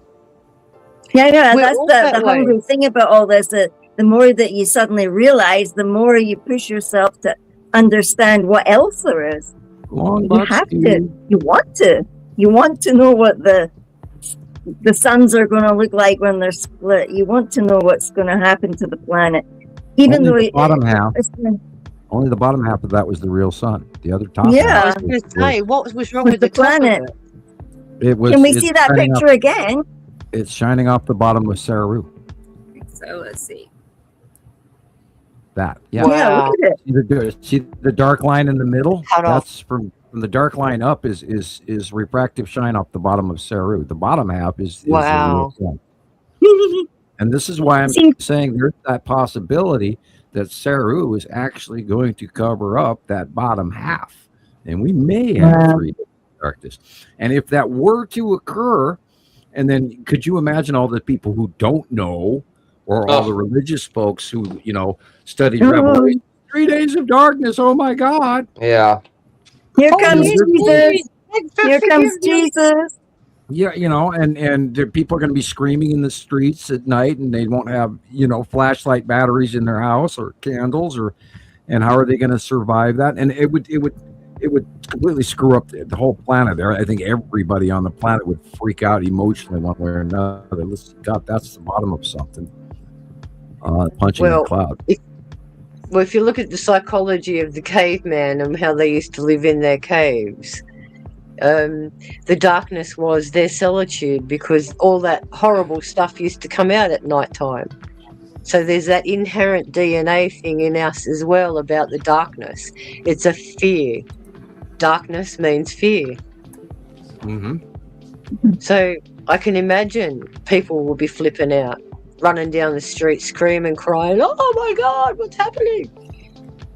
In the meantime, we just sit there going, "We told you so." And then, you know, then there's a crime element as well. And notice that the X light is shining up on something up above people. If that was the real sky, that wouldn't happen. That's on the bottom of a planet. Yeah, that's very disorienting, Sam. When you see that, that's very disorienting. You end up taking about 92 pictures of it, like, oh my God, oh my God. And then looking at it and thinking, nah, I didn't see that. Yeah, I did. And you go back and you look at your 92 pictures and go, man, this is a shadow, like a shadow. Oh, look at that. Off the mist. It's like a reflect. I can't talk anymore. Off the mist. Look at that. Wow. We get really excited about our clouds, don't we? Something new to see every day. There's something, look at these. I don't know where Rebecca digs them out of, but she must spend hours sifting and going, oh yeah, they haven't seen this one. I'm getting this one, man. They haven't seen this one. I know. My collection is huge. It goes back forever, seems like. I go back, I look through my Google photos. I've seen something like this today, a great big black sort of traily one. Last 2 days, that's what it's had. Wow. Look at that. Yeah. That's one of them fisheye things. That. That's fisheye, isn't it? Yeah. That kind of makes you dizzy. I often believe that this waving has a great deal to do with incoming stellar material from CMEs. Hey there, Sandra. Yeah, it's ripply, isn't it? Right. A lot of people, oh, that's HARP. No. I think that has a lot to do with the stellar material. That reminds me of the one night when I took the really green, the really green Northern Lights videos. I actually also seen clouds like that, but it was obviously dark at night, but they were like that dirty peach color, but they were rippling. They were rippling across the whole sky. So that kind of correlates with what you just said. It's moving, it's active, isn't it? Bottom of the fuel price. $4.69. Whoa. That's Snorkel from Necessity. Okay. Hi, Sandra. We're getting lots of people here tonight. Ooh, gee, look at people's eyes. A Star Destroyer, people. They're really, really real. That looks like a Pink Floyd, that Pink Floyd cover. Dark Side of the Moon. That's insane. I mean, seriously, look at it. That's insane. I mean, that's crazy. It looks like that Pink Floyd thing. Sorry. China seems to get a lot of those rainbow ones. A lot of these come from Nepal around the mountainous region. It would literally be the Aurora Borealis on another planet. Incredible. That's the red asteroid and little sister underneath that too. Wild. Looks like a blood cell. Repetitive shape. It happens over and over and over again. That's like a corpuscle. And we know, yeah, right. It looks like a blood cell with a smaller blood cell next to it. And we know that little sister's always riding right next to red asteroid. Always. We've seen it for years. Year upon year. And it's in a bunch of Rebecca's videos. She makes those all the time. About the red asteroid. That's a classic pattern, that one. That's one of our standard patterns. And this is the atmosphere underneath, probably underneath Saru. Oh, golly, it's gorgeous. Pretty. Which makes you wonder, what does that atmosphere contain? Well, it's got oxygen for one, and remember, Saru has this unbelievably brightly illuminated base. That's Saturn's yellow moon. Well, for it to be able to sublimate like that, it has to have some water vapor on it. Right. And that is the bottom. You can see the blue area there, and that circle is probably the open core. Or, wait a minute, I take it back. This looks like that might be Uri. Look at that's a base core cloud. Look at the top pit. Yeah, it's flat. And it's looks also like it's wearing a skirt. It's also beyond the light, which would make it literally. See, now you're doing it. You started it. My fault. It doesn't come in it's not a sundog. Whoa. Oh, interesting. Okay, no way. What? It's a snowboard with boot clamps. Octopus leg. Eh? Oh my God! Shut up, dude.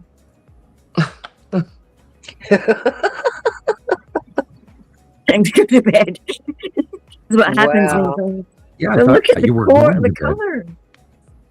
What's that? I thought you were going to bed a while ago. But then she played the eye candy, and then my brain perked up because I haven't seen these. Oh. No, it's called a second wind. Probably shouldn't have had it. Second night I'll be up and at least I won't be making eggs. I'm sorry, excuse me. No, bad joke. Second wind. Oh, I'm sorry. That was me. That is the bottom of a planet, probably at 2. Ooh. Who gets these spirals like this? These big arms. Yeah, that would cauliflower head things on asteroids, but depending on when, these are it's definitely the red asteroid and little sister. I remember. Look at that. Starship Enterprise. It's like something right in the water, isn't it? Look at it. And this is the bottom of Uri. And the refractive coloration is coming directly across from the right-hand side of the yellow moon. That's why. Wow. Woo! And this is red sky effect From Isatum. You've been talking about that a lot in Australia.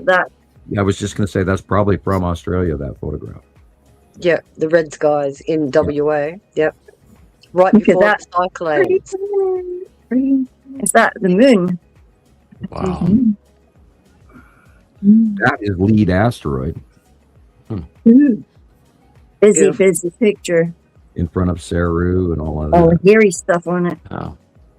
There's a red asteroid. You were Well, going it's an to. You were asteroid, saying isn't it? before, Gillian, that they look like paintings. I dare you to go into any op shop and look for a painting of the sky from 20 years ago and tell me if you can find cloud patterns like this. You won't. You won't find them. Will not. Nope. They did not exist 20 years ago. These are all. I got that miniatures. that gizmo. That was in my picture. It's in my picture. It was smaller, but it was in my picture. That one. That shape. What is that? Probably an asteroid. This is an Yeah, they've got asteroid. classic shapes, haven't they? Like classic shapes that. Look how They're big beautiful. those houses are. Too busy looking how big the clouds are, man. That's a string tornado.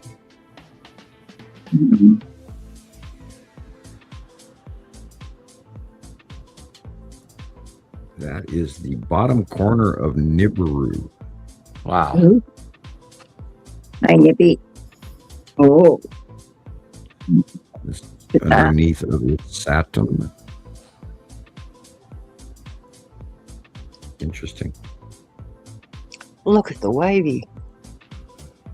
Our sky's been pretty fugly like that. We're gonna with Saturn yellow moon close past. We're gonna see a lot of that right there. This is Nepesity. Saturn. This is the snorkel in a close pass of Nepesity, which is causing a great deal of our central high storms, lightning storms, etc., etc. I'm still thinking we're in very close paths to Nepesity. That again, that would be the bottom of the yellow moon, and yeah, that's yellow moon. Wow. Depending on That's the the age, only of one that has those bubbly clouds too. that is Atu snail foot forming. Yeah, look at that. Jeez. Wow. Discharge. Yeah, there's been a lot of these, like videos, live videos of people's houses getting hit and buildings and People driving on the freeways. yeah. Just driving down the freeway and smack. Yeah, 20 years ago, you never saw this period. Or this. This didn't exist 20 years ago. And the increasing size of hail. Oh my God. Hail. Yeah, gorilla hail now they're calling it. Or Godzilla. Yeah. Yeah, calling it Godzilla hail. Godzilla hail. Yep. Oh, is it Godzilla hail now? Yeah, it's, Yeah. it's 6.5 inches across. I'm not. About 20 centimeters, Gillian. It's 20 centimeters. They're huge. I can imagine getting bashed by one of them on your bike on your way to work. No, thank you. Hello. I'll If you take go your car through out, history, It'll wipe if you out go the through roof on your history, house. you'll see some wars were lost because of hail. Millions of soldiers were killed because they all got hailed on. It's in history books. Just got to look for it. Asteroids Wow. over Europe. Well, they're finding them in the skulls, all these skulls that have been buried.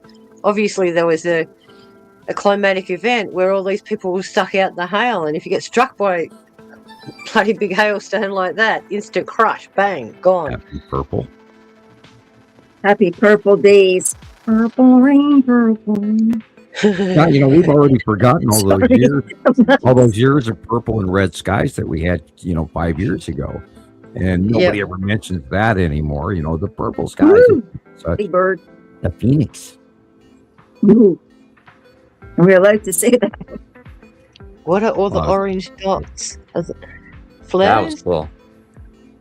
But that flaring like that is really magnificent, and you do see a lot of this that looks astonishingly light wings unfolded. And that's what they've seen down through the ages. Look at that. That is beautiful. How cool is that? I want one. That's beautiful. That's it. It ended. Oh. Cool.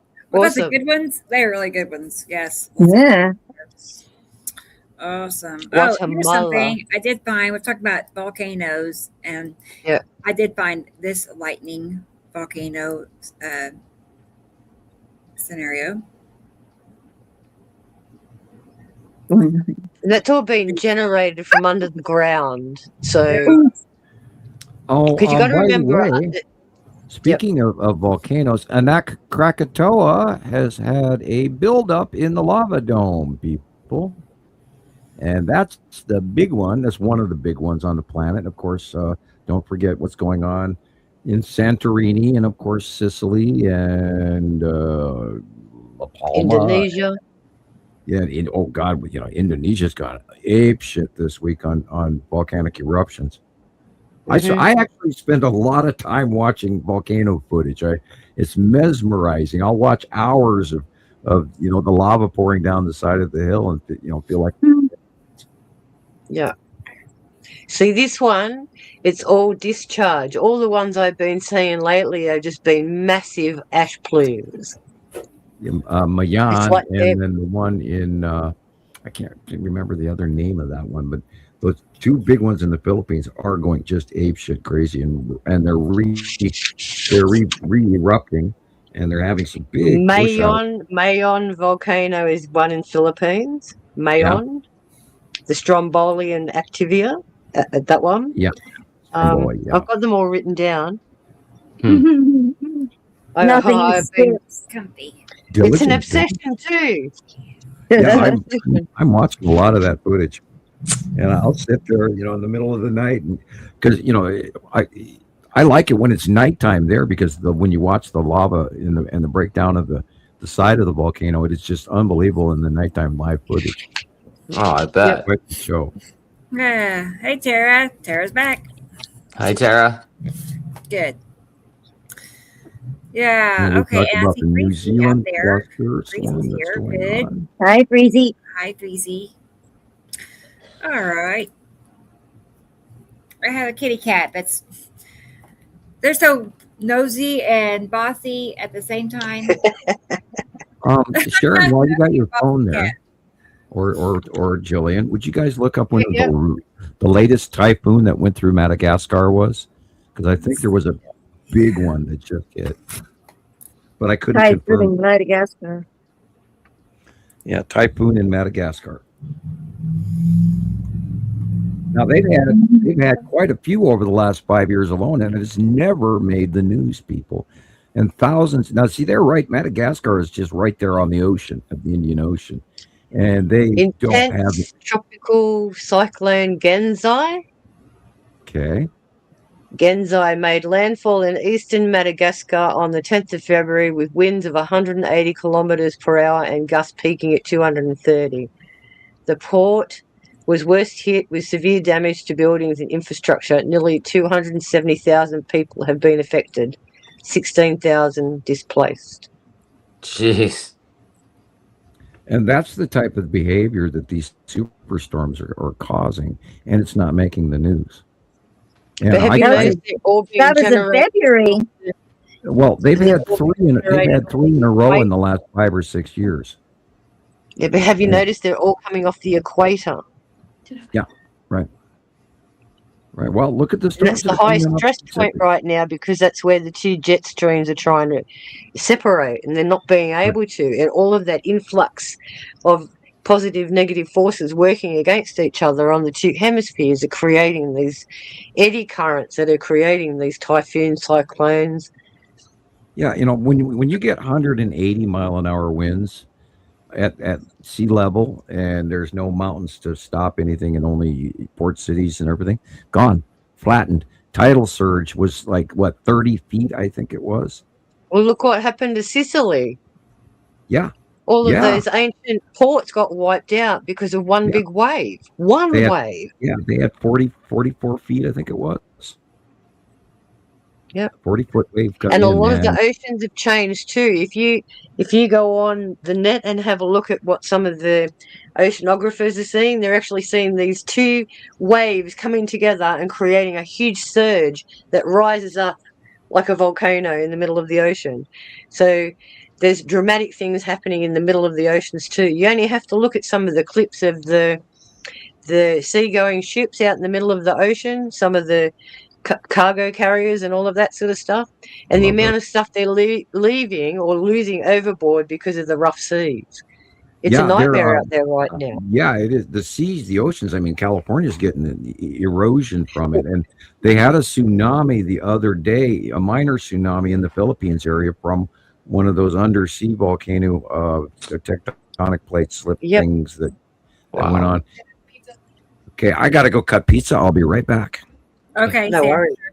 Yep. Right. That sounds good. What time is it? Oh, it's dinner time. That's right. I do have things that you sent me, Sharon. So I'll wait for him to get back, and then I'll pull those up so he can look through those. And I know he's going to love the clip. Well, yeah. Wait, what? The clip? Did you get the one on the TikTok? Magnetic. Yep. I wasn't sure if you made that or I made it yesterday because I was frustrated because I couldn't get on Facebook. And when withdrawals, how am I supposed to talk to you? Is it Telegram or something else? Is it working? I don't know. Look, I have to log in, log out. I thought someone might have scalped my login, so I'm looking into it. Oh, bummer. But at this stage, I can still use Messenger now, but I can't get into Facebook because they're the things I want to load up onto the Facebook. And I've got 2 weeks worth of sky pictures I want to upload, but I can't. Yeah, it's burning a hole in your pocket as well. Like, oh my God. And space on my phone. I've got to sit there and go, oh, I've got to sacrifice this one and this one to make space for that. Telegram. Nah. Well, we do have Telegram, don't we? But we don't use it very often. We used to, but I don't think it's running anymore. As far as I know, the person, I don't know. I do not know. Well, I've still got it on my phone. I only go in there and I scalp books. Look at it, see if we're active. Download PDF books. I go in there and scalp all of them. So there was somebody else that was in charge of it, and I don't know. It's like WhatsApp, people go, you still use WhatsApp? No, thanks. I got WhatsApp because the people in South Africa are on WhatsApp. So that's why I've got WhatsApp. Well, I deleted it because that's what I was using to communicate with my fellow schoolie friends. But I found that behind the scenes, they were being really horrible and nasty. So I just went, no, don't need that. Don't need that drama. Go away. All right. That's for kids. I've never used WhatsApp even ever. It's always felt so children-y, but I mean, when I did my business in South Africa, again, everything was on WhatsApp back then. It's like, they were very scammy. WhatsApp. Yes, teacher, have WhatsApp. What I don't like is when you have somebody want to be a friend or something, for example, on Facebook, and they send you a friend request. Then they start talking to you and asking you messages, and then they go, can you come over to a different server like WhatsApp? And I think, here we go. Here we go. Yeah, or the ones that ask you if you're going to go on Lemon 8. Yeah, I keep getting that on TikTok. Lemon 8 or X. No, I haven't got space galore on my phone like I'm going to go on all these apps. If you found me here, we'll talk here. Yeah. Only here. Or not. And it's not because we're not tech savvy or anything. It's just that we have our moral grounds too. Right. Yeah. Yeah, and only so much space on your telephone. But you also get a gut feeling from these people immediately. Like you said, you can pick a bot that's answering in your service. Yeah, they're fake. Man. They're like, and are the people with locked profiles? The ones that I hate. we have publishing clearinghouse information that you have X amount of dollars. Oh my God. Oh, do you You're know the what I'm getting just beneficiary. now? 2 of your vehicles. You're getting payback on 2 of your vehicles. I just pieced myself because I've never driven a car in my life. I'm like, no, you didn't. Liar, favorite pants one- on fire. My favorite one is we've been trying to get hold of you about the re-upping of your car's extended warranty. Oh yeah, that's great. Hey, I I've didn't know got I 2 had a vehicles. warranty on my car. I didn't Yeah, know you I don't- had 2 vehicles, Sam. Right, Wow. right. Which tells you our data is being sold Oh, all yeah. over the place. Well, So don't talk to me about CBDCs and IDs and all the rest of it when all of our information's out there. Big Brother, it's if you own a smart TV and in your living room, everything you do, say, or whatever in that room gets reported to one right. government agency or another on Wow. your smart TV, period, people. Even if That, it's Sharon. turned off. Yes, even if it's Either turned from off. The only way it Sharon. won't is if it's unplugged. Oh, show Sam those other 2 again. What is that, Sam? I seen that too. What is that? The first 2. There. Yeah, look, with the wispiness going up like that.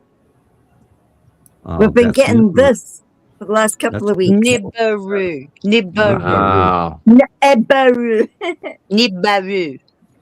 Na na na na na And na na. look at the time of day. That's 9:15 a.m. So that's coming up southeast and moving across the sky to the east. Cool. Remember, we're backwards. Yeah. Would that Right. be yellow moon or? I mean, my Nibiru. Nibiru. Nibiru. It Okay. says Nibiru, the Southeast. color, the size. in the morning.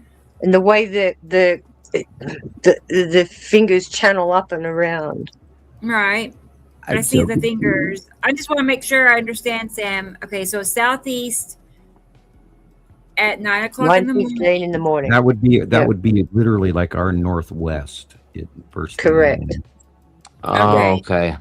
I see. Yeah, it's opposite. It's diagonally opposite. And Stand on your head, Rebecca. Yeah. I know.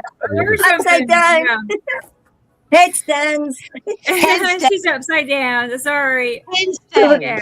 Early when we were early teenagers, we were all be going, look at me, I can just put Yeah. 2 seconds in there. Because what I'm trying to do here is record the periodicity of these planets coming into our view.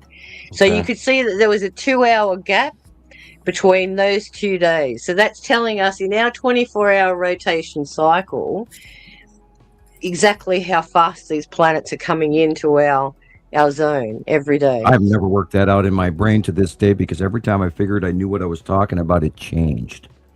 There you Right. go. This is how my brain works. Okay, so you can see this was only the other day. Okay. Where the position was, you can see it above the flagpoles. I've got the next one coming up, and you'll see different positions from where it changed from going from east, northeast. Oh, wow. I Over. love that crop These are some of the crop circles I wanted to talk to you about, Sam. Arrival do orbit these- model. Yeah, these represent exactly what we're talking about in the twin binary. They spiraled in it and they got bigger and bigger and bigger. Yeah. And these are some of the things that I'm putting in the book to explain that some This of is these crop Yuri. circles go back to 2001. This is Yuri And yet- asteroids. Wow. Yep. Yuri Atu, that's- Atu's moon and asteroids. And that's what I'm saying. People misinterpret all of these as being phenomena that can't be explained. But if you look at it and think about it 3D, we're putting a 3D model on a 2D projection. If you can expand them out, you can actually see the detail. And it's Yeah, they're you just pull them out like one of exactly- those little slinky things, eh? Exactly. They're expressing exactly what we're supposed to be seeing. And this is the onset of the planets coming. The This heliacal was model. from- We have This was examples from of that going back. 2004. We have examples of that going back to remember the Phoenix crop circle with the square head and all of that, and that Oh, was yeah. exactly at the arrival when the Texas cube moved out of hiding, and it matched the planetary star chart of Atu with the round background and the square head of the cube, and exactly where the lead asteroid was at that time, and it fit. And I've actually sort of kind of learned to read these over the last, almost 2 decades. I'm working, we're only 4 years to making our second decade, God forbid. I was talking with kids the other day going, I can't believe it's 2026 already, when we started doing this in 2010. It's like 16. I don't know how we've spent 16 years screaming this to everybody, and we still haven't gone viral yet, people. Well, gosh, it'd be awful as a bartender if you have to keep asking these kids for their IDs. You'd be going, huh? Anyone born between 2020 and what? I did that for a lot of years. I asked for those IDs for a lot of years. Yeah. I'd always laugh and go, man, no way. You were born when? Yeah, that's what I mean. Like, showing it rotating in, it's spiraling in towards us. Yep.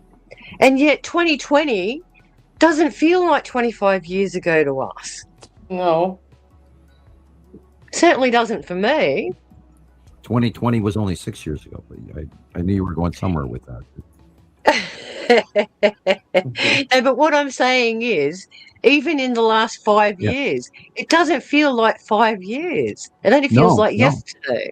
I just, even this last 6 years, how the hell did that go flying by? I don't know. Screwing with time, man. I think we've all been put on hold, and all of a sudden somebody told us our calendar had changed. And yet science is trying to tell us we're slowing down. Come on. Yeah. I've always had a fascination with crop circles ever since I discovered my first one in Glastonbury a long, long time ago. Because these have been cropping up for centuries, even in the 1600s.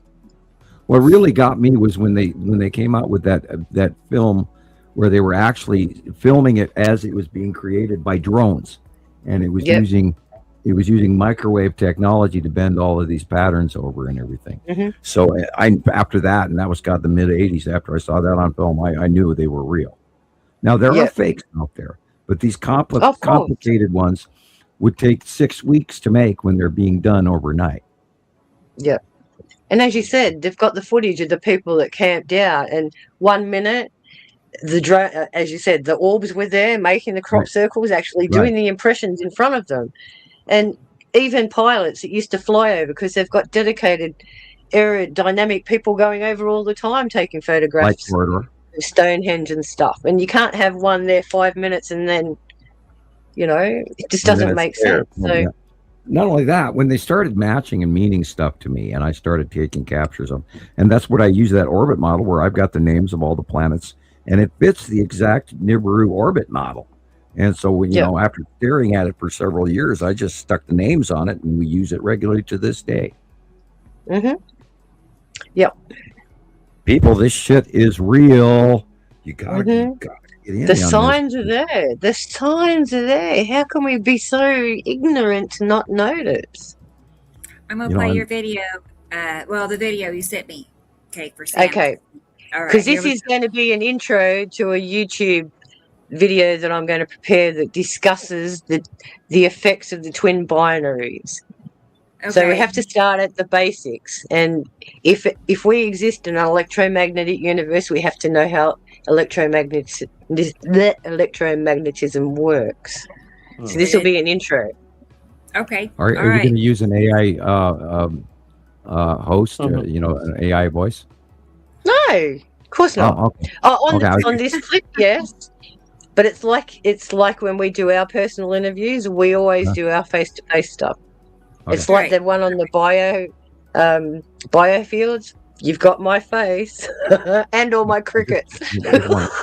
Fascinating world of electromagnetism. It's one of the fundamental forces that shapes our universe. At its core, electromagnetism describes how electric charges interact. Like charges repel and opposite charges attract. But it's more than just static electricity. When electric charges move, they create magnetic fields. And conversely, changing magnetic fields can produce electric currents. This interconnectedness is key. This force is responsible for light, radio waves, and even how atoms hold together. From powering our homes to sending signals across the globe, electromagnetism is everywhere. It's a powerful and invisible force that makes our modern world possible. Thank you for watching. Yeah. And So we I'm could going to have build free on that one. power. If it was up to Tesla, we would all have free energy on this planet. And instead, we're buying fossil fuels and paying these oil-rich companies, and they're making hundreds and hundreds of billions of dollars because suppressed technology. Yep. I actually have another video on TikTok where it actually says that. We're in the 21st century.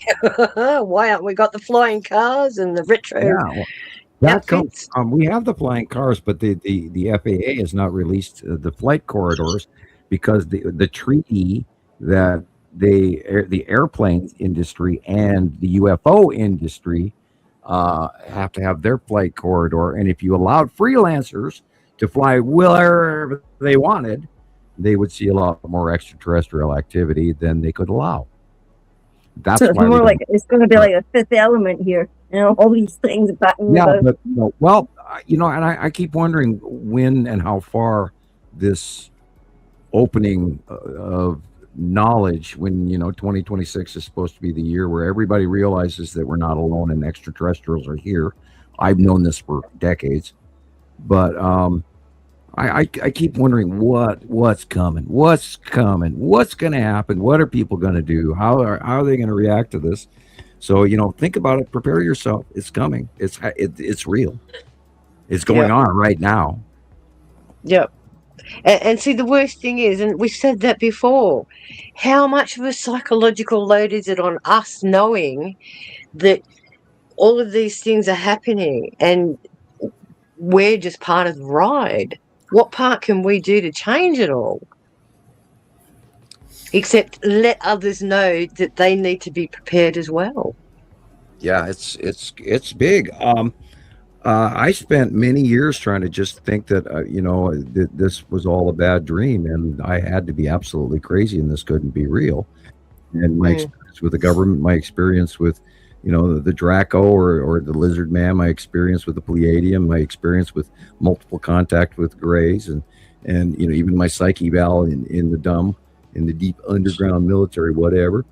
And I for years tried to suppress all that and go, no, there's no way.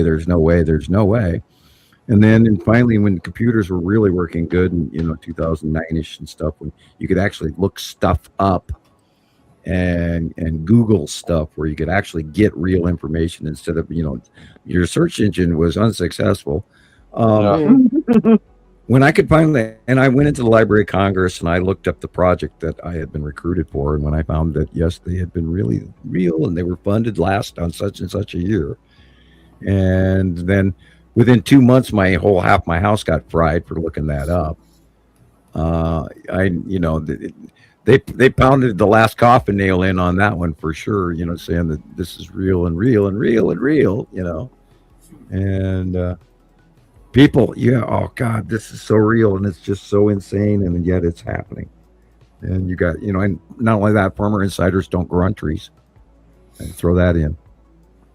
Well, there was a report just recently how they said 10 scientists that were releasing secret information have just gone missing. Yes, they have. There's been around 10 around the world now, and several of them have been killed, and several of them are missing. Yeah. Most of them were quote unquote freak accidents. Just like, again, look up what happened to Dr. Harrington. Nothing's a freak accident, Sam. Come on. I know that, but This is why we are concerned for you, and this is why we're your support group, because you can't shoulder all of this on your own. And why should the target just be on you? Well, because I've always tried to warn everybody, and we've seen Rebecca and I and anybody who's tried to call me on the telephone has seen many examples where they cut us off and they stop us, and and they shut this down and they shut down that, and everybody acts like, oh, you should be able to. My favorite one to this day is everybody says, can you send me a copy of your paper? And I just laugh at them, going, yeah, okay. A paper I wrote in 1978 on ruled tear out of the notebook paper. It wouldn't even be paper anymore. And not only that, the government did actually take it. And well, don't worry about that. All of that kind of stuff will be in the book, and I'll explain all of the mathematics and everything else that's involved in it. This is why it's taking me so long, because I'm referencing, cross-referencing, making sure all the data I'm collecting is true and accurate. So there's no misleading information anywhere.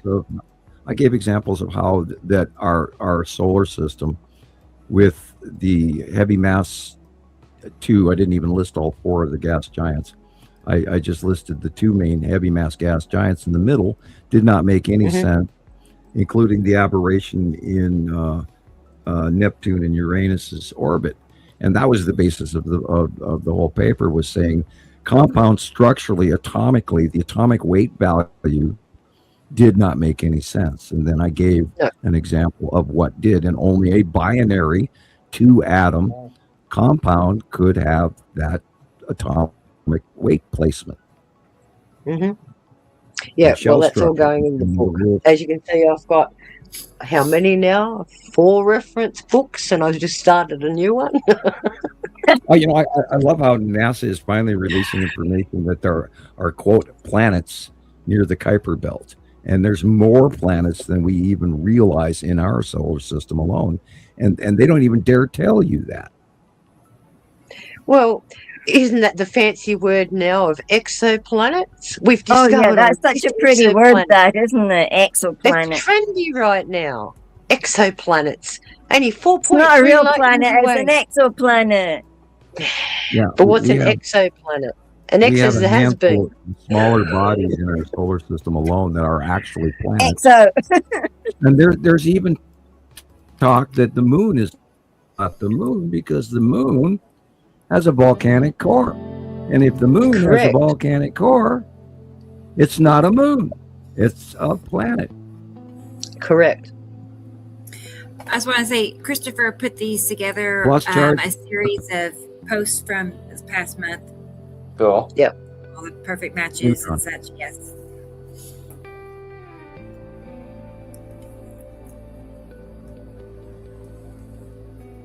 You know, all those perfect matches. Everyone loves them. Everyone loves your comparison pictures. Yeah. Well, thanks, Sharon. Yeah. You know you've made it when you reach the perfect match post. Right. Absolutely. You know, but it's true. It's like you get a little trophy for the week. Right, right. You get your naughty badge. Star. Gold star. Naughty badge. Oh my God. Girl, you better go to bed. Go to bed, Gillian. Okay. Good night, Gillian. I'll talk to you after. Yeah, I work tomorrow and then I'm off for 2 days. I wish you were off tomorrow, darn it. I know. Me too. Look how beautiful these are. I love that shot. Yeah. And, we got to do our weekly show. Hi, everybody up there in the Texas Cube and the Long Box Cube. Hope you're having a great day and enjoying the sunshine and our show. And please stick around the end. And while you're at it, why don't you guys send a donation? Well, I haven't seen their pizza order yet. Right. DoorDash. DoorDash. Elon Musk lost a few of his Starlink caps modules this week, thanks to all the sunshine. But did Artemis bump into some? No, we got so many coronal mass ejections that quite a few of them actually just recently fried. Yep, knocked them out. Too sensitive. And a bunch of stuff got moved in our upper atmosphere, where it was to where it is. Yeah. Can't argue with that ion tail, people.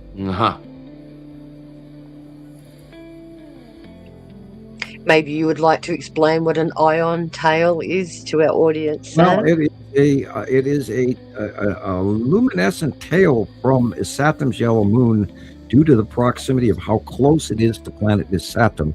And it has this, it's the only winged planet, and everybody thought that was Nibiru for the longest time. But the only winged planet is red planet is Saturn, and there's this little wraparound gas-like ion tail, ionized, sublimated, gaseous thing that wraps around both sides. Most of the time we only see one side of it because location where a Saturn is in our out view. But the ion tail is always there, and it changes direction and placement from time to time, but it's always there. So if you go back on our older material, all the way back to 2017, 2018, 1920, that was half of the way that we were able to see what this Saturn was or where it was regularly, and it led to so much more of the orbit model generation to realize where actually Saturn was in that order, because it didn't fit from the early information. And finally, literally about 2018, we figured it all out, and the orbit model fit. Now remember, in that shot right there, both the Texas cube and the long box cube are in that, and the dot is the side orbit. To extend your situation further, to explain the science behind it, guys, ions are any atoms or molecules that have an electrical charge. Accelerated ions. Okay. Wow. So they gain electrons from out of the atmosphere, which creates these plasmic discharges. Right, and I figure it has to do with the proximity of how close that yellow moon is to the planet is Saturn. That it's sort of like a diode that is gathering static charge and then puts off an accelerated electron activity. Ion. Agreed. Yep. Guys, I'm going to go to bed, okay? I'll see you another time. Gillian. Good night, everybody. Good night. See you tomorrow. I will. Night-night. Bye-bye. There's no wind tonight. Yay! Yay! Bottom of Mercury and her base cloud. Bye-bye. Yes, it says, as I've written down here, magnetic dominance. The larger planets typically have more powerful magnetic dynamos. So because they have these dynamos, and primarily the rock planets create even more of that effect. Right. Because and we know that electricity travels through rock a lot easier than it does any other solid mass.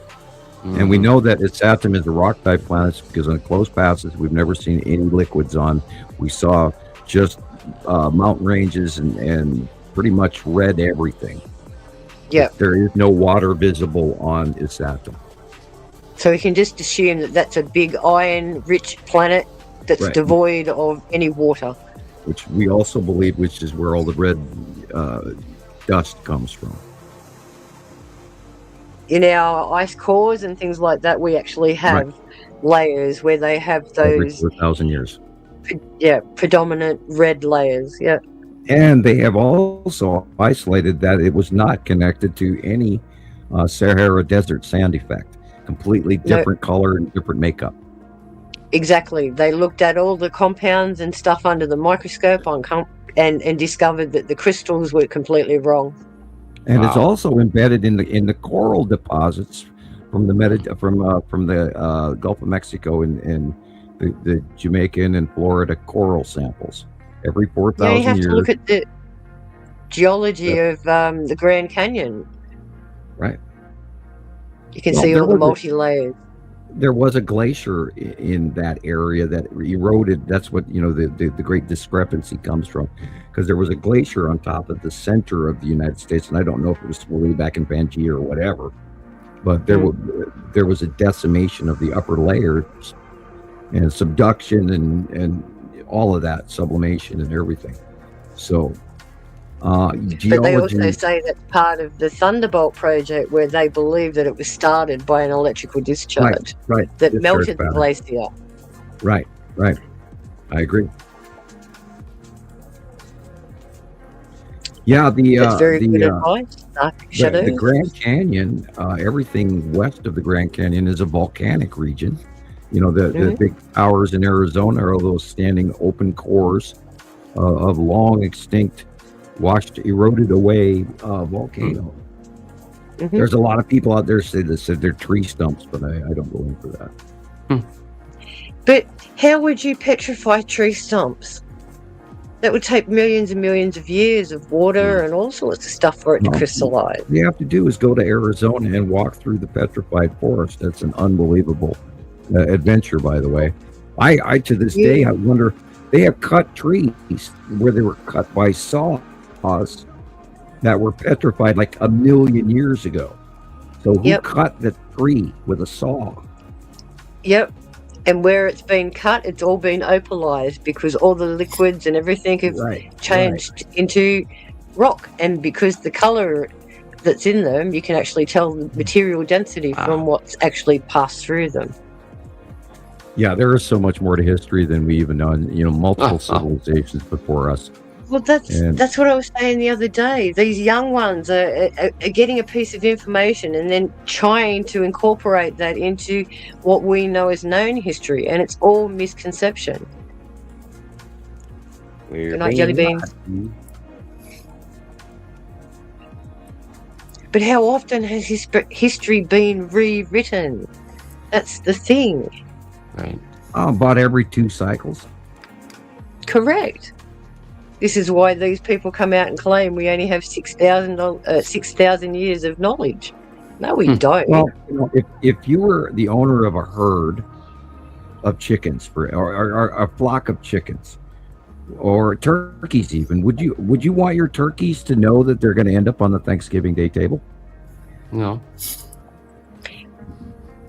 Well, see, that defines on, are you the farmer supplying, or are you friendly to these animals?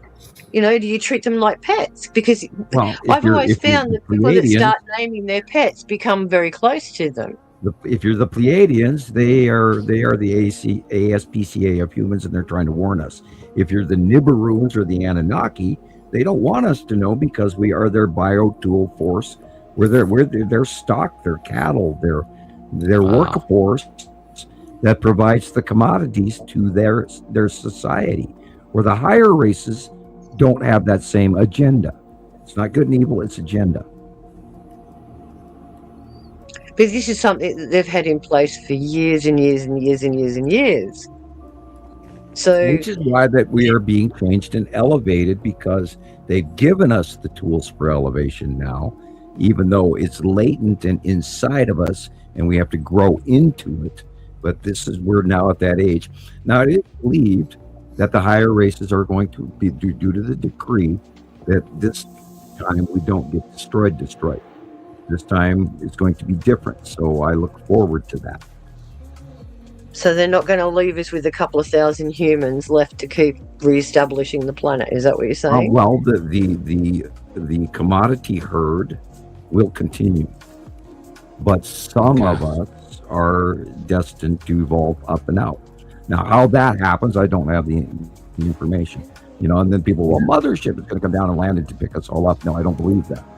I think that evolution it may start this generation. It may take another generation. I don't have that background information, but I do know about the decree, and that comes from off-world information. That's real. Is there any chance they can break that decree? Well, it depends on which faction you're talking about. Whichever one wants more power. Right, and that would be the lesser of the higher races, which would be the Anunnaki or Nibiruans and Saruans, because it's in their best interest that we keep doing what we're doing. Back to colony planet Earth, providing the commodities. Yep.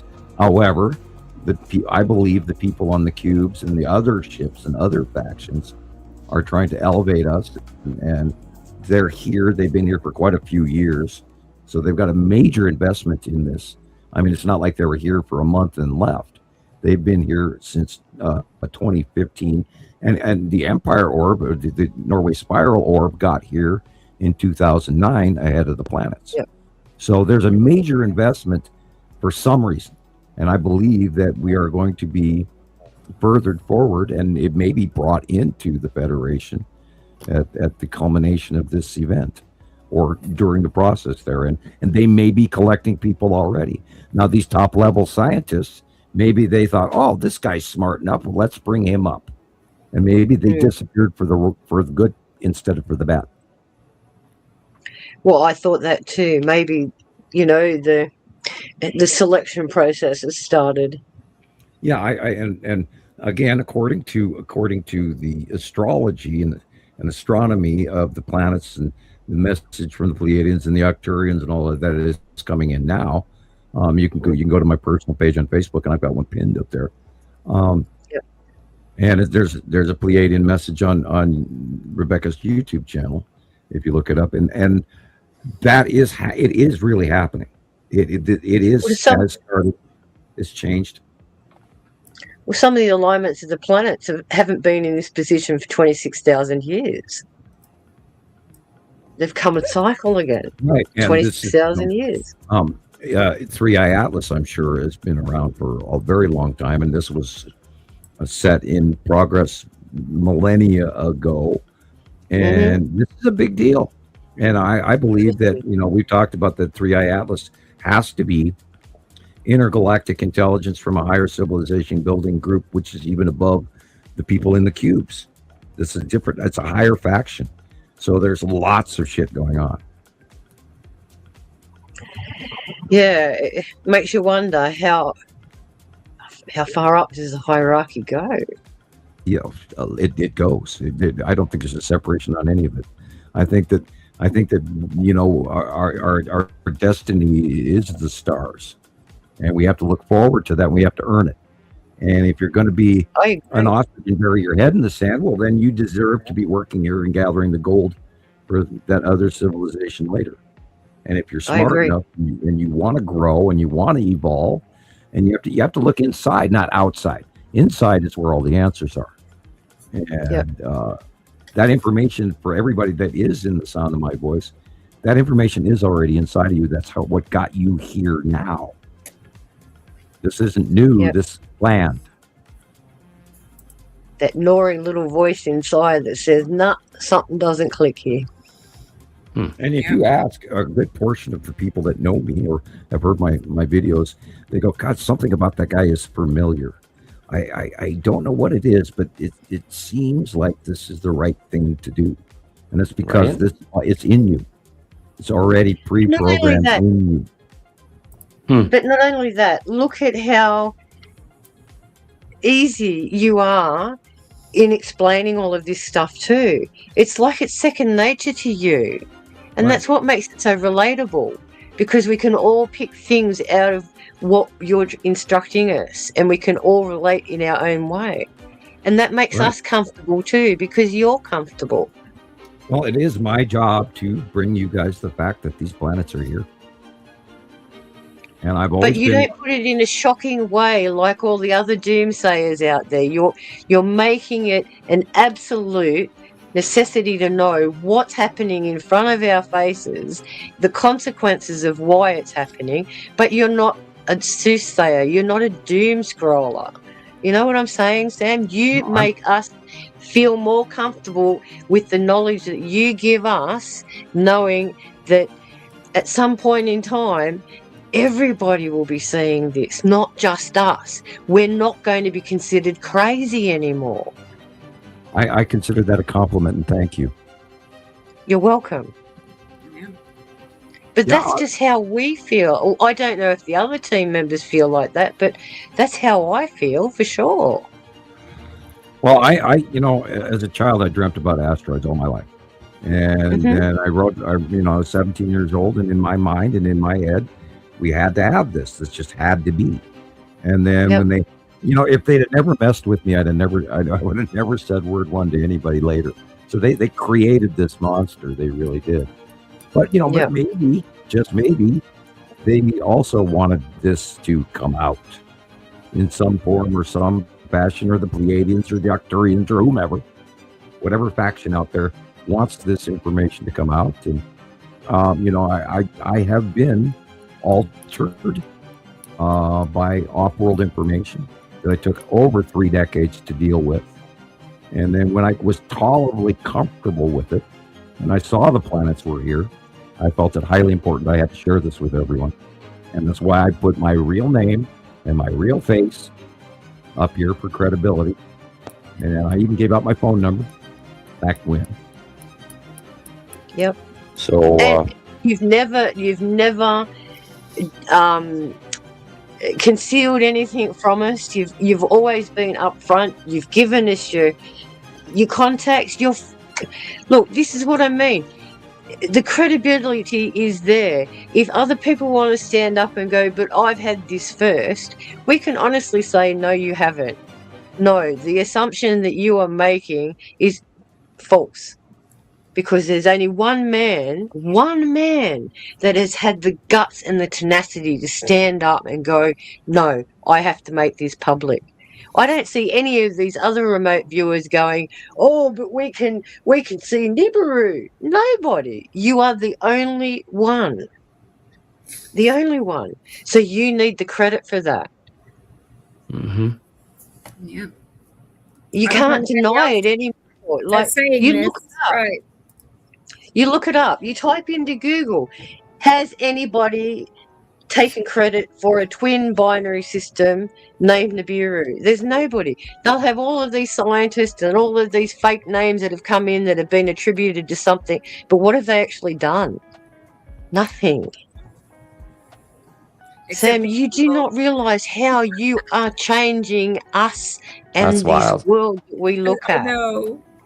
Well, I was told the outcome, but the middle is kind of blurry. You know, I was told that yes, that I don't want to be arrogant. I don't want to, stand here and say, well, I can do all of these things. But guess what, people? I can do all of these things. Yes, you can. Exactly. And how many times have you proven that on live camera? Like, this is meatballs, for example. Yeah. You know what I mean? How many people do that on lives? Nobody I know. Well, I can see anywhere, and a lot of the time it's second nature, and you don't even realize that the information is coming in, and sometimes you have to weed through it. And we were going through the show, for everybody who doesn't know about the meatball story. We were going through the show, and for the life of me, I kept smelling meatballs, and I knew it wasn't in my house because my house smelled completely different at the time. And it was just so overwhelming. I finally said, okay, who is eating meatballs? And literally right next to the screen, Jesus reaches up and grabs his meatballs off the counter, and he was, sneaking bites in between. And we've had numerous. Go ahead. Our speakers don't have smell-o-vision, guys. Come on. And I've had, over the years, over 16 years, I've had numerous occasions where I tell people that there are things going on in their home, and while I'm talking to them on the phone, and I get glimpses of things, and I'm literally most of the time right. I make a few mistakes, bad assumptions.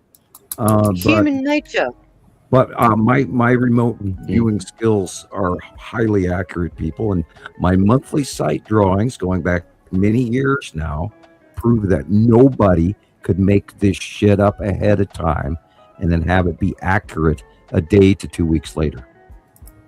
How much time do you actually spend on your remote viewing drawings, if I may ask? 15 minutes, 20 minutes, a half hour. Mm-hmm. The long part is coloring it into the perception to drawing. A couple of days ahead of time, I start thinking about it. Mm-hmm. And I put the piece of paper. I do not copy it from anything. I go in a completely separate room from the computer room, and I sit in front of the table, but usually before the sun even comes up. And I will grab several shapes, a bowl and a plate and some spice jars and some circles that I can draw around. Mm-hmm. And I sit, and then I look at the paper, and then I go, okay, how do I draw this? Because the small stuff has to go up front first, because otherwise you're drawing over your lines, and you can't do that. Correct. So I've learned how to do that. It's just basic drawing skills. But anyway, then I'll start off and we'll go, okay, I know this is here. And then I put the circle. I draw the sun first. Mm-hmm. And then I fill it in with a different marker than the rest of the markers. I use a liquid marker compared to the rest of it is all colored pencils. But anyway, and then I will put this planet because I know this is over here next to the sun over here. And I know that this is over here, and I know this is over here. And it's going to look like this, and the clouds do that. And it just comes out of my head because it's automatic. I've been doing this so long now, it's automatic. Yeah. I just see it in my head. Yeah, because I was thinking, do you sit there and just sort of Do you have to close your eyes and focus, or it's just however it is visually in your head? I kind of do that, a little of that here and there, and I do ponder in my own mind. Okay, where is that? And then I have to, I occasionally I'll put the bowl I'm going to draw around. I'll put it here, and I go, no, that's not right. No, yeah, there it is. That's where And when I realize it's right, then I'll draw it in. Gotcha. It's internal comfort. So you only have the one picture. You don't have any drafts or or mistakes. 95% of the time you see the first original number one drawing. It's cool. Every once in a while I'll redraw it when I'm not comfortable with it. But 95% of the time it's draft one, number one, right off the bat. Takes me 15 minutes to a half hour. I mean, the longest time I spend is actually trying to color it in with the pencils. Trying to get the colors right. Yeah. And did I forget anything? And then I'll stare at it for a while and go, did I forget an asteroid? Did I forget to mark in where for years we left out Matim? Yeah, because we never saw it. And I kind of chided myself over the years for that. But no, generically, I just pull it out of my knowledge, out of my head. There's no copying going on here. Cool. That's the process, guys. So. And if you see that here, I'm going to give away a trade secret. If you see the shape of Saru in this drawing here, that's my Thanksgiving dinner platter shape. It's a big oval. It's not around. I was going to say it looks like it looks like a bit of a French curve. Yeah, it's an oval platter. Yeah. Right. And that was just so you could fit it into the picture. Well, it actually the larger, when they're coming in, Saru and Nibiru are so wide, they've got to have that rounded edge oval on the one side or the other. Yeah. Yeah. Well, I wouldn't be able to do it. I don't know how you do it. I just draw what I see in my head. All right, it's one thing just to draw a picture, but for it to be accurate, year after year. And with that much detail, like... I know. It really is. Who'd think of putting all of the detail around low? Just look at low. Who'd have thought of putting all the trajectory going this way or imagining it? Well, then you see it in the sky. I know where they are. I know where they're headed. I know... I've watched them for so many years now. I know where everybody is, where they're going, what they're up to. Amazing. Example from a fawn. I'll show you. Right, Object. I can think of a picture by looking at it in a lot of cases. This one's Could great. you say that again, Sam? You can something? I can tell the age of a photograph by looking what's in the picture. I can tell if it was taken several years ago or not just by looking at the picture. I remember this stuff. That's amazing. Wow, that's a good drawing. See that blue? Planet. That's early. It's atom in front of Nibiru. And then the lead asteroid had crossed all the way over to the right. And now it's headed back the other direction. Look at that. That picture is early lead asteroid. That's like 2018 when that picture was taken. When it was headed that way. And this is 2018-19 when it's heading from the left to the right. But that's also lead asteroid. Amazing. That's one of my favorites. And I remember these photographs. I remember thousands and thousands of photographs. Thousands and thousands and thousands. Yeah. This is the development of the snail foot. Oh, yeah? Yeah, look at that. How's that guy do that? Exactly. How? Right. Yeah. I just see it. I see it in my head, and I draw it. It's like you've got a chronovisor looking ahead in the future, Yeah, I do. I get occasional precog where for instance, I'll be sitting in the house reading a book or something, and I'll all of a sudden look up like my kids are coming into the room. But they're not. And then I'll look back down to the book, and within a count of 5, they do. So I see things. Freaky? Oh, it is, because you see it twice. And It's like deja vu without going anywhere. You're sitting in your seat, and you're watching all this stuff evolve around you, but you know it hasn't happened yet. Occasionally I get deja vu on news stories. And then I have to question myself, like, I saw this 3 days ago. And then you check the date, and it just came out 2 hours ago. And that screws with me. And that's what I meant when we were talking about the lucid dreaming. It's like all of these things, we have the forevision to see it in advance. And when it happens, it's like, haven't we already done this? Yeah. Didn't I just, this has got to, well, no, it's not old, but I saw this days ago. How do I know this? And I'm always getting that. It's like we're out of sync somehow. Well, a precog is, when you get precog, it's important to make you aware. And then that way, when you get it the second time, you pay attention. Exactly. It's like numbers. When you see a specific combination of numbers, or AD is asked, how do you remote view? I think everybody pretty much can do it, but the trick is having enough information that proves that you did see it ahead of time. And then the more that you believe that you can do it, the better at it you become.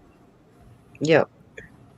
And that's something that a lot of people just don't understand. They seem to think that it takes hours of meditation and focus and all the rest of it. Yeah, it may be on the inset so that you can train your brain to dismiss all of the outside noise so that you can focus on that area that you want to hook in on. Anyone can remote view. Anyone. Enlightenment and meditation has a way, a lot of people think, it's going to be this brilliant, epiphany. Psychedelic experience. Yeah, I know everything. That's not what happens. With enlightenment and meditation, you learn how to be closed off and just only living in the now, so that your mind is clear enough so that you can see everything that is going on around you, and you get rid of the confusion. Receive those messages that are subtle. Not the fact that, oh my God, my wallet doesn't fit in my pocket, and am I sitting on my cell phone? And God, my shoelaces need to be retied, and this shirt is uncomfortable, and the flies are bugging me, and what's that guy running around? All these distractions. Yeah. And remote viewing is basically being able to reach a point of calm where you can look around and see what's right there, right before your very eyes.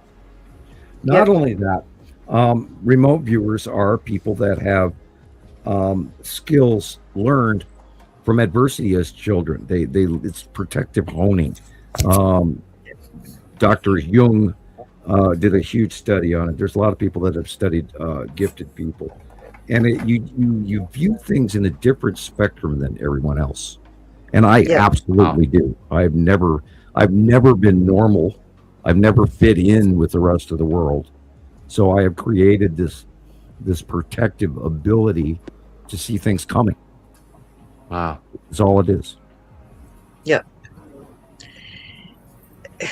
Not many people would understand that, but again, it's an acquired thing. It's like some of us can't tune into our abilities until we've had something that really, really shakes the very fundamental core of what our being is. It's like, as I said, some people have to have significant life experience, like a near-death experience or an accident where they have to spend time to heal. Those are the moments where some of these skills and tendencies and gifts can become quite apparent. But again, like the remote viewing, which they've made public now on the Farsight Institute, anyone can learn it apparently. Just watch this 3-hour 101 video on remote viewing, and you'll be instantly successful. And when I the first time they stuck me in the room and handed me the yellow notepad and the 3 pens and the envelope with the target in it, I thought they were full of shit. You're a bunch of hogwash. Why are you asking me to do this? I can't believe that, you would even be remotely interested in me doing this for you. But I'll sit here for the couple hours and draw on this yellow pad while you pay me money. What the hell? And I mean, we never got confirmation of where our targets were. They just took our information, and we never got anybody to tell us back. But doing this on the internet with people, I was able to realize when I'm talking to somebody over the phone that their umbrella just blew out of their umbrella stand in their backyard at night, and it hit the side of the house, and that's what you're hearing. And then have that person call me back the next day and said, "Holy shit, you're right. That's exactly what happened." And I didn't even know they had an umbrella in their yard at their picnic table in the first place. But that's what I saw. So I shared that with a very good close friend of mine. And she called me back the next day and said, "You were absolutely right." So over the years, I've had the opportunity to have people confirm that I am accurate. And then I've just decided to just finally, okay, the hell with it. I trust this. And that was, a decade ago.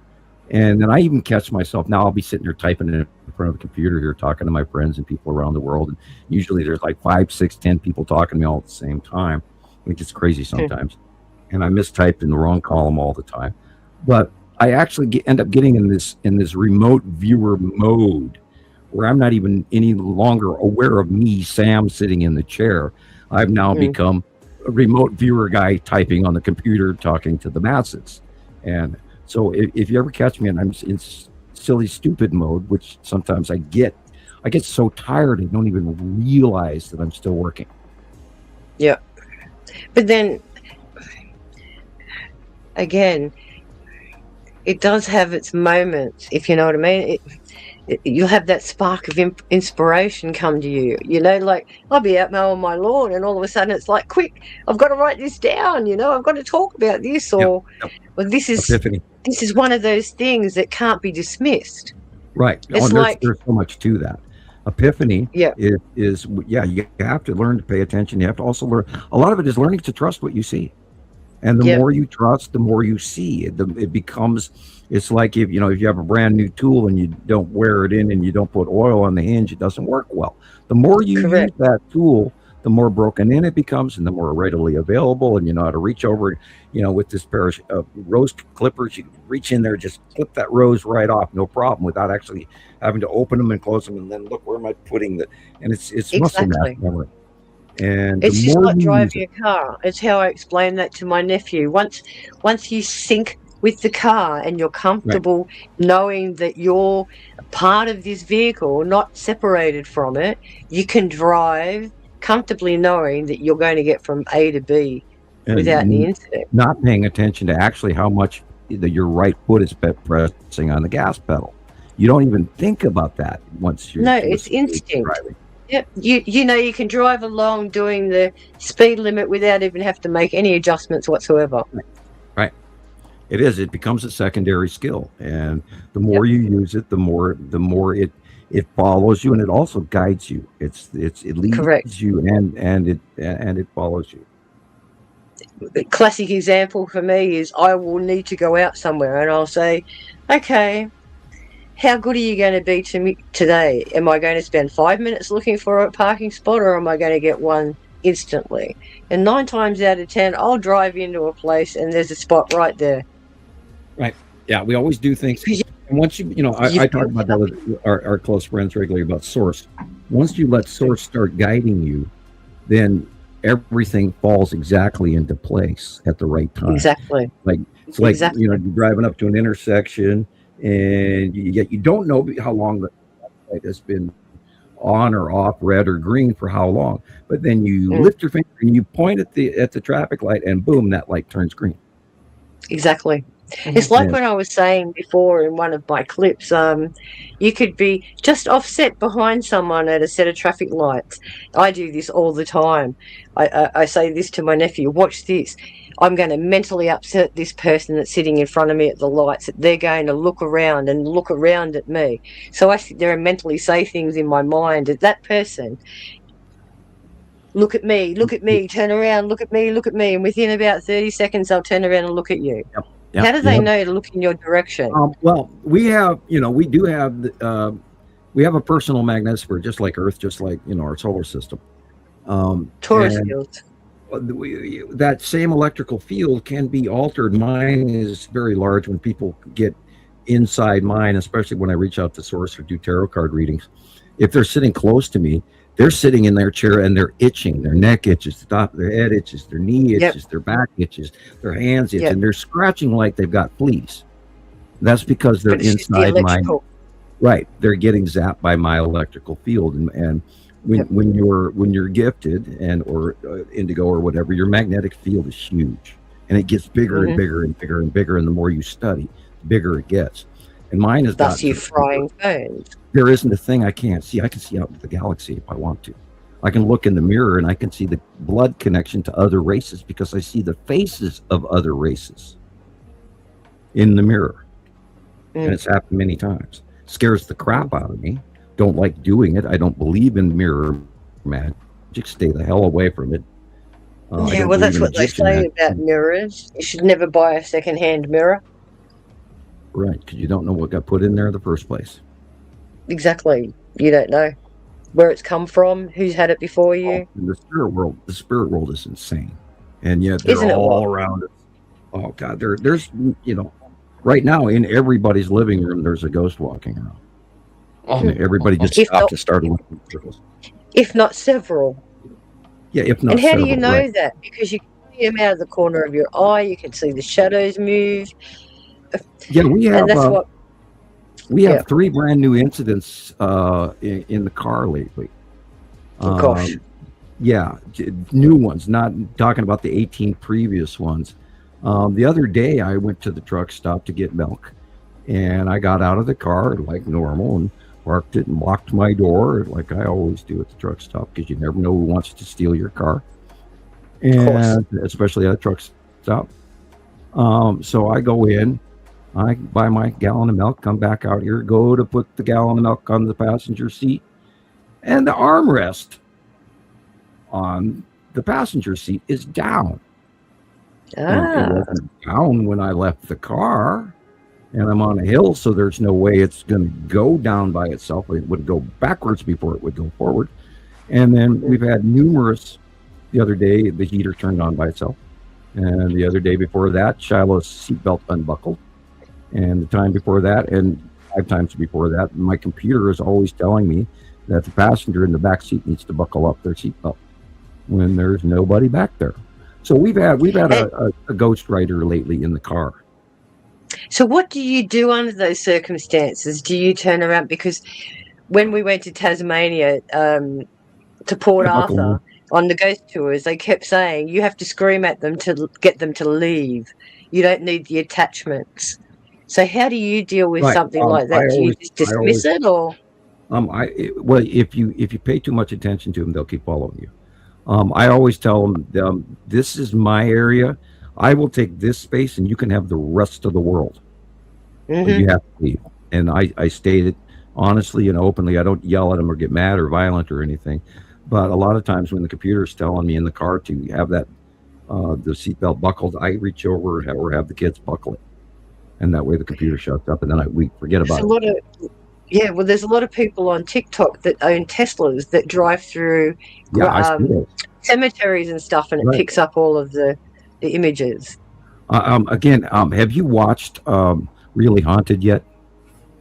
Some, not all, but have you seen some of those are freaky. Connect videos where he's the little guys that stick figures in the room? And I'm trying to figure out how did they come up with that technology, because that is something that they used for movie scripts. Remember how they put all the dots on people and they were mimicking their actual. That's an AI program that gathers similar matrix that would associate to a human shape. But they're invisible, so how's it picking it up? Is it they're not using thermal signatures or anything like that? Infrared. So it must be an air disturbance or something that they're collecting. Well, digital pixelation is far more superior than the human eye. So obviously, it's catching 100 million pixels where we see 100,000. So I think it's seeing a pixelation scenario that it's identifying and following its parameters of pre-written code that says identify anything that does this. Yep, I get you. And that's what I'm saying. Sometimes they're built on density values, light algorithm projection. The Xbox through pixelation recognizes something, and there's no way he could fake those, because the timing that Lee on Really Haunted does, it's not something he can write in afterwards and create on a computer, because there's no way he could ad lib and then you'd see an interruption in his communication between what's he's saying live to what's really happening. You would see exactly. And I've never. There's a lot of people that down it, that say it's fake, it's fake, it's fake. I have yet. Have you seen? Have you seen that father-daughter combination where they're actually having the same kind of paranormal events like poltergeist, where things are coming through the ceilings and a camera was lifted off a bench and sucked up into the ceiling, and then it landed back on the bed again? Have you seen them ones? No, I haven't. That's perimeter vortexual paranormal. That's unusual. That's highly advanced.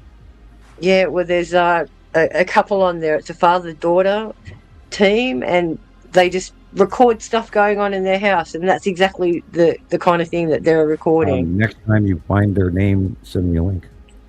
Shall do. Yeah, I had that event where I got the face plant here at the computer, and I still don't know if it was an ET or a ghost. I am more along to believe it was extraterrestrial, because I got slammed. I was talking about, micro tagging from extraterrestrials when it happened. Yeah. Which, strongly makes me believe it was extraterrestrial. But I mean, having seen something grab my arm that I would look down within inches of my own arm, and I could not see anything grabbing me, yet I could see the depression of my muscles that I wasn't doing. And then I got sounds like that movie from the 80s called The Entity. Yeah. Do you remember that one? Where they actually used all the things to... I don't remember the movie per se, but yes, I have seen that movie. I think it's got Karen Allen in it. Karen Allen, and she's being attacked by an entity, and they used high pressure gas guns to make it look like she was getting touched. But similar kind of thing. Tap on the shoulder, as they say. There is. I don't know about you. I don't know about you, but I occasionally get a brush against my cheek, and someone pulls my hair.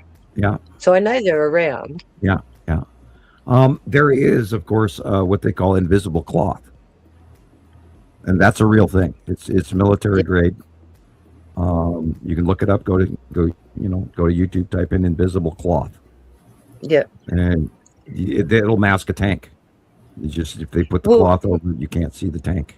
Well, the invisibility cloak was the so-called idea from Harry Potter, remember? Now not just somebody, there are a lot of people out there that can use these invisibility cloths. And we have that on some of our airplanes. There is stealth equipment on it where they're absolutely invisible, just like Wonder Woman. Yeah, because I noticed mirror angling. Yeah, because I've noticed there's some people that wanted to get into the clothing line to do that, so they couldn't be done for biometrics. Yeah, facial recognition it's stuff. Military grade, and there's just so much that we've been kept in a tiny little box than what reality really is. That the truth is so much deeper than we're ready. We're not ready. We are not ready. Well, imagine if that Pandora's box was opened. Well, that's kind of what's going to go on from this week on. Wow. Yeah, the door is open, and the Pleiadians and the Arcturians are telling us that those things that were hidden before us are now going to be seen. Good. And then we won't be considered crazy anymore. Well, you got to get ready for that too. I mean, what if you do see a bunch of shit that you can't figure out and it does drive you nuts? So don't let it drive you nuts. document it, write it down in a how note. grounded you are too, you know, like where are you in your development phase of acceptance of all of this stuff? Yeah, document it, write it down in a book immediately. You know, you got 5 minutes to remember it exactly as you saw it. Hello, Stephanie. Yeah, hi, Stephanie. I have some pictures from Tara. I'm going to put up here. Is Tara still? Yeah, well, why isn't she here, man? Come on, Tara. Yeah, why? Tara, you got to make up the deficit now. Come on. She sent me some pictures. And AV sent me a couple of videos. Okay, Sharon. AV sent me a couple of videos. If AV is still listening. Okay, we have two light sources going on here.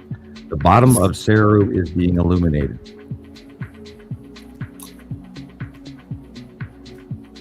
And that is Yuri and Atu.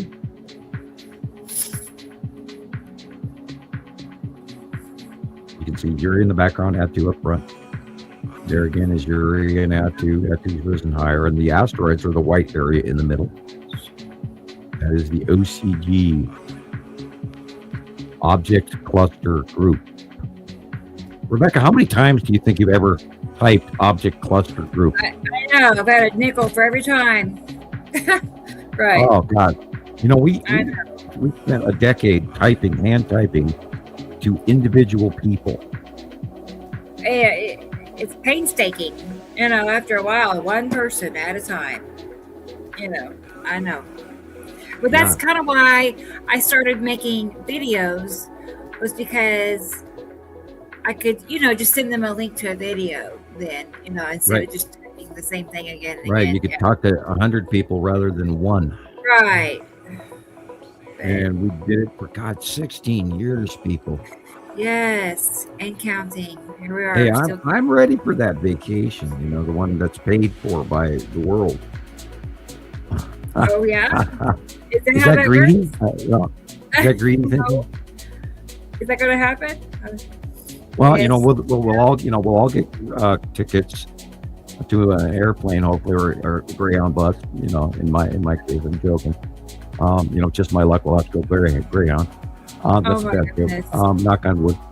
And we'll all go to Comic-Con and have a nice vacation, and then we all get to sit on the same stage and in little folding, you know, singer chairs or something, and on some stage, and give our show and our live speak and that. And I've been thinking about actually taking a photograph or two of myself here recently, but you know, I don't want to give it all away. You know, Grandpa White. Yeah, you know, my beard is white now. It's scary. You know, I'm getting old here. What happened, people? 16 years, you youngin. Yeah, you know. I mean, that is a little. I don't know.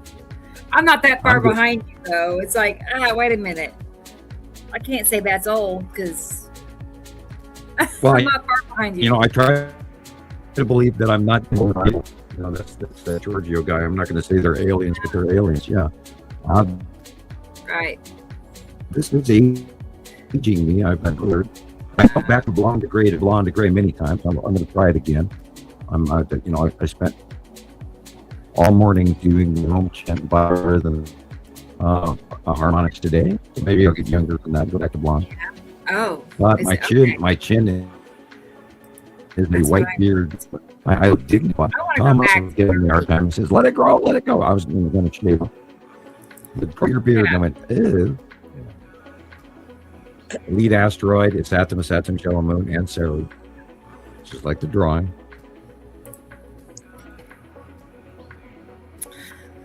Let's see. Okay, got this saved. That is the bottom of Necessity. And the big three. So at 5.5 hours, we haven't gone silly yet. Oh, right. I thought it stayed that way. No, we've gone Tropo already. Oh, okay. Yep. All right. Let's see. I got this ready. How have we got to 5.5 hours already? Are you kidding me? Right. Let's move right along. All I know is my Coca-Cola got warm. We get to talking, you know, and then the clock, you know, zoom. Is that them Gillian? That's because we've got so much material to share. Oh, oodles. Yeah. Yeah, can you imagine Not us only trying to that- tell the whole story of everything that's happened since 2009 in one sitting? Oh, you're joking? Why do you think I'm We'd writing be a there book? Yeah, we'd be there for 2 weeks. We'd be sitting there for 2 weeks. And, you know, I asked people, I said, well, how much do you already know so I know where to start? You know, that is, boy, that's a tough call right there. That looks like Atu's moon in urine. Notice the red is Saturn in the background. Yeah. And how it flares across. The light green area was Saru. That's overall Saru filling up the sky, the light area, and the rest is after sunset red. Yeah. And I do this with one eye when I look at this, and later on I'll walk back into the living room and get normal light, and I'll be light blind in one eye because I've been staring with my right eye for 6 hours and only 2 hours with my left eye. Light blind. Well, when I look, I use my right eye to look up close at everybody's pictures to make sure I get the. So I've got a little bit of an eye issue from being my age. Don't we all? Yeah. It's time for new glasses. That square is interesting up there. I wonder if it's a lens flare. I don't see a square per se at the street lights, but CISS.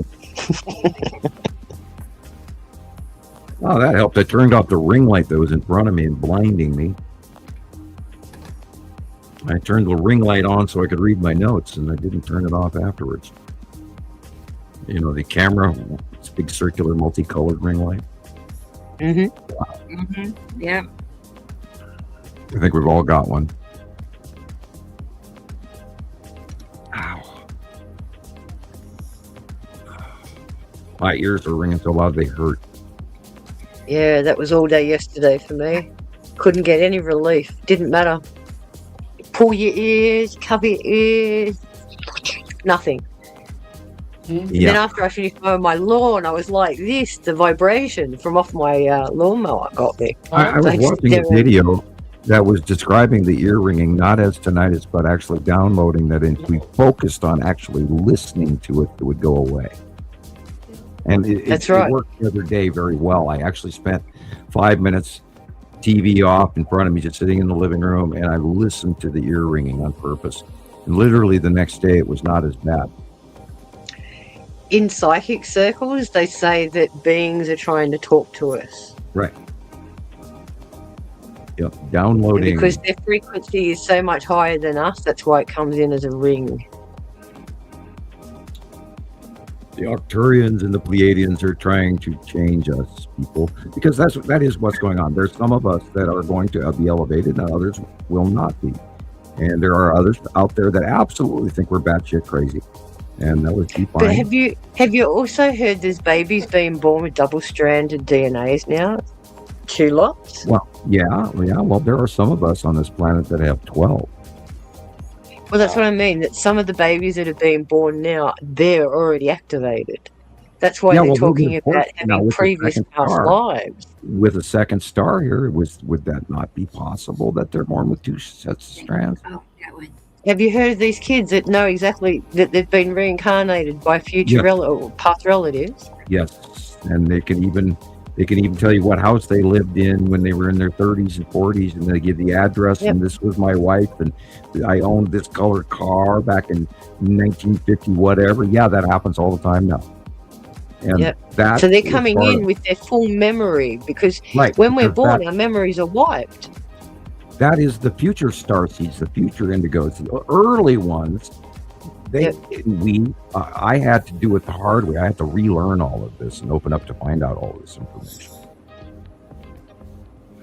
I know a lot more than I talk about. It would be inconsequential to some people, and I have to stick down at the bottom a lot of times to discuss things that are, otherwise I'm wasting my breath. That's what I mean. You've got to be on the same level to understand that kind of information. Well, that's a level of learning. Rebecca, Part of why Rebecca and I got along so well in the beginning was she had a different level of looking at things, yet she understood. And I said, well, run with it, girl. You explain it in a way that I can't, because you're a different group of people, because she lives in the Midwest. She's from Oklahoma. She doesn't believe anything. So I'm teasing you, Rebecca. Sorry, Tara. It's true. No, I mean, no, I'm sorry, Tara. No. We are used to doing how I am. That's Atu's moon. I know. Wow. Let's back I know up. she wanted me to tell her all of what she was We capturing. got good stuff to look at here. Tara, you know what you're capturing. You should know this stuff by now. That's your asteroids. Maybe that comment was some of the newbies. Yeah, that's true. We do get to talking. Sorry. Yeah, apologies, guys, but this stuff's important. Yeah, and we are at 5 hours 42 minutes, and we are getting dinged. I We're trying to catch up on the stuff that we haven't spoken about. That is Nibiru for the most part. Wow. And most of this is Saru. Notice the slight green, blue in the center. The tan asteroid is middle left, and there's some sea trails going on here. So sure. Maybe sky scribbling. The little white straight lines. I never count more than. I see like 1, 10, 2, 3, 15. 4, 5, 6 sea trails in this. I never count more than 10 to 15 in like a 3 to 4 hour period at sunset. Oh, they've far reduced. Now, I saw one the other day where somebody was showing a 5-minute period of time where all of a sudden it looked like an entire fleet of sky scribblers, as Gillian calls them, went out. And but you can tell the difference between asteroids and sea trails. You sure can. Let's see. The tan asteroid is middle left. The skull asteroid is dead center, top middle. That's Uri. This is Uri again, and tan asteroid is dead center and very large. It's that dark rounded thing right there in the middle. Eclipsing. And this, of course, is the bottom of Nepacity and the big 3. And this is Atu. And the red asteroid is middle left. And you can see little sister has a little tail to it. It is Uri. And asteroid middle left. It's like a ton of asteroids.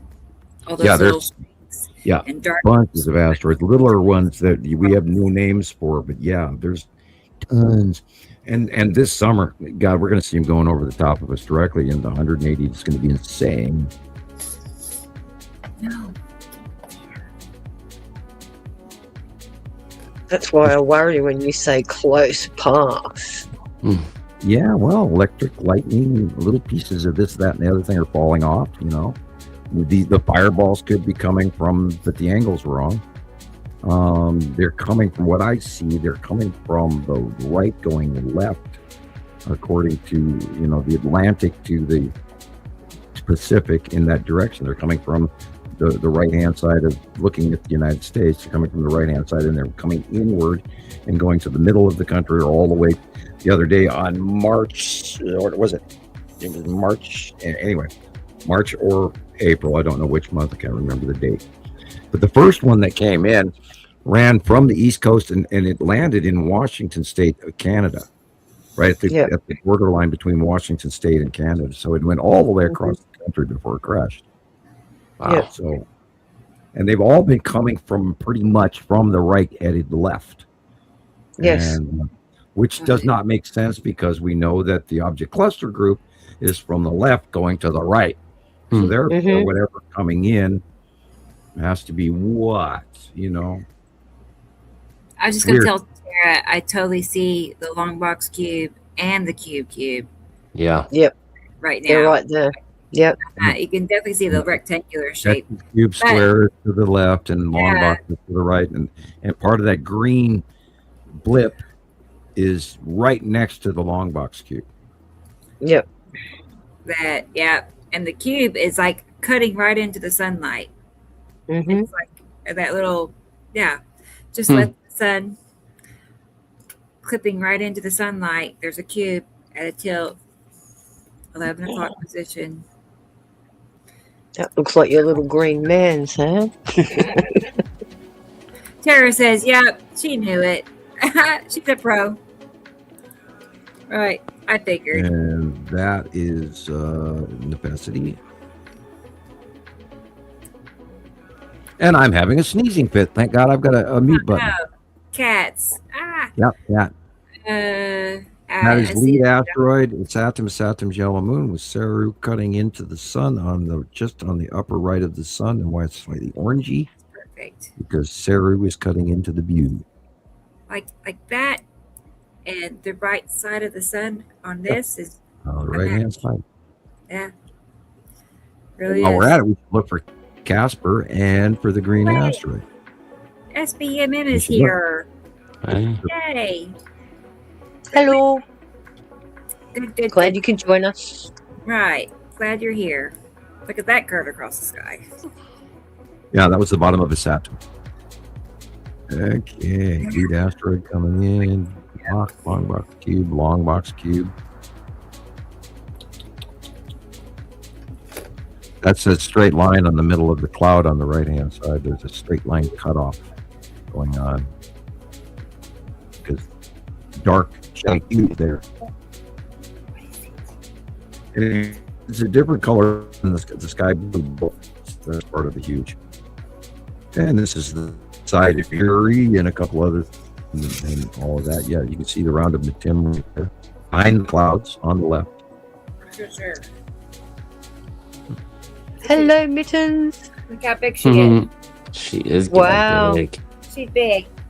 She's a big cat. I didn't even know Christopher was sitting there in the black with your little picture. And Caroline's back. He must, Back. maybe he didn't comb his hair today.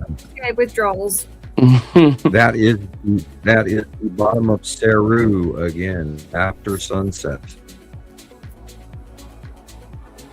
Green moon with a very illuminated bottom.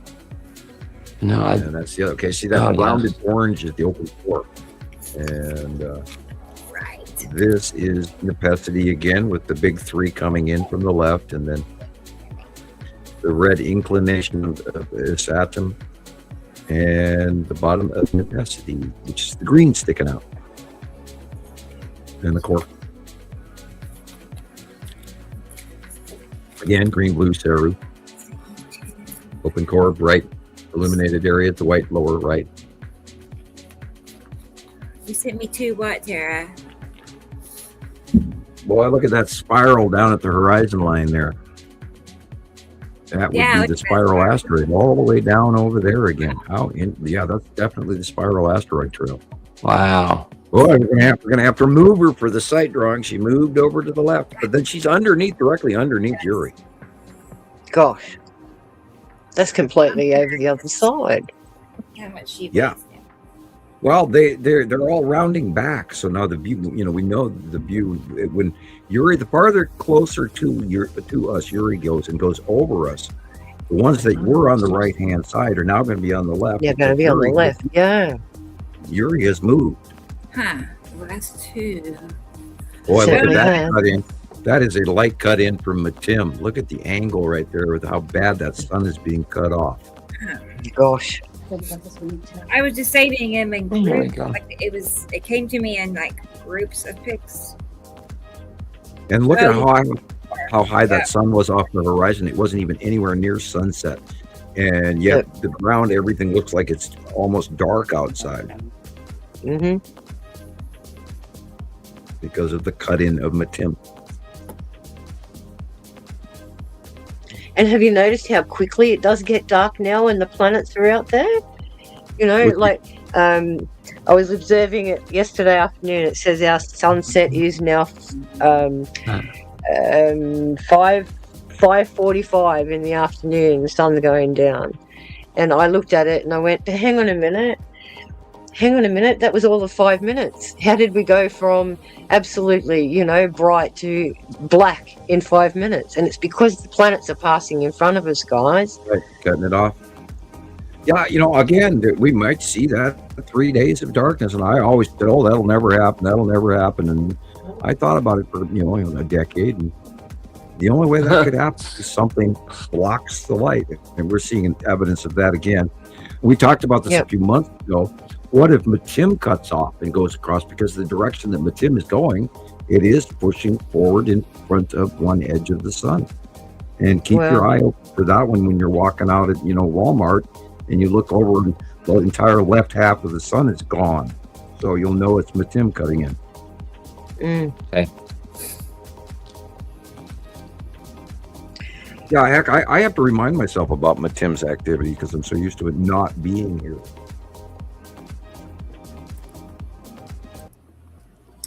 She sees land masses. And this one there. Maybe I missed it.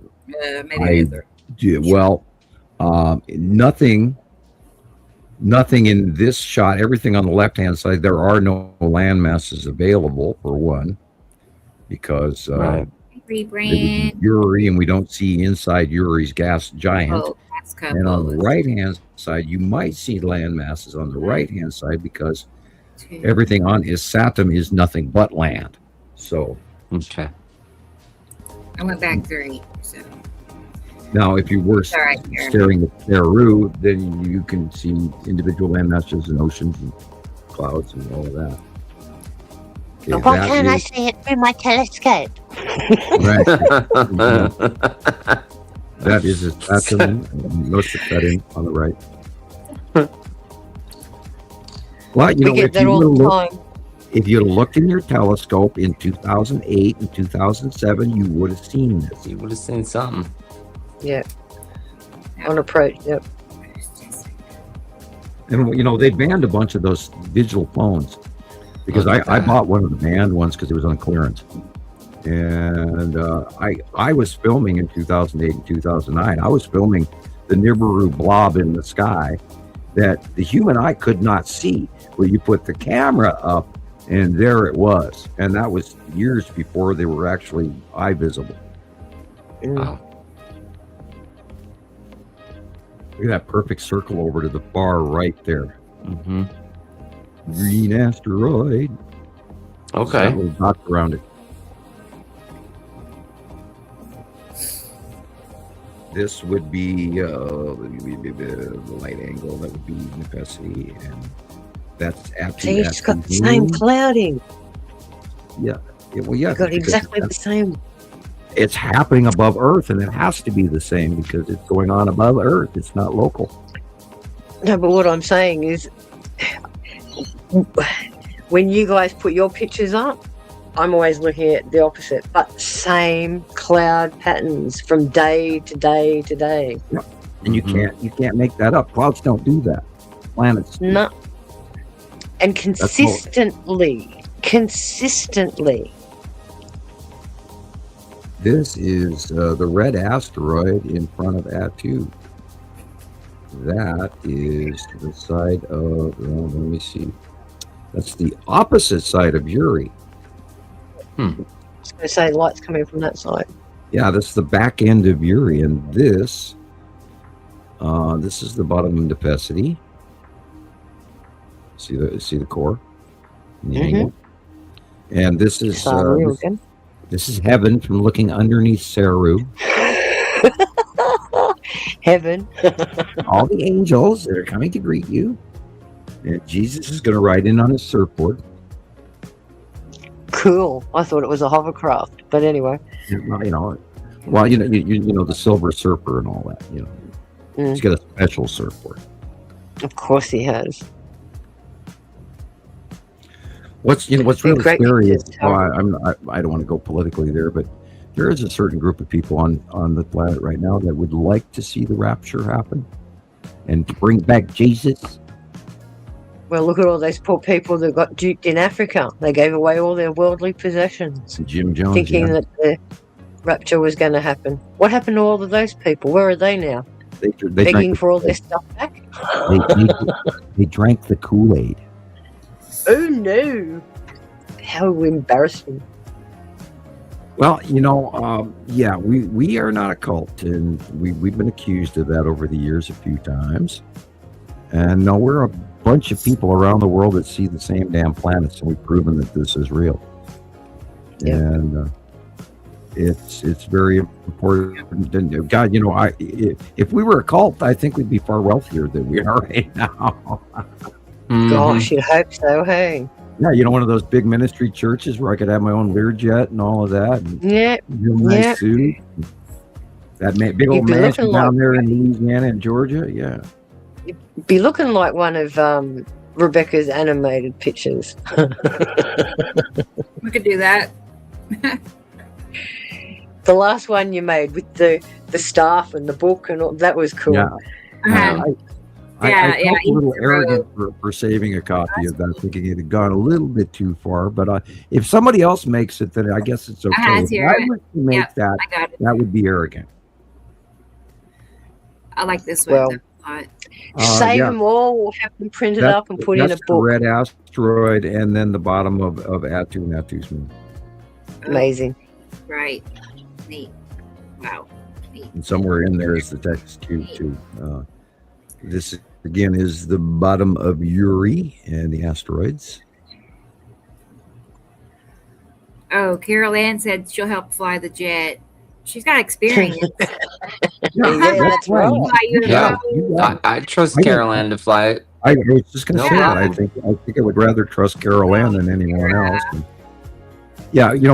after I become world famous and I buy that big ranch up here in Montana, you guys can all come live with me. So we'll put in our own airstrip. Yeah, let's do it.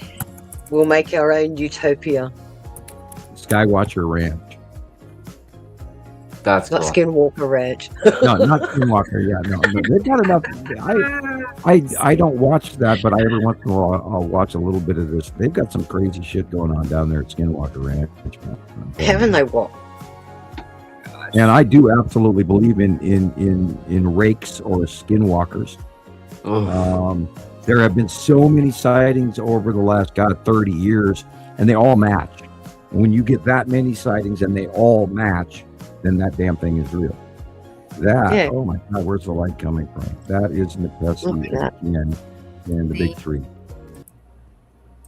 Oh, right. Cool. Yeah, look at that. That's perfect necessity. That tilt. Thank you, Tara. Thank you, Tara. Yeah, and there's two. She sent me 2 more pictures. So this is encore pics. There's 2 pictures. So cool. So you think Christopher's being shy, or he's got a big birthday cake in front of him? No, I have. I don't know. Like, I got allergies or something. My eyeball is about to pop out of my head. Okay, then you don't have to be on camera. I was just teasing. You don't have to be on camera if you don't want to be. No, I've been putting eye drops in my eye. I think it might be getting a little better, but. Ooh, be careful. And then about an hour ago, I think I was starting to fall asleep again. So I needed to stop the. Okay. Well, I didn't need that to happen. I'm only. Did you see I apologize. Christopher? No. Did you see they had a huge recall on eye drops? Oh, really? Yeah. I sent a copy to Irene. You know how Irene had her eyes done, and she was suffering. They had a huge recall on eye drops. So Google it and then check your batch, okay? I've heard that. Yeah, definitely. And don't forget, we got volcanic ash issues. That storm pattern that just blew over the top of you day before yesterday, that's going straight north now. It came in off of California. That actually came directly from Hawaii. Oh, so wow. You could be wearing volcanic. Yeah, I mean, I've never had allergies like this bad. I haven't had allergies like this in a long time. Glass in your eye right now. Mm-hmm. Yeah, there's a lot of particulate crap in the air right now. Yeah, I looked out the window yesterday and I noticed it. I thought somebody was burning slash in the nearby mountains, but I don't smell any smoke. But yet it's still very hazy looking. And Kilauea did do a big eruption. It wasn't a huge eruption. It was a really cool eruption, but it wasn't what cycle 43 or 42 or 41 was like. Cycle 44, it was almost the exact same, but it was a little bit less. But it was pumping out an awful lot of what do they call it? Copra. Pumice. Yeah, pumice and ash. Dust. She's hungry. Horrible stuff. Heart. Little baby. I want to know how she got those packet open. Oh, man. She's ripped mini bags open. Believe it or not. Really? You bounce on the bag and it opens. She's clever for us. She's pretty clever. Yeah. She's adorable. Yeah. Now when is she going to start giving out Skywatcher important news breaks? Oh, we could. Anything's possible. This important Skywatcher news flash is brought to you by Mittens Skywatcher. Right. Yeah. My goodness. Skywatchers, go to the window now. Look out the window now. Then you assign her an AI host voice, and stick with the same voice once you use it. Just pick it's a good one. Yeah. And then you can have her give a newscast for the middle of the week. The Skywatcher. More work for you, Rebecca. I think that's a great idea, Sid. Is AV is here, right? I think I just saw AV. Cool. A few minutes, and Girls is here. Yeah, I mean, she's already Hi, how you doing? Yeah, Girls be gaming. Good to see you. Tell me if you're here, AV, and I'm going to play a couple of things that he sent me. I have had it on large screen version. I have not even looked at the comments section, and I apologize, everybody. I haven't looked at it for about an hour now. Let's see. It's been how long Guilty. since AV commented? Go Mittens. I can't find it. How long it's been? It's been a while. I don't see it. More than half an hour. Has it really? Wow. Yeah. That's a lot. That's why I said time's flying really quick today. Yeah, it is. That's all. Absolutely. I cannot believe are we past 6 hours yet? Yeah. 6 hours and 5 minutes. Yeah. Wow. Yeah. I can't believe we've been doing this for 6 hours already. I know. Yeah. Oh, okay. Carolyn, go. Tell that to my butt when I try to get out of this chair. I know, right? Where did my leg go? Yeah, I can't walk. My legs are asleep. Yeah, I can't feel the floor underneath my feet. And that's hilarious too, because every one of us before the show we were talking about how bad our back hurt, and we all thought it was just us, and it turns out it's everybody. All of us. Yeah. Bad. Yeah. All of us. But as you said, look at the human resonance at the moment. It is off the chart. Yeah, it normally runs 12 to 14, and the last time I saw it, it was 125. Yep, and higher and wider. And higher. Yeah, I mean that not was just the little band. Hours at a time. I'm gonna look it up. I'm sure that barometric pressure affects our nerve endings in our spine. I'm pretty certain too. And the vertebrae, the pressurization in pounds per square inch, barometric pressure. It's and our atmosphere. Is our atmosphere heavier, like we're 80 feet underwater or 100 feet underwater? Is there barometric shoulder pressure that's actually pushing us down and making our bodies hurt? Well, that's why I kept mentioning the planet thickness and their atmospheres too, because the larger the planet, the higher the pressure. So if they're putting pressure on us too, it's only natural that we would be feeling it in the rest of our senses. And gaseous content, like around Venus, for instance, makes their atmospheres like 16 atmospheres compared to our 1, even though Venus is approximately similar in size to Earth. And that has the gases that surround the planet also affects the barometric pressure. Correct. And because of its internal geodynamo too. Because Venus is probably the only other rocky type in our solar system that has its own magnetosphere. Right, because it still has a voluntary life rotational core. There are liquid cores, metal core planets that are slow rotational. Mercury, oddly, is, believe it or not, has a liquid core, but it's slow rotational and takes a very long time for 1 day on Mercury, even though it's closest to the sun. Yep. Real. And what planet has the shortest rotation, Sam? Wow, Jupiter. About 14 hours. To that, and it does look like that. I should know that one. I should know that one. Oh, look, they're looking at the cymatics that are produced. Right, it's a cymatic. It's cymatic frequency. Looks like the Mayan calendar. It is the Mayan calendar under cymatic frequencies. Huh? Okay. Do you know what we mean by cymatics? Yeah. Yeah, well, that's what they've done. They've actually put a frequency over the top of them. So they've put some sort of frequency over the top. What does it say there? 7.83 hertz human resonance, the heartbeat of the planet. Looks like a relic, and we've learnt about it. So they've superimposed what 7.83 hertz looks like on top of the Mayan calendar. Wow. Okay. Oh, I thought so they're trying to say. Yeah. So they're trying to say that particular petroglyph, we'll call it a petroglyph or carving, resembles the cymatic frequency of the heartbeat of the Earth. The actual original is so big you have to term it a steelite because it's big. The original Mayan calendar is like 12 feet across. Yeah. I didn't see. Even bigger than that, isn't it? Well, it's quite large. I was reaching for a number. You know, it's not something you hold in your hands or put on your lap. It's big. It's a good 4 house lengths. So half the size of a football field. I don't know how big it is. Massive. I know it's big. But they've made replicas and all that kind of stuff. I think they dug it out of the wall. That lower left one is awesome. Look at that. No answer. But the real one was made out of gold, if you remember. The ones they pulled out of the tombs or the temples over there were made of gold. They're replicas.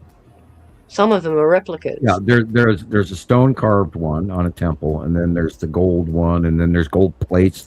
There's many of them actually. Yep. Yep. That looks like the long box cube. Wow. What's behind it? It would be Isatum, is the dark blue. Mm-hmm. Okay, so even that shifted. Yeah, it's going. Well, it's coming farther back away from the sun as Saru comes in more, and so it's going to go over us for sure this summer. We're going to be doing close pass of Isatum's yellow moon, probably by June, maybe before, maybe later, but it's changing quickly. Yes. See pictures from Robert Marshall Smith, New Zealand. Yeah. He's always got great photos. Yeah. And I hope you're doing okay, Robert. Hearing that you guys are going to get battered by horrible storms in the next couple of days. You're using your cursor. Good for you. I know. I can do it this way. Yeah. And then show them the Texas cube now. Right here. Okay, and now go up to the center between the two, dead center, about 2 inches above the sun. Down. Down. See that eye? There is the Empire orb. No way. We haven't seen very much of it lately, have we? Huh. Why would it be there, I wonder? I'm just curious. Because it moves around all the time. Oh, wow. It has no resting place. It's always moving around here, there. They drive that thing all over the place. Wow. So that's behind the cube right now. Well, it's up above and in between the two of them. Above so it's up there floating in space, in immediate space in their area within, 10,000 or 50,000 miles from us. We don't know.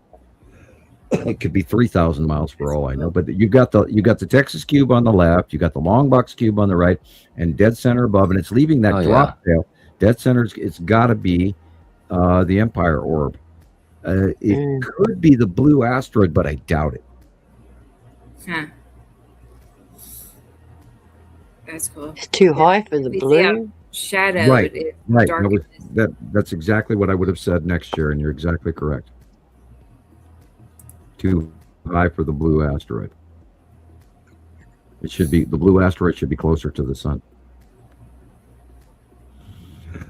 But can you imagine the size of those damn cubes? No. They've got to be how big you think it really is? almost got to be moon-sized or bigger. I mean, these are floating, unbelievable industrial intergalactic complexes that Star Destroyers park on, and then they fly one thing through a wormhole the size of God only knows. That's loud. Yeah, I was chuckling the other day because remember, didn't NASA just recently tell us that Betelgeuse blew up? We're trying to go supernova. Yeah, and you know, off and on and back and forth, and they're, you know, scaring the shit out of people and all of that. And it crosses my mind, if Betelgeuse blew up, wouldn't that screw with the Pleiadians? Yep. And then everybody else in that vicinity. And us too, because if Betelgeuse is as big as they say, we're going to get some of that blast radius. The shockwave would be enormous. Yeah. And the funny thing is, Betelgeuse goes through an illumination and a brightening and dimming and brightening and dimming regularly. Mm-hmm. Every 12 years, I think they do that. Yeah, almost in some cases, sooner. It's got a repetitive bright dim pattern. I can't remember. It's been so long since I looked that up. Yeah. Look at the dark area, then look at the light blue. I had a different nephew living with me at the time. He was 14, so it must have been a good 15 years ago since we observed Betelgeuse in the western sky, getting brighter and darker and getting brighter and darker. So that would have been about in your summer, 2010, somewhere about there. That would be in your summer, our winter, because in winter it's only in the western sky during the winter, and in the summer here we get the brightest view of it right in the early spring. Now currently, Orion is bigger than I've ever seen it in my entire life. Orion is huge right now, and it just that is the lead asteroid in the Saturn's yellow moon. That's cool. Great. And that little white skippy line is the ion tail going around the Saturn's yellow moon. Yep. And somewhere in there is the long box cube. Probably that little dark square area. Go up left. Go in the middle. Right there. Above the corner of the building. Above the corner of the building. The corner of the building. Yeah, go straight up from the corner of the building. Yeah. Right just there. above the cloud. Yep. Somewhere in there. The cube. I mean, I see those lines. Yeah, you're right. You probably, that looks more like it would be illuminated side edge of the cube. You're right. Yeah. And there's the bottom of it. Yep, you got it. I can see it. The bottom of the square. It takes a while to focus on. That's so crazy. Yeah. And it's always there. And we know that because we've seen it there since 2019 of April. And they've both been there ever since. We watched them move there. They used to be on the right-hand side of the sun or in front of the sun for quite a few years. And then that's where the dot came from, which was the Empire Orb parked in front of the sun. And then the Texas cube got here through above Texas, which is why it's called the Texas cube, because it came through a wormhole in 2015 over Texas. Has to do with the Texas Collider, I assure you. And then it parked on the right-hand side of the sun, and we sighted that there in photographs for like a year and a half or so. And then all this stuff started moving. And then the long box got here, and then 2 years later, they weren't hiding anymore, and they came out of hiding and parked one in front of Atu's moon and the other in front of the Saturn's yellow moon. And they've been there ever since, people. And we've watched them. I think we've had more sightings of the cubes recently over the last 3 years than any one given planet. Oh, look at that. but nobody's talking about them. Well, I've been trying to include it in every show. I've been trying to ask people to, when you go to YouTube and you watch our shows, leave a comment, even if you just have to write Texas Cube, if you dare. That Thomas and Jenny posted on TikTok about the Texas Cube the other day, so shout out to them too. Okay. You've got the lead asteroid, and can you go back? I was just looking. Yeah. You got the lead asteroid is the big blob in the middle. Yeah, I think we've got green asteroid literally in front on the right-hand side, green asteroid in front of the lead asteroid, and then there's something big and round behind the lead asteroid. And that is the object I said the other day that I saw something big and round and I don't know what to do about it. Because that's an object that I cannot tell you what it is. It's big and it's round. Earth to brain. A lot, Sam.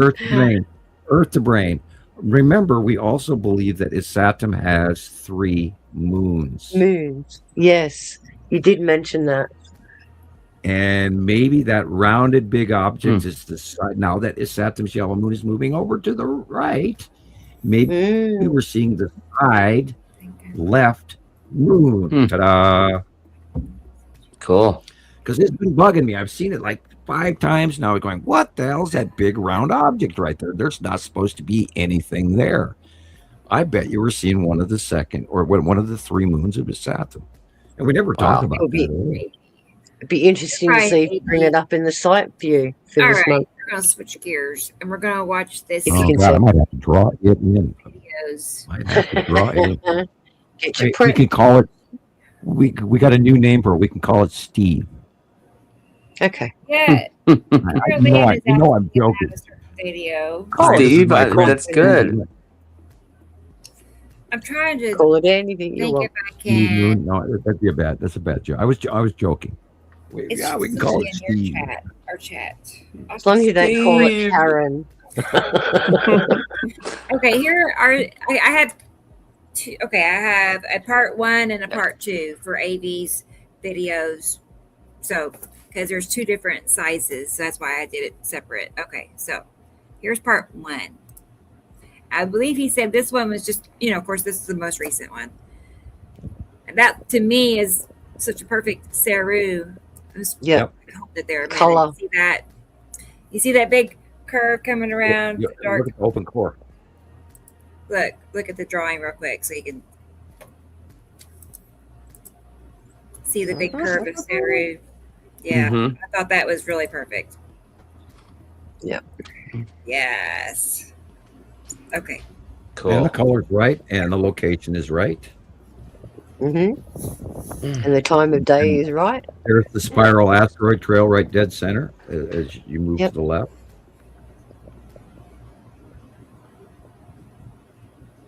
And Nibiru in the background. Everything else is blocked out. Everything else is blocked out. Well, it's in space. It's dark out there. Of course it is. And that was after really sunset. surprising. It was hugely surprising what the Artemis 2 was publishing. Just like, what?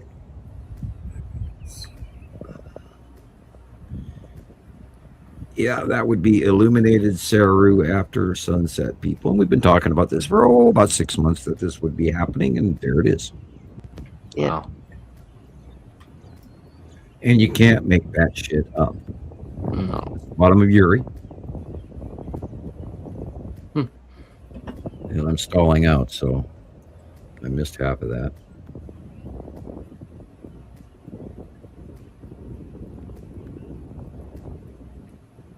And from that would be that white line bottom there, that would be all of Nibiru, and stalled on me again. Wow. Gosh. Look where the light is. So opposite of the sun is Nibiru. And that is Saturn, and there is Saru right there. And look at all those micro clouding going on up in the upper. Keeps locking up on me. I found it, Caroline.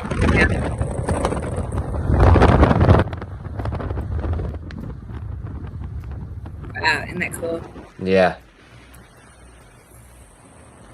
I was thinking the other day what it must be like to live in Oklahoma with it being so flat. I think that would mess with me. I've just realised that I've known you guys for over a year now. I met you guys on the, what was it, 2nd of February of last year. Wow. What, on How the time show? That long, wow. Well, but Yeah. Sharon, I've known you for years. But yeah, I was gonna say in the groups, I've known your we've name known at you least for many years for a now. long time. Yeah. I've been in my group for like 4 or 5 years now, 4 or 5. But personally, Okay. I've got to know everybody now in the year that we've been here. So thanks for having me, everyone. It's been a real joy and a pleasure. So Neat. I can't believe it's been a year. yeah. 2nd of February was show 100 when I was first invited on. Yeah. So, Wow. That's pretty cool. Wow. Show 100. Oh my God. Did we really do 100 shows? yeah, look what we're up to now. We ought to have our heads examined, I tell you. Well, look at that. Lauren. Okay. That's the question. Who by? Carol Ann, just so you know, I found it.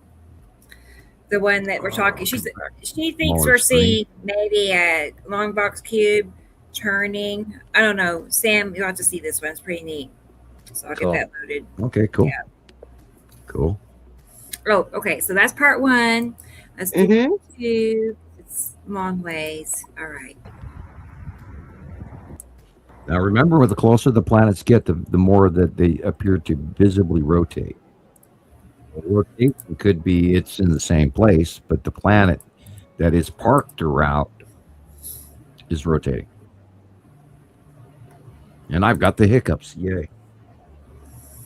I know Michelle. She remembers it too. Who can forget it? I know. That was a big deal. We had a party. I don't. Oh, yeah, we did have a party, didn't we? 100th show. I don't remember the 100th show. Don't worry, you'll hit your 200 soon. Right? What are we on now? 160 what? 162. So, so how many is there between now and 200? Not many. 38. 38. Everyone's counting their maths. Yes, well done, team. Well done. I can do math in my head, thank you. I can use my fingers. 10 months away. 10 months. By 10 Christmas. Hey, if it's already April, come on. Yeah. That 10 months is just going to go zap. 32 weeks. It makes us wonder what's going to happen in those 32 weeks. Yeah, 2027, February. Yes. Something like that. Well, with that said, my friends, it's time for me to depart. Thanks again for having me on. And Skywatch, thanks for being here. Keep bringing in your pictures. Yes. Keep bringing in those pictures. And I wish everyone well. Stay safe. And I'll see you all next week, I hope. Anyway, take care, everyone. Good night, Sharon. All right. Thank you, Sharon. Bye for now, everyone. Bye. Okay. Bye-bye. Well, cool. All right. Storm weathered grass. Oh, it's been mowed. Okay. It's been hayed.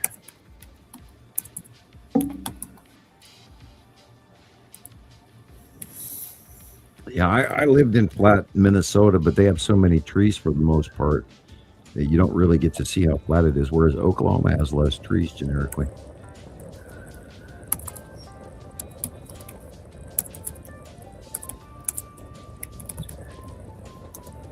Yeah, I've been watching far too many videos on cryptids and the Appalachians and all of this, the Ohio Bigfoot thing that's been going on in Wisconsin and Michigan and New Jersey and Pennsylvania. There's been just numerous sightings of Bigfoot, which is amazing.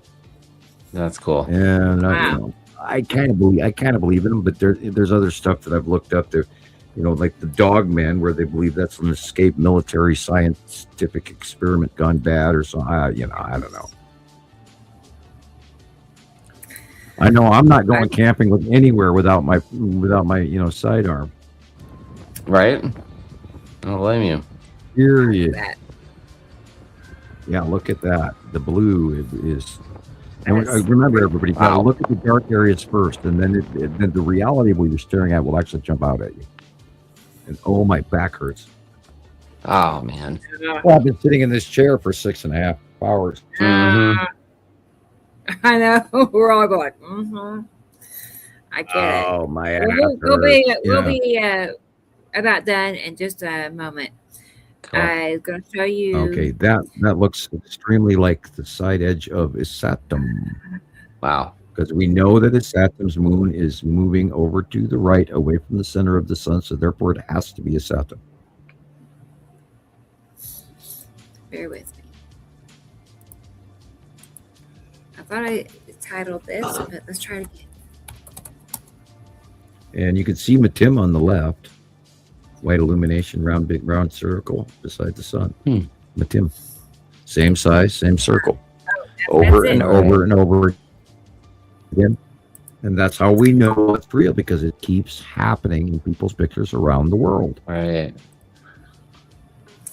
Okay, I'm going to get this other video that Carol Ann mentioned. We'll make that our finale, I guess. Cool. Yeah. The height and frequency, I agree with you. The Schumann resonance, the sound, and what's going on probably is bringing out more cryptid activity. They're howling in the forests, and there all kinds of nasty shit's going on. And finally, the truth is coming out about so many other things, because there's a lot of people that are looking to do that now, and they're breaking into Forest Service records and the Grand Canyon records and different parks, national parks all over Yellowstone, for example, all the number of people that are vanishing over the years. And before, you couldn't get that information, and now people have learned how to apply for Freedom of Information Act and all of that. Let's see, video. The truth is out there, I promise. Okay, Sam, this one is really peculiar. Something is clipping in front of the sunlight. You'll see it. You'll see it. You'll be like blown away. Yeah, get ready. Prepare yourself. I'm ready. Now just wait for the. Whoa. Okay.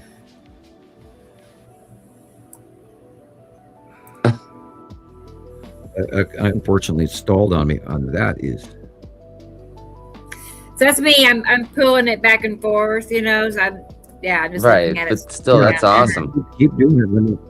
Let me keep looking at that and let it jump out at me. It looks to me like a Saturn is cutting into the sun and misshaping it, but then there's something that comes in and goes in front of the sun. And you see it at the top, and then right there. Yeah, looks like someone rolled the dice right in front of the sun. Whoa.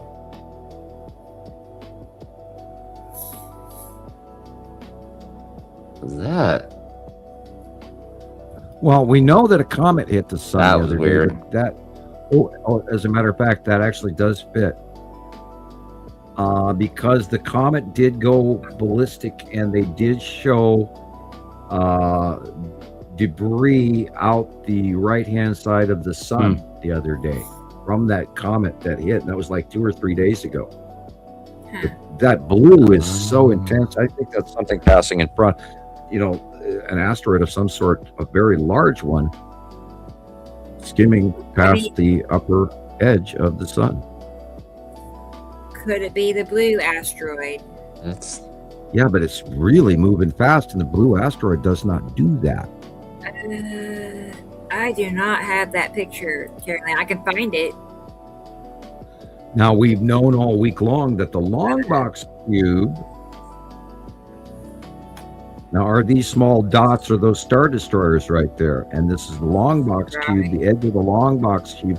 Yes, it's the edge of the long. See, look, if you freeze it, there's a square there also, as well as a circle. So it's the side orb and the long box cube. No way. That's kind cool. of what Carol Ann said, isn't it, Carol Ann? I mean, what else could it be? She was thinking it was turning. Both. She said, yeah, okay, it makes sense. Right there. You can see Right there, the side orb in front of the long box cube. That's incredible. What? Carol Ann, she, of course she's right. Nice job, Carol Ann. That's awesome. Did it. All right, let me go back through the comments because I had it on full screen. Yeah, Katie Joe. It's like, what is that? I know. I'm not going to be able to sleep tonight. I'm here. Well, yeah, if you right there, you can see the square in blue above. Oh, wow. Above the sun. There's the face of the square right. Yeah, that's the long box cube. Cutting it over the edge of the sun. Okay. Cool. She's in front of the Saturn. What are they doing up there? And those white little blips at the bottom middle, those are little pizza slices. Those are Star Destroyers, people. They're moving. Because they stand out brighter white than any of the other nearby adjacent clouds. Right. And they're all tiny little multi-directional facing Star Destroyers, people. Oh, See wow. them? Tiny pizza slices, those tiny little wedges are Star Destroyers.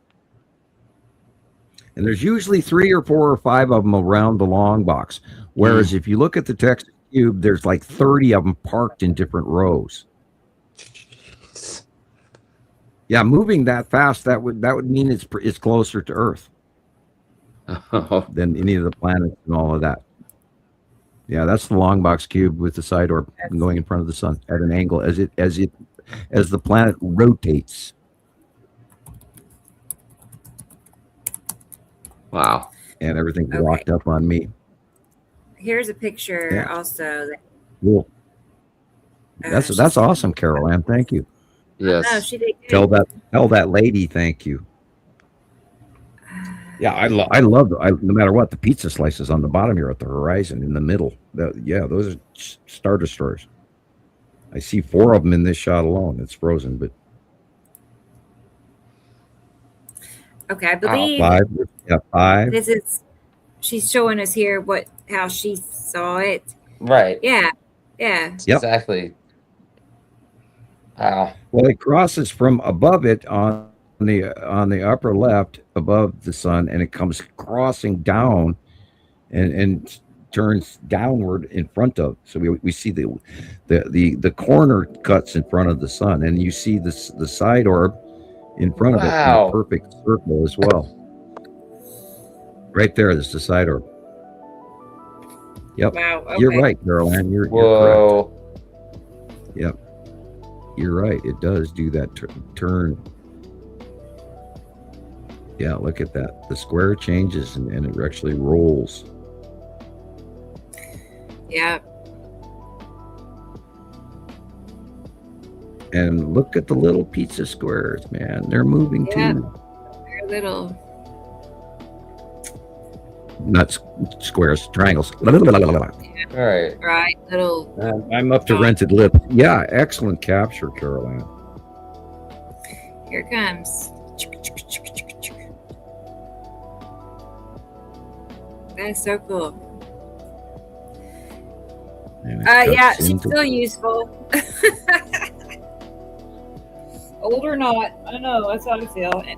Yeah, and we know that Carol Ann hasn't been feeling well. I haven't been feeling well. None of us have. Nobody on this planet, on this factory colony Earth, is feeling good right now. It's not just me, cool. It's everybody. Yeah, look at that white blip. It's just amazing. Yeah.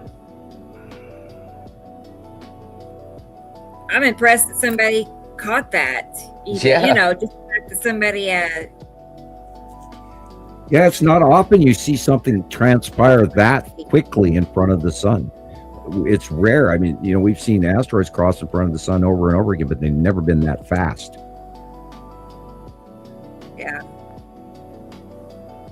I was guessing blue asteroid, but yeah, that makes so much more sense.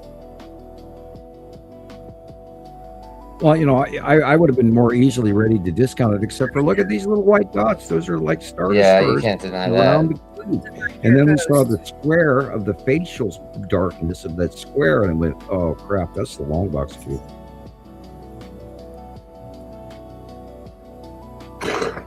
Yeah, she will be excited, Carol Ann.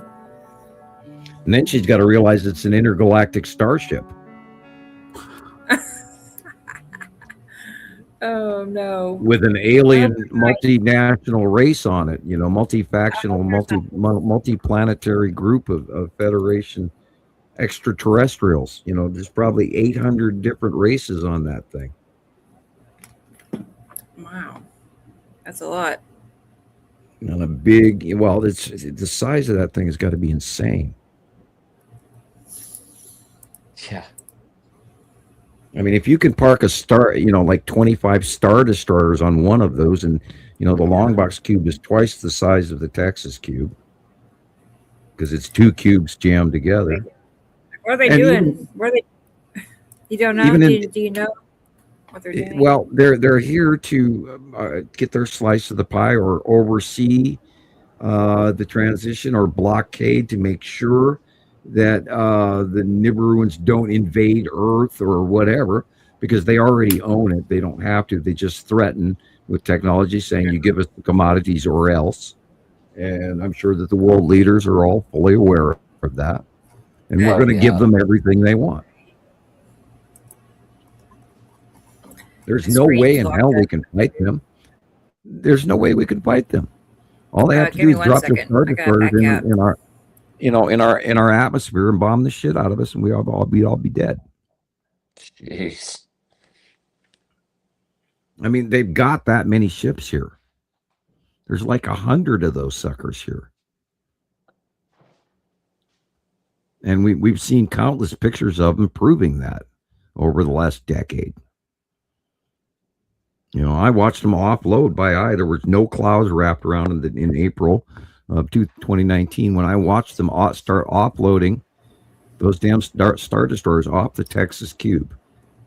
And I didn't see them offloading off the long box, but I can just imagine they're the same thing. But I mean, I'm watching these Star Destroyers, which I know are 3 football fields long or more, offloading another one, and then there's and then there's a support craft, and then a couple of different shaped ships, and then we talked about the Starfighter docking station, which I saw, which I drew pictures of, and which came, then we got later on, we got pictures of it that matched real drawing, and when all that shit and information matches people, you gotta listen. They're freaking here, and we are embargoed, and we're going to give them exactly what they want. If they got a brain in their head, of course, God forbid. Can you imagine what the orange turd says? Anyway, I don't think they told him. Let's change the subject with Mittens. Good idea. Thank you, Rebecca. Yeah, there she is. Look how big she is. Like, she's big. She's gotten real big. Yeah, she really has, just had a growth spurt. That's awesome. Yeah, that's her little game. She likes playing on top of that extra mattress in the storage room. I know, it's her little hangout. But you can tell she's feeling great. Yeah. Yeah, look at her. My little baby. Yeah. See how, she's big. So, good for her, right? Yep. She's eating much better now. So. And her coat looks great, so she's totally healthy. Yep. So there she is. Yeah, our poor cat is not doing so good. She's kind of nervous and running around back, and I barely ever see her anymore unless she wants me to feed her. But she knows I can't be. I mean, if I feed that cat and I go near the cat, I've got to go get my inhaler immediately afterwards. Oh man, wow. That's rough. Yeah, I can't even get near her. She walks past me, rubs on my knees. I'm grabbing the inhaler within 3 minutes. And when you get older, you develop allergy. I've always, anytime I've ever petted a cat, I've always had, the itchy nose and burning eyes. And then after I turned 50 something, I started getting more and more allergic to cats. And then the C virus, gave me asthma. I never had it before. Green ice. Yeah. Carol Ann has a request. Chris, can you please make me a clip of that whole section? I'll get that lady's name. Sure. Yeah. I can send you the copy I have, Chris, if you need it. if you need it. You may not need it. Yeah, But, that would help. right. I can send you what I The have clip here. would be better than pulling it off the show. That way you have the original instead of a copy of a copy. Right. I can do that. So, cool. All right. Yeah, we showed everything I had to show. Awesome. I know. Wasn't that a good show today? 6 Well, hours, part of 41 what we minutes. do the show for is discovery, and when we discover these events, where we all discover them ourselves, our friends and our new members and our new listeners get to see how we do things. And like when Christopher's sighting of the Texas Cube came out, we all saw it and screamed and jumped out of our chair and went crazy because he got a fantastic capture of the Texas Cube live, and it wasn't planned. And so that's awesome video. Yeah, it's wild how I couldn't find it when I was first starting to look for it. I couldn't find it at all, and then Rebecca helped me to see where it should be in the sky, and then that's when it just totally took off from there. And when it does show up in the sky and you can see it, there's no doubt of what you're looking at. Yeah, it's incredible. On many occasions, I've looked. It happened a couple times in a row. I'm standing out in my own driveway and I look straight up, and there's that damn long box cube with no clouds around it whatsoever. You can see the precise ship, and yeah, your eyes look fine. Stop rubbing it. I know. You're dirty. Keep your dirty hands out of them eyes. Yeah. I just now saw these little clips you made, Chris. I gotta share these real fast. These are funny. Is there just two? Great. Or am I It's missing great when anything? the science grows here on the show. I really like that. I feel like we've done something this week. Yeah. My daughter always goes, well, how was your show tonight, Dad? And I go, same. But when, the nights we have like screaming banshees and stuff, those are good shows. Yeah, those are fun when we get unexpected, from the other world. Yeah, it does seem like you're trying to communicate. For the first, I think your video was probably like 10 times, and I think for the first 3 or 4, I was still scared every time I heard that damn thing scream. Yeah, that was something. It's the freakiest EVP I've ever heard. I've never even seen anybody, even in all of the videos that I watch for paranormal shit from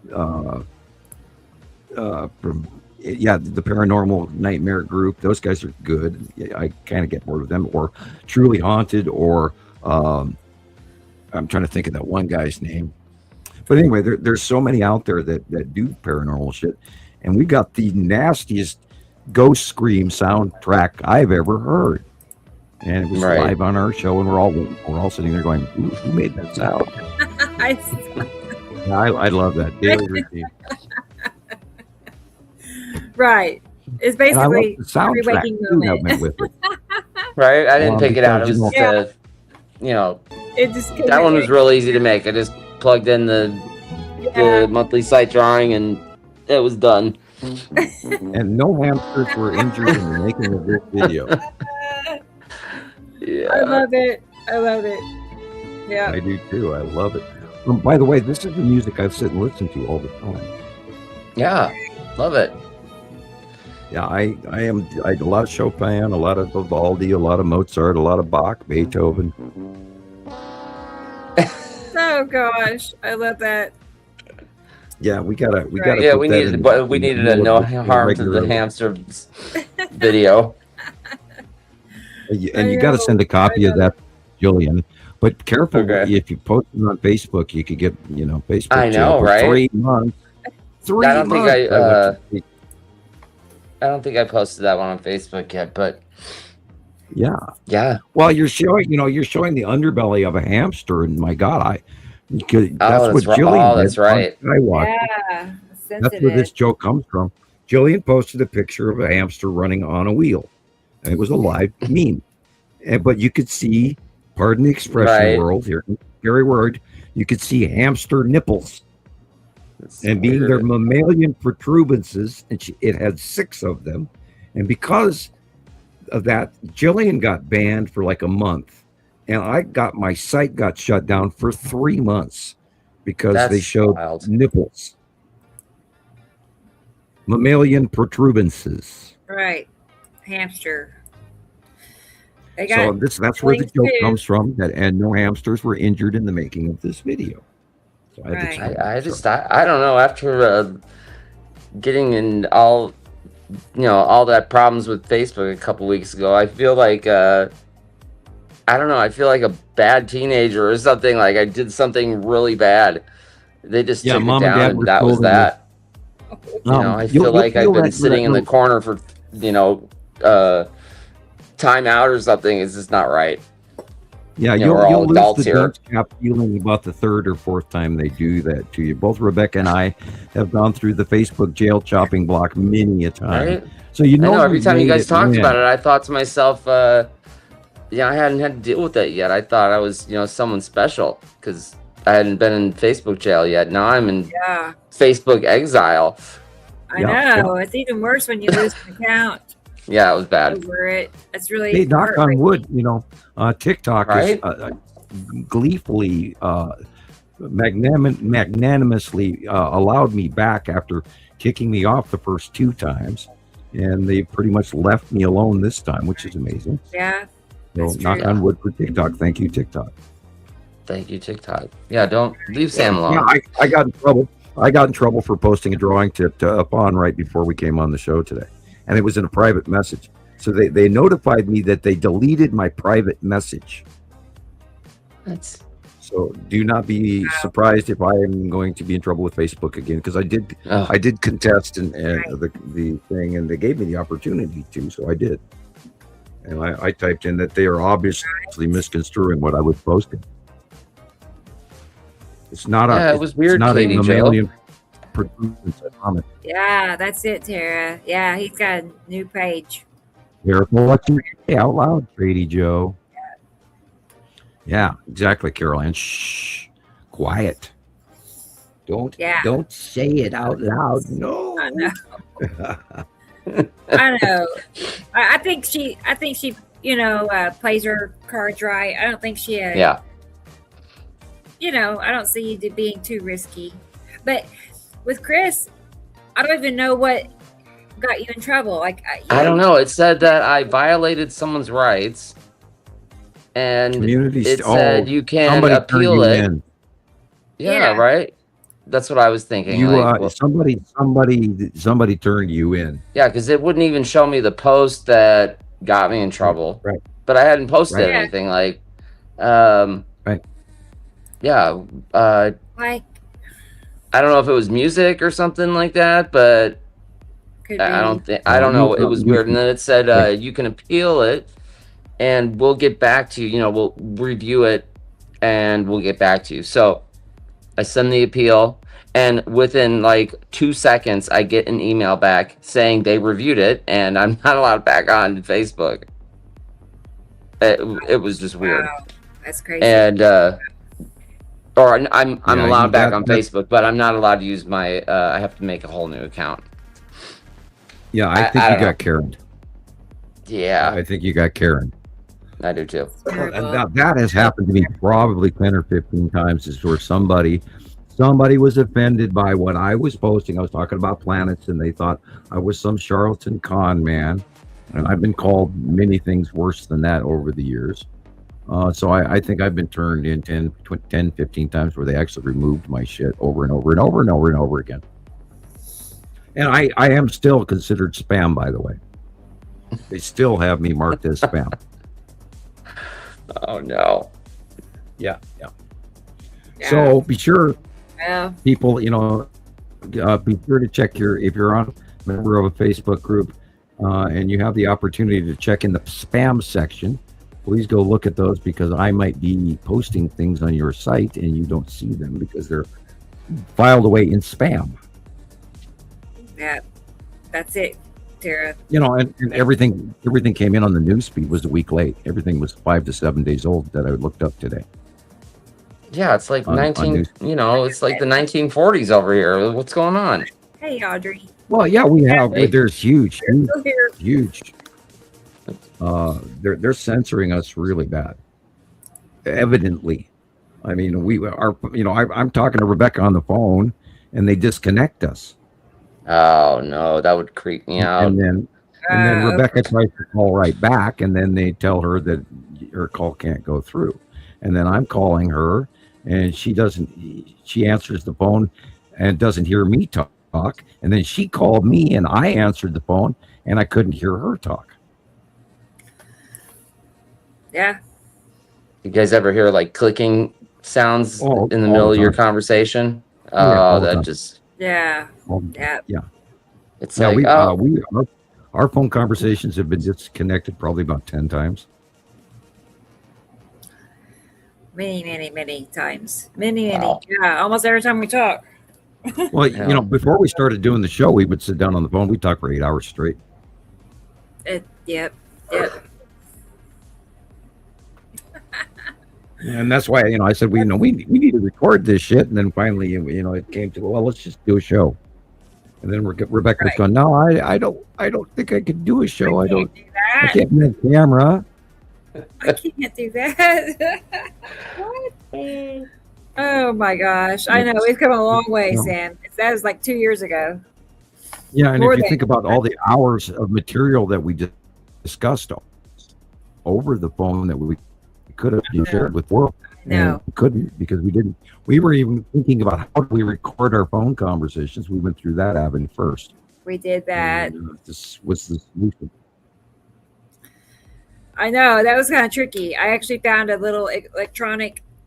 It's like the size of this pen, and it was a device that would record cell phone calls. That's cool. Through Bluetooth. It was a little tricky, but anyway, it did work up until a point, and then it quit working. Yeah, it worked for a little. It quit working. Right. And then we started doing the TikTok. Oh, by the way, remember, you mentioned on TikTok you could actually bring my camera and my page up on your TikToks now, but we just hadn't worked that out yet. Where because you think I don't want to be there, but I mean. But I don't think you can run the camera and have me on as a side guest on TikTok, on your TikTok lives. But anyway. I know. If I could, are you talking about being on and talking where they can hear you, right? Yeah. Right. Because I am signed into your TikTok account once I go there because I am being allowed on TikTok. Try it. And.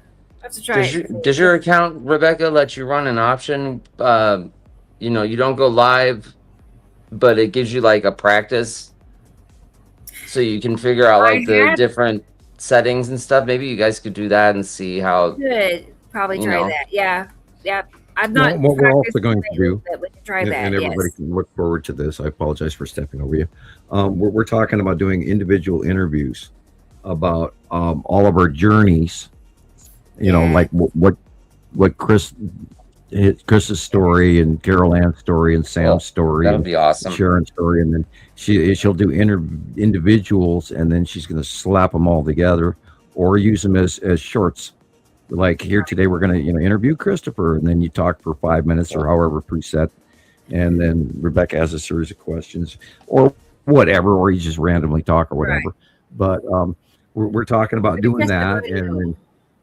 Sharon wants to do some stuff with me, and Marquez again asked me to be on his show again because he doesn't talk much about it, but Mystery Mark show, and of course Christopher, you could do tons of stuff. I know you're completely capable of it. And I try not to hand you homework because we're all so damn busy, and I'm over here cooking meatloaf for the kids and doing laundry.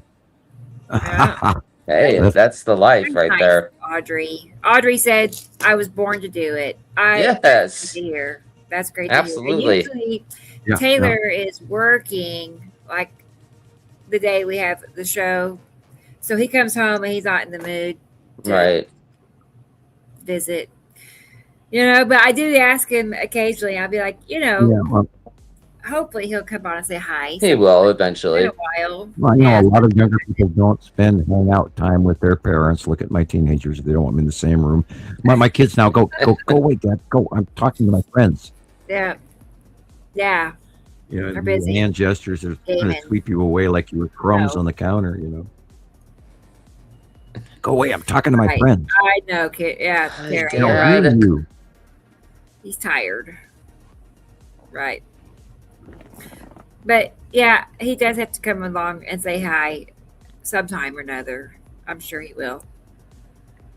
You know, when he's feeling good. Yeah. Well, guys, you want to go ahead and wrap it up here? Sure. We're Yeah, 4 minutes we've away got, from we 7 got hours now. Yeah, we can stretch it for another 3 minutes and hit the full 7 hours. And Yeah, we good could do timing that. because I'm probably going to fall and fold in the moment I go out into the living room and go, God, I can't believe how tired I am. And I'll get out of this chair.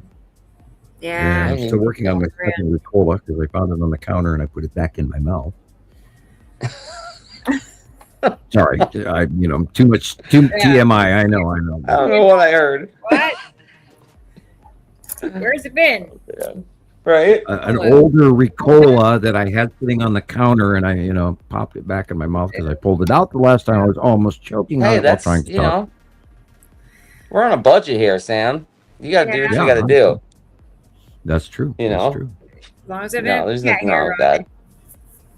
Yeah. Right. It's important. Yeah, no cat hair. Now, if it had been stuck to the carpet for like 3 weeks, then you'd have a problem, maybe. Yeah, you brush the ants off of it, and it's okay. All right. I don't have ants in the house. Thank you. I'm joking. You have standards. Yeah, thanks, AV. Yeah. And I'm glad you made it today. I'm glad you made it. And let's see. There's Sharon. She's still here. Hey, Sharon. Have a super week to you too. Hopefully we all, feel better this coming week. Yeah, let's say that. The planetary moving around crap is pretty much done by the 14th. Yeah, so this too shall pass. Right. We need DJ. Am I saying that right? DJ. Yeah, DJ. I said JD earlier.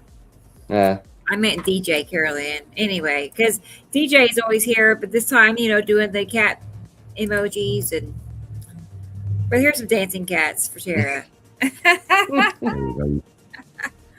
Yeah. Cute kitties. Oh boy. I can't believe, next Saturday we'll be here before we know it. We already know. Yeah. Yep. The weather's going to be rough from Tuesday on, so you probably aren't going to get. You're not going to get too much clear skies until probably Friday or Saturday.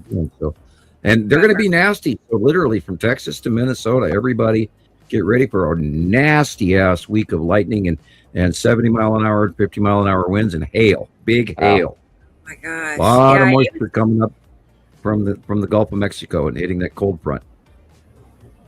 I was just gonna say yesterday we did get a little something coming through. The lightning and thunder were just like right outside my back door. It was like pow, and it was pretty bad. And this, heavy rain and anyway. Yeah, when it's that close, it literally shocks through your whole body. It was really so wild. All the cats were running and hiding. I know they didn't know what was happening. It was so loud. Yeah, spooky stuff. So again, you'll have some storms tomorrow or tonight.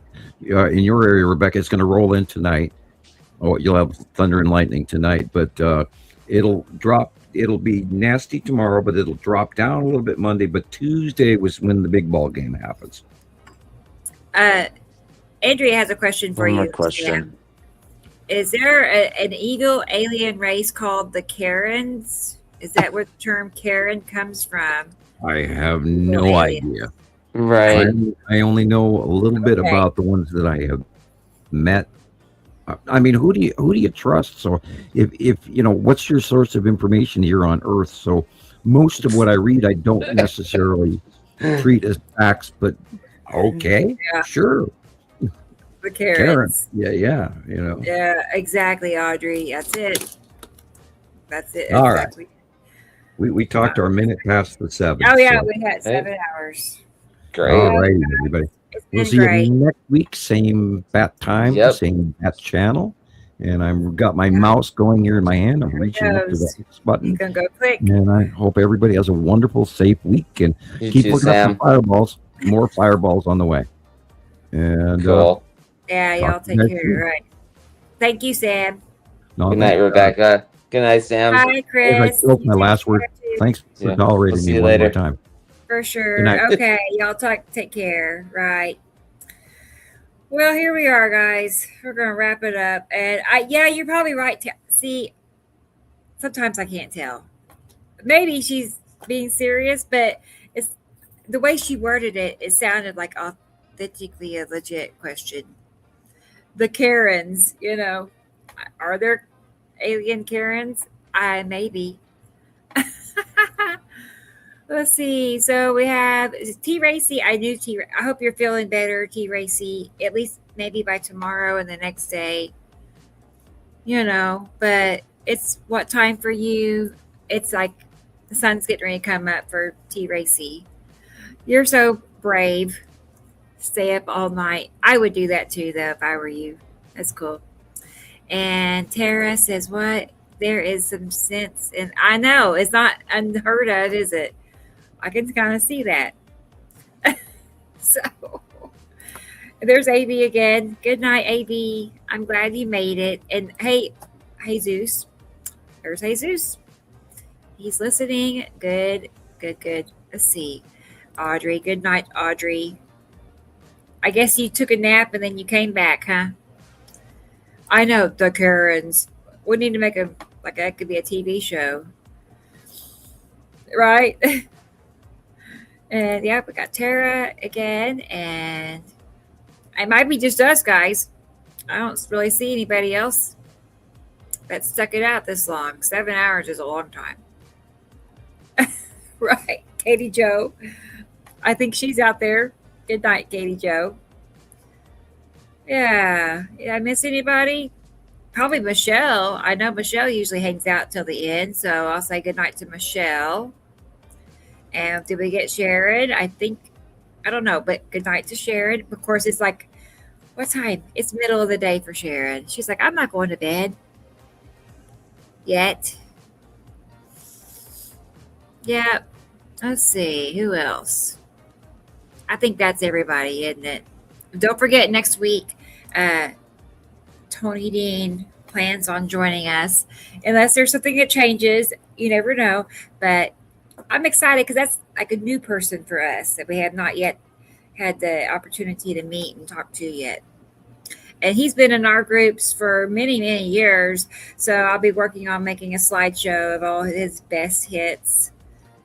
So I'm looking forward to that. And I'm also looking forward to getting Linda on here soon from Norway. Oh, it's 11:04 for AV. 10:04 for me, AV. Let's see. Oh, SBMM. Okay, there you go. Good night, SBMM.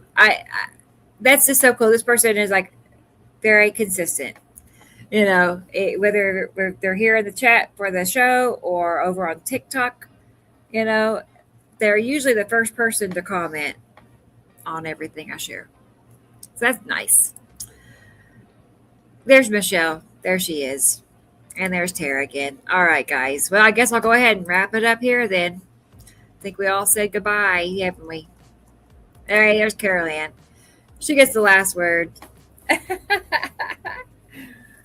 Yeah, I know. He's so far ahead, AV.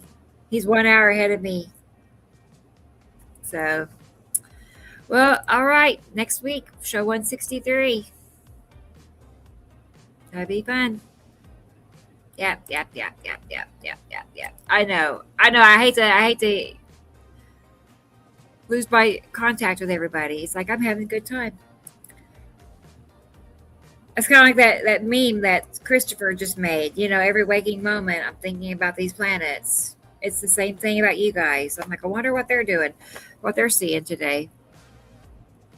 Yeah. Yeah. Oh, Andrea. I didn't say Andrea. There's Andrea. Good night, Andrea. What time is it for you? I'm wondering. Is it nighttime or daytime? I don't know. Yep. Oh, yes, little mittens. You know, okay, you all know. After I click that button, like I'm all hers, basically. She's ready to like play and sit in my lap, and I sing to her. She loves that stuff. It's the cutest little kitty cat. She's like so happy that she doesn't like hanging out here by my desk. Have you noticed? Like she'll come in and then she'll leave. But once I walk out there, yeah, she's happy. Oh, 107. Oh, it's daytime for Andrea, right? Yeah, that's what you're saying. Okay. That's not too bad. She's still got daytime hours to do stuff. Yeah, for sure. She really is. She really is. Yep. Well, all right, guys. I'm going to go ahead and hop off of here. So thank you for everything. I love doing our shows. I can't wait till next week. Anissa's here. She was lurking. No. Yeah, she came out of hiding to say goodnight. Whatever. Dubloo is 2. Okay. Who else is lurking? Yeah. I know. Subaru and Anissa are still out there. Cool. All right, guys. Well, what is this? Since I wrote sweaty once, instead of sweaty dreams. I don't want a sweaty dream. Yeah, that's never good. Oh boy, you guys are funny. Yeah. All right. Well, I'm gonna go ahead and hit the button and get out of here and go do cat stuff. You know the drill. It is. Because see, right now we're all connect. We're still connected. We can still communicate. I don't know. We have to wait a whole other week now to get you reunited again. You know how that is. But really, us doing the show was the best idea ever. I know Sam, it took him 2 years to talk me into it, but I just couldn't fathom it at the time when he first started talking. I mean, I'm sure many people out there understand that you would never want to be doing this. But now it just makes the most sense ever. It's way more effective. So it's 3:07 on the Sunday afternoon, says Andrea. Okay. 3:07. I'm trying to remember. You're in New Zealand. Is that right? Am I getting that right? Or am I wrong? At first I was thinking Newfoundland. I'm like, no, I think it's New Zealand. Remind me where you're at, Andrea. I shouldn't forget it, but I did. Time change. Okay. She's in New Zealand, right, Carol Ann? Secretary, yes. I was going to say, Carol Ann knows everything. I thought so. All right. Well, good. Good. All right. Well, I'm going to hit the button. I'm going to head out. Thank you, everybody. Thank you for being here. And I look forward to seeing you all next week. And maybe if it doesn't rain a bunch and stuff, I'll see you during the week. Because I look forward to going live during the week and showing sunsets. Let's see. I am never gonna... What? Okay. I got it. All right, Andrea. Well, it was good seeing you as always. All right. We all take care. I'll see you all in a week. Yeah. Bye-bye, Carol Ann. I'll message you later. All right. Take care, everybody. Till then. Until next week. Bye-bye.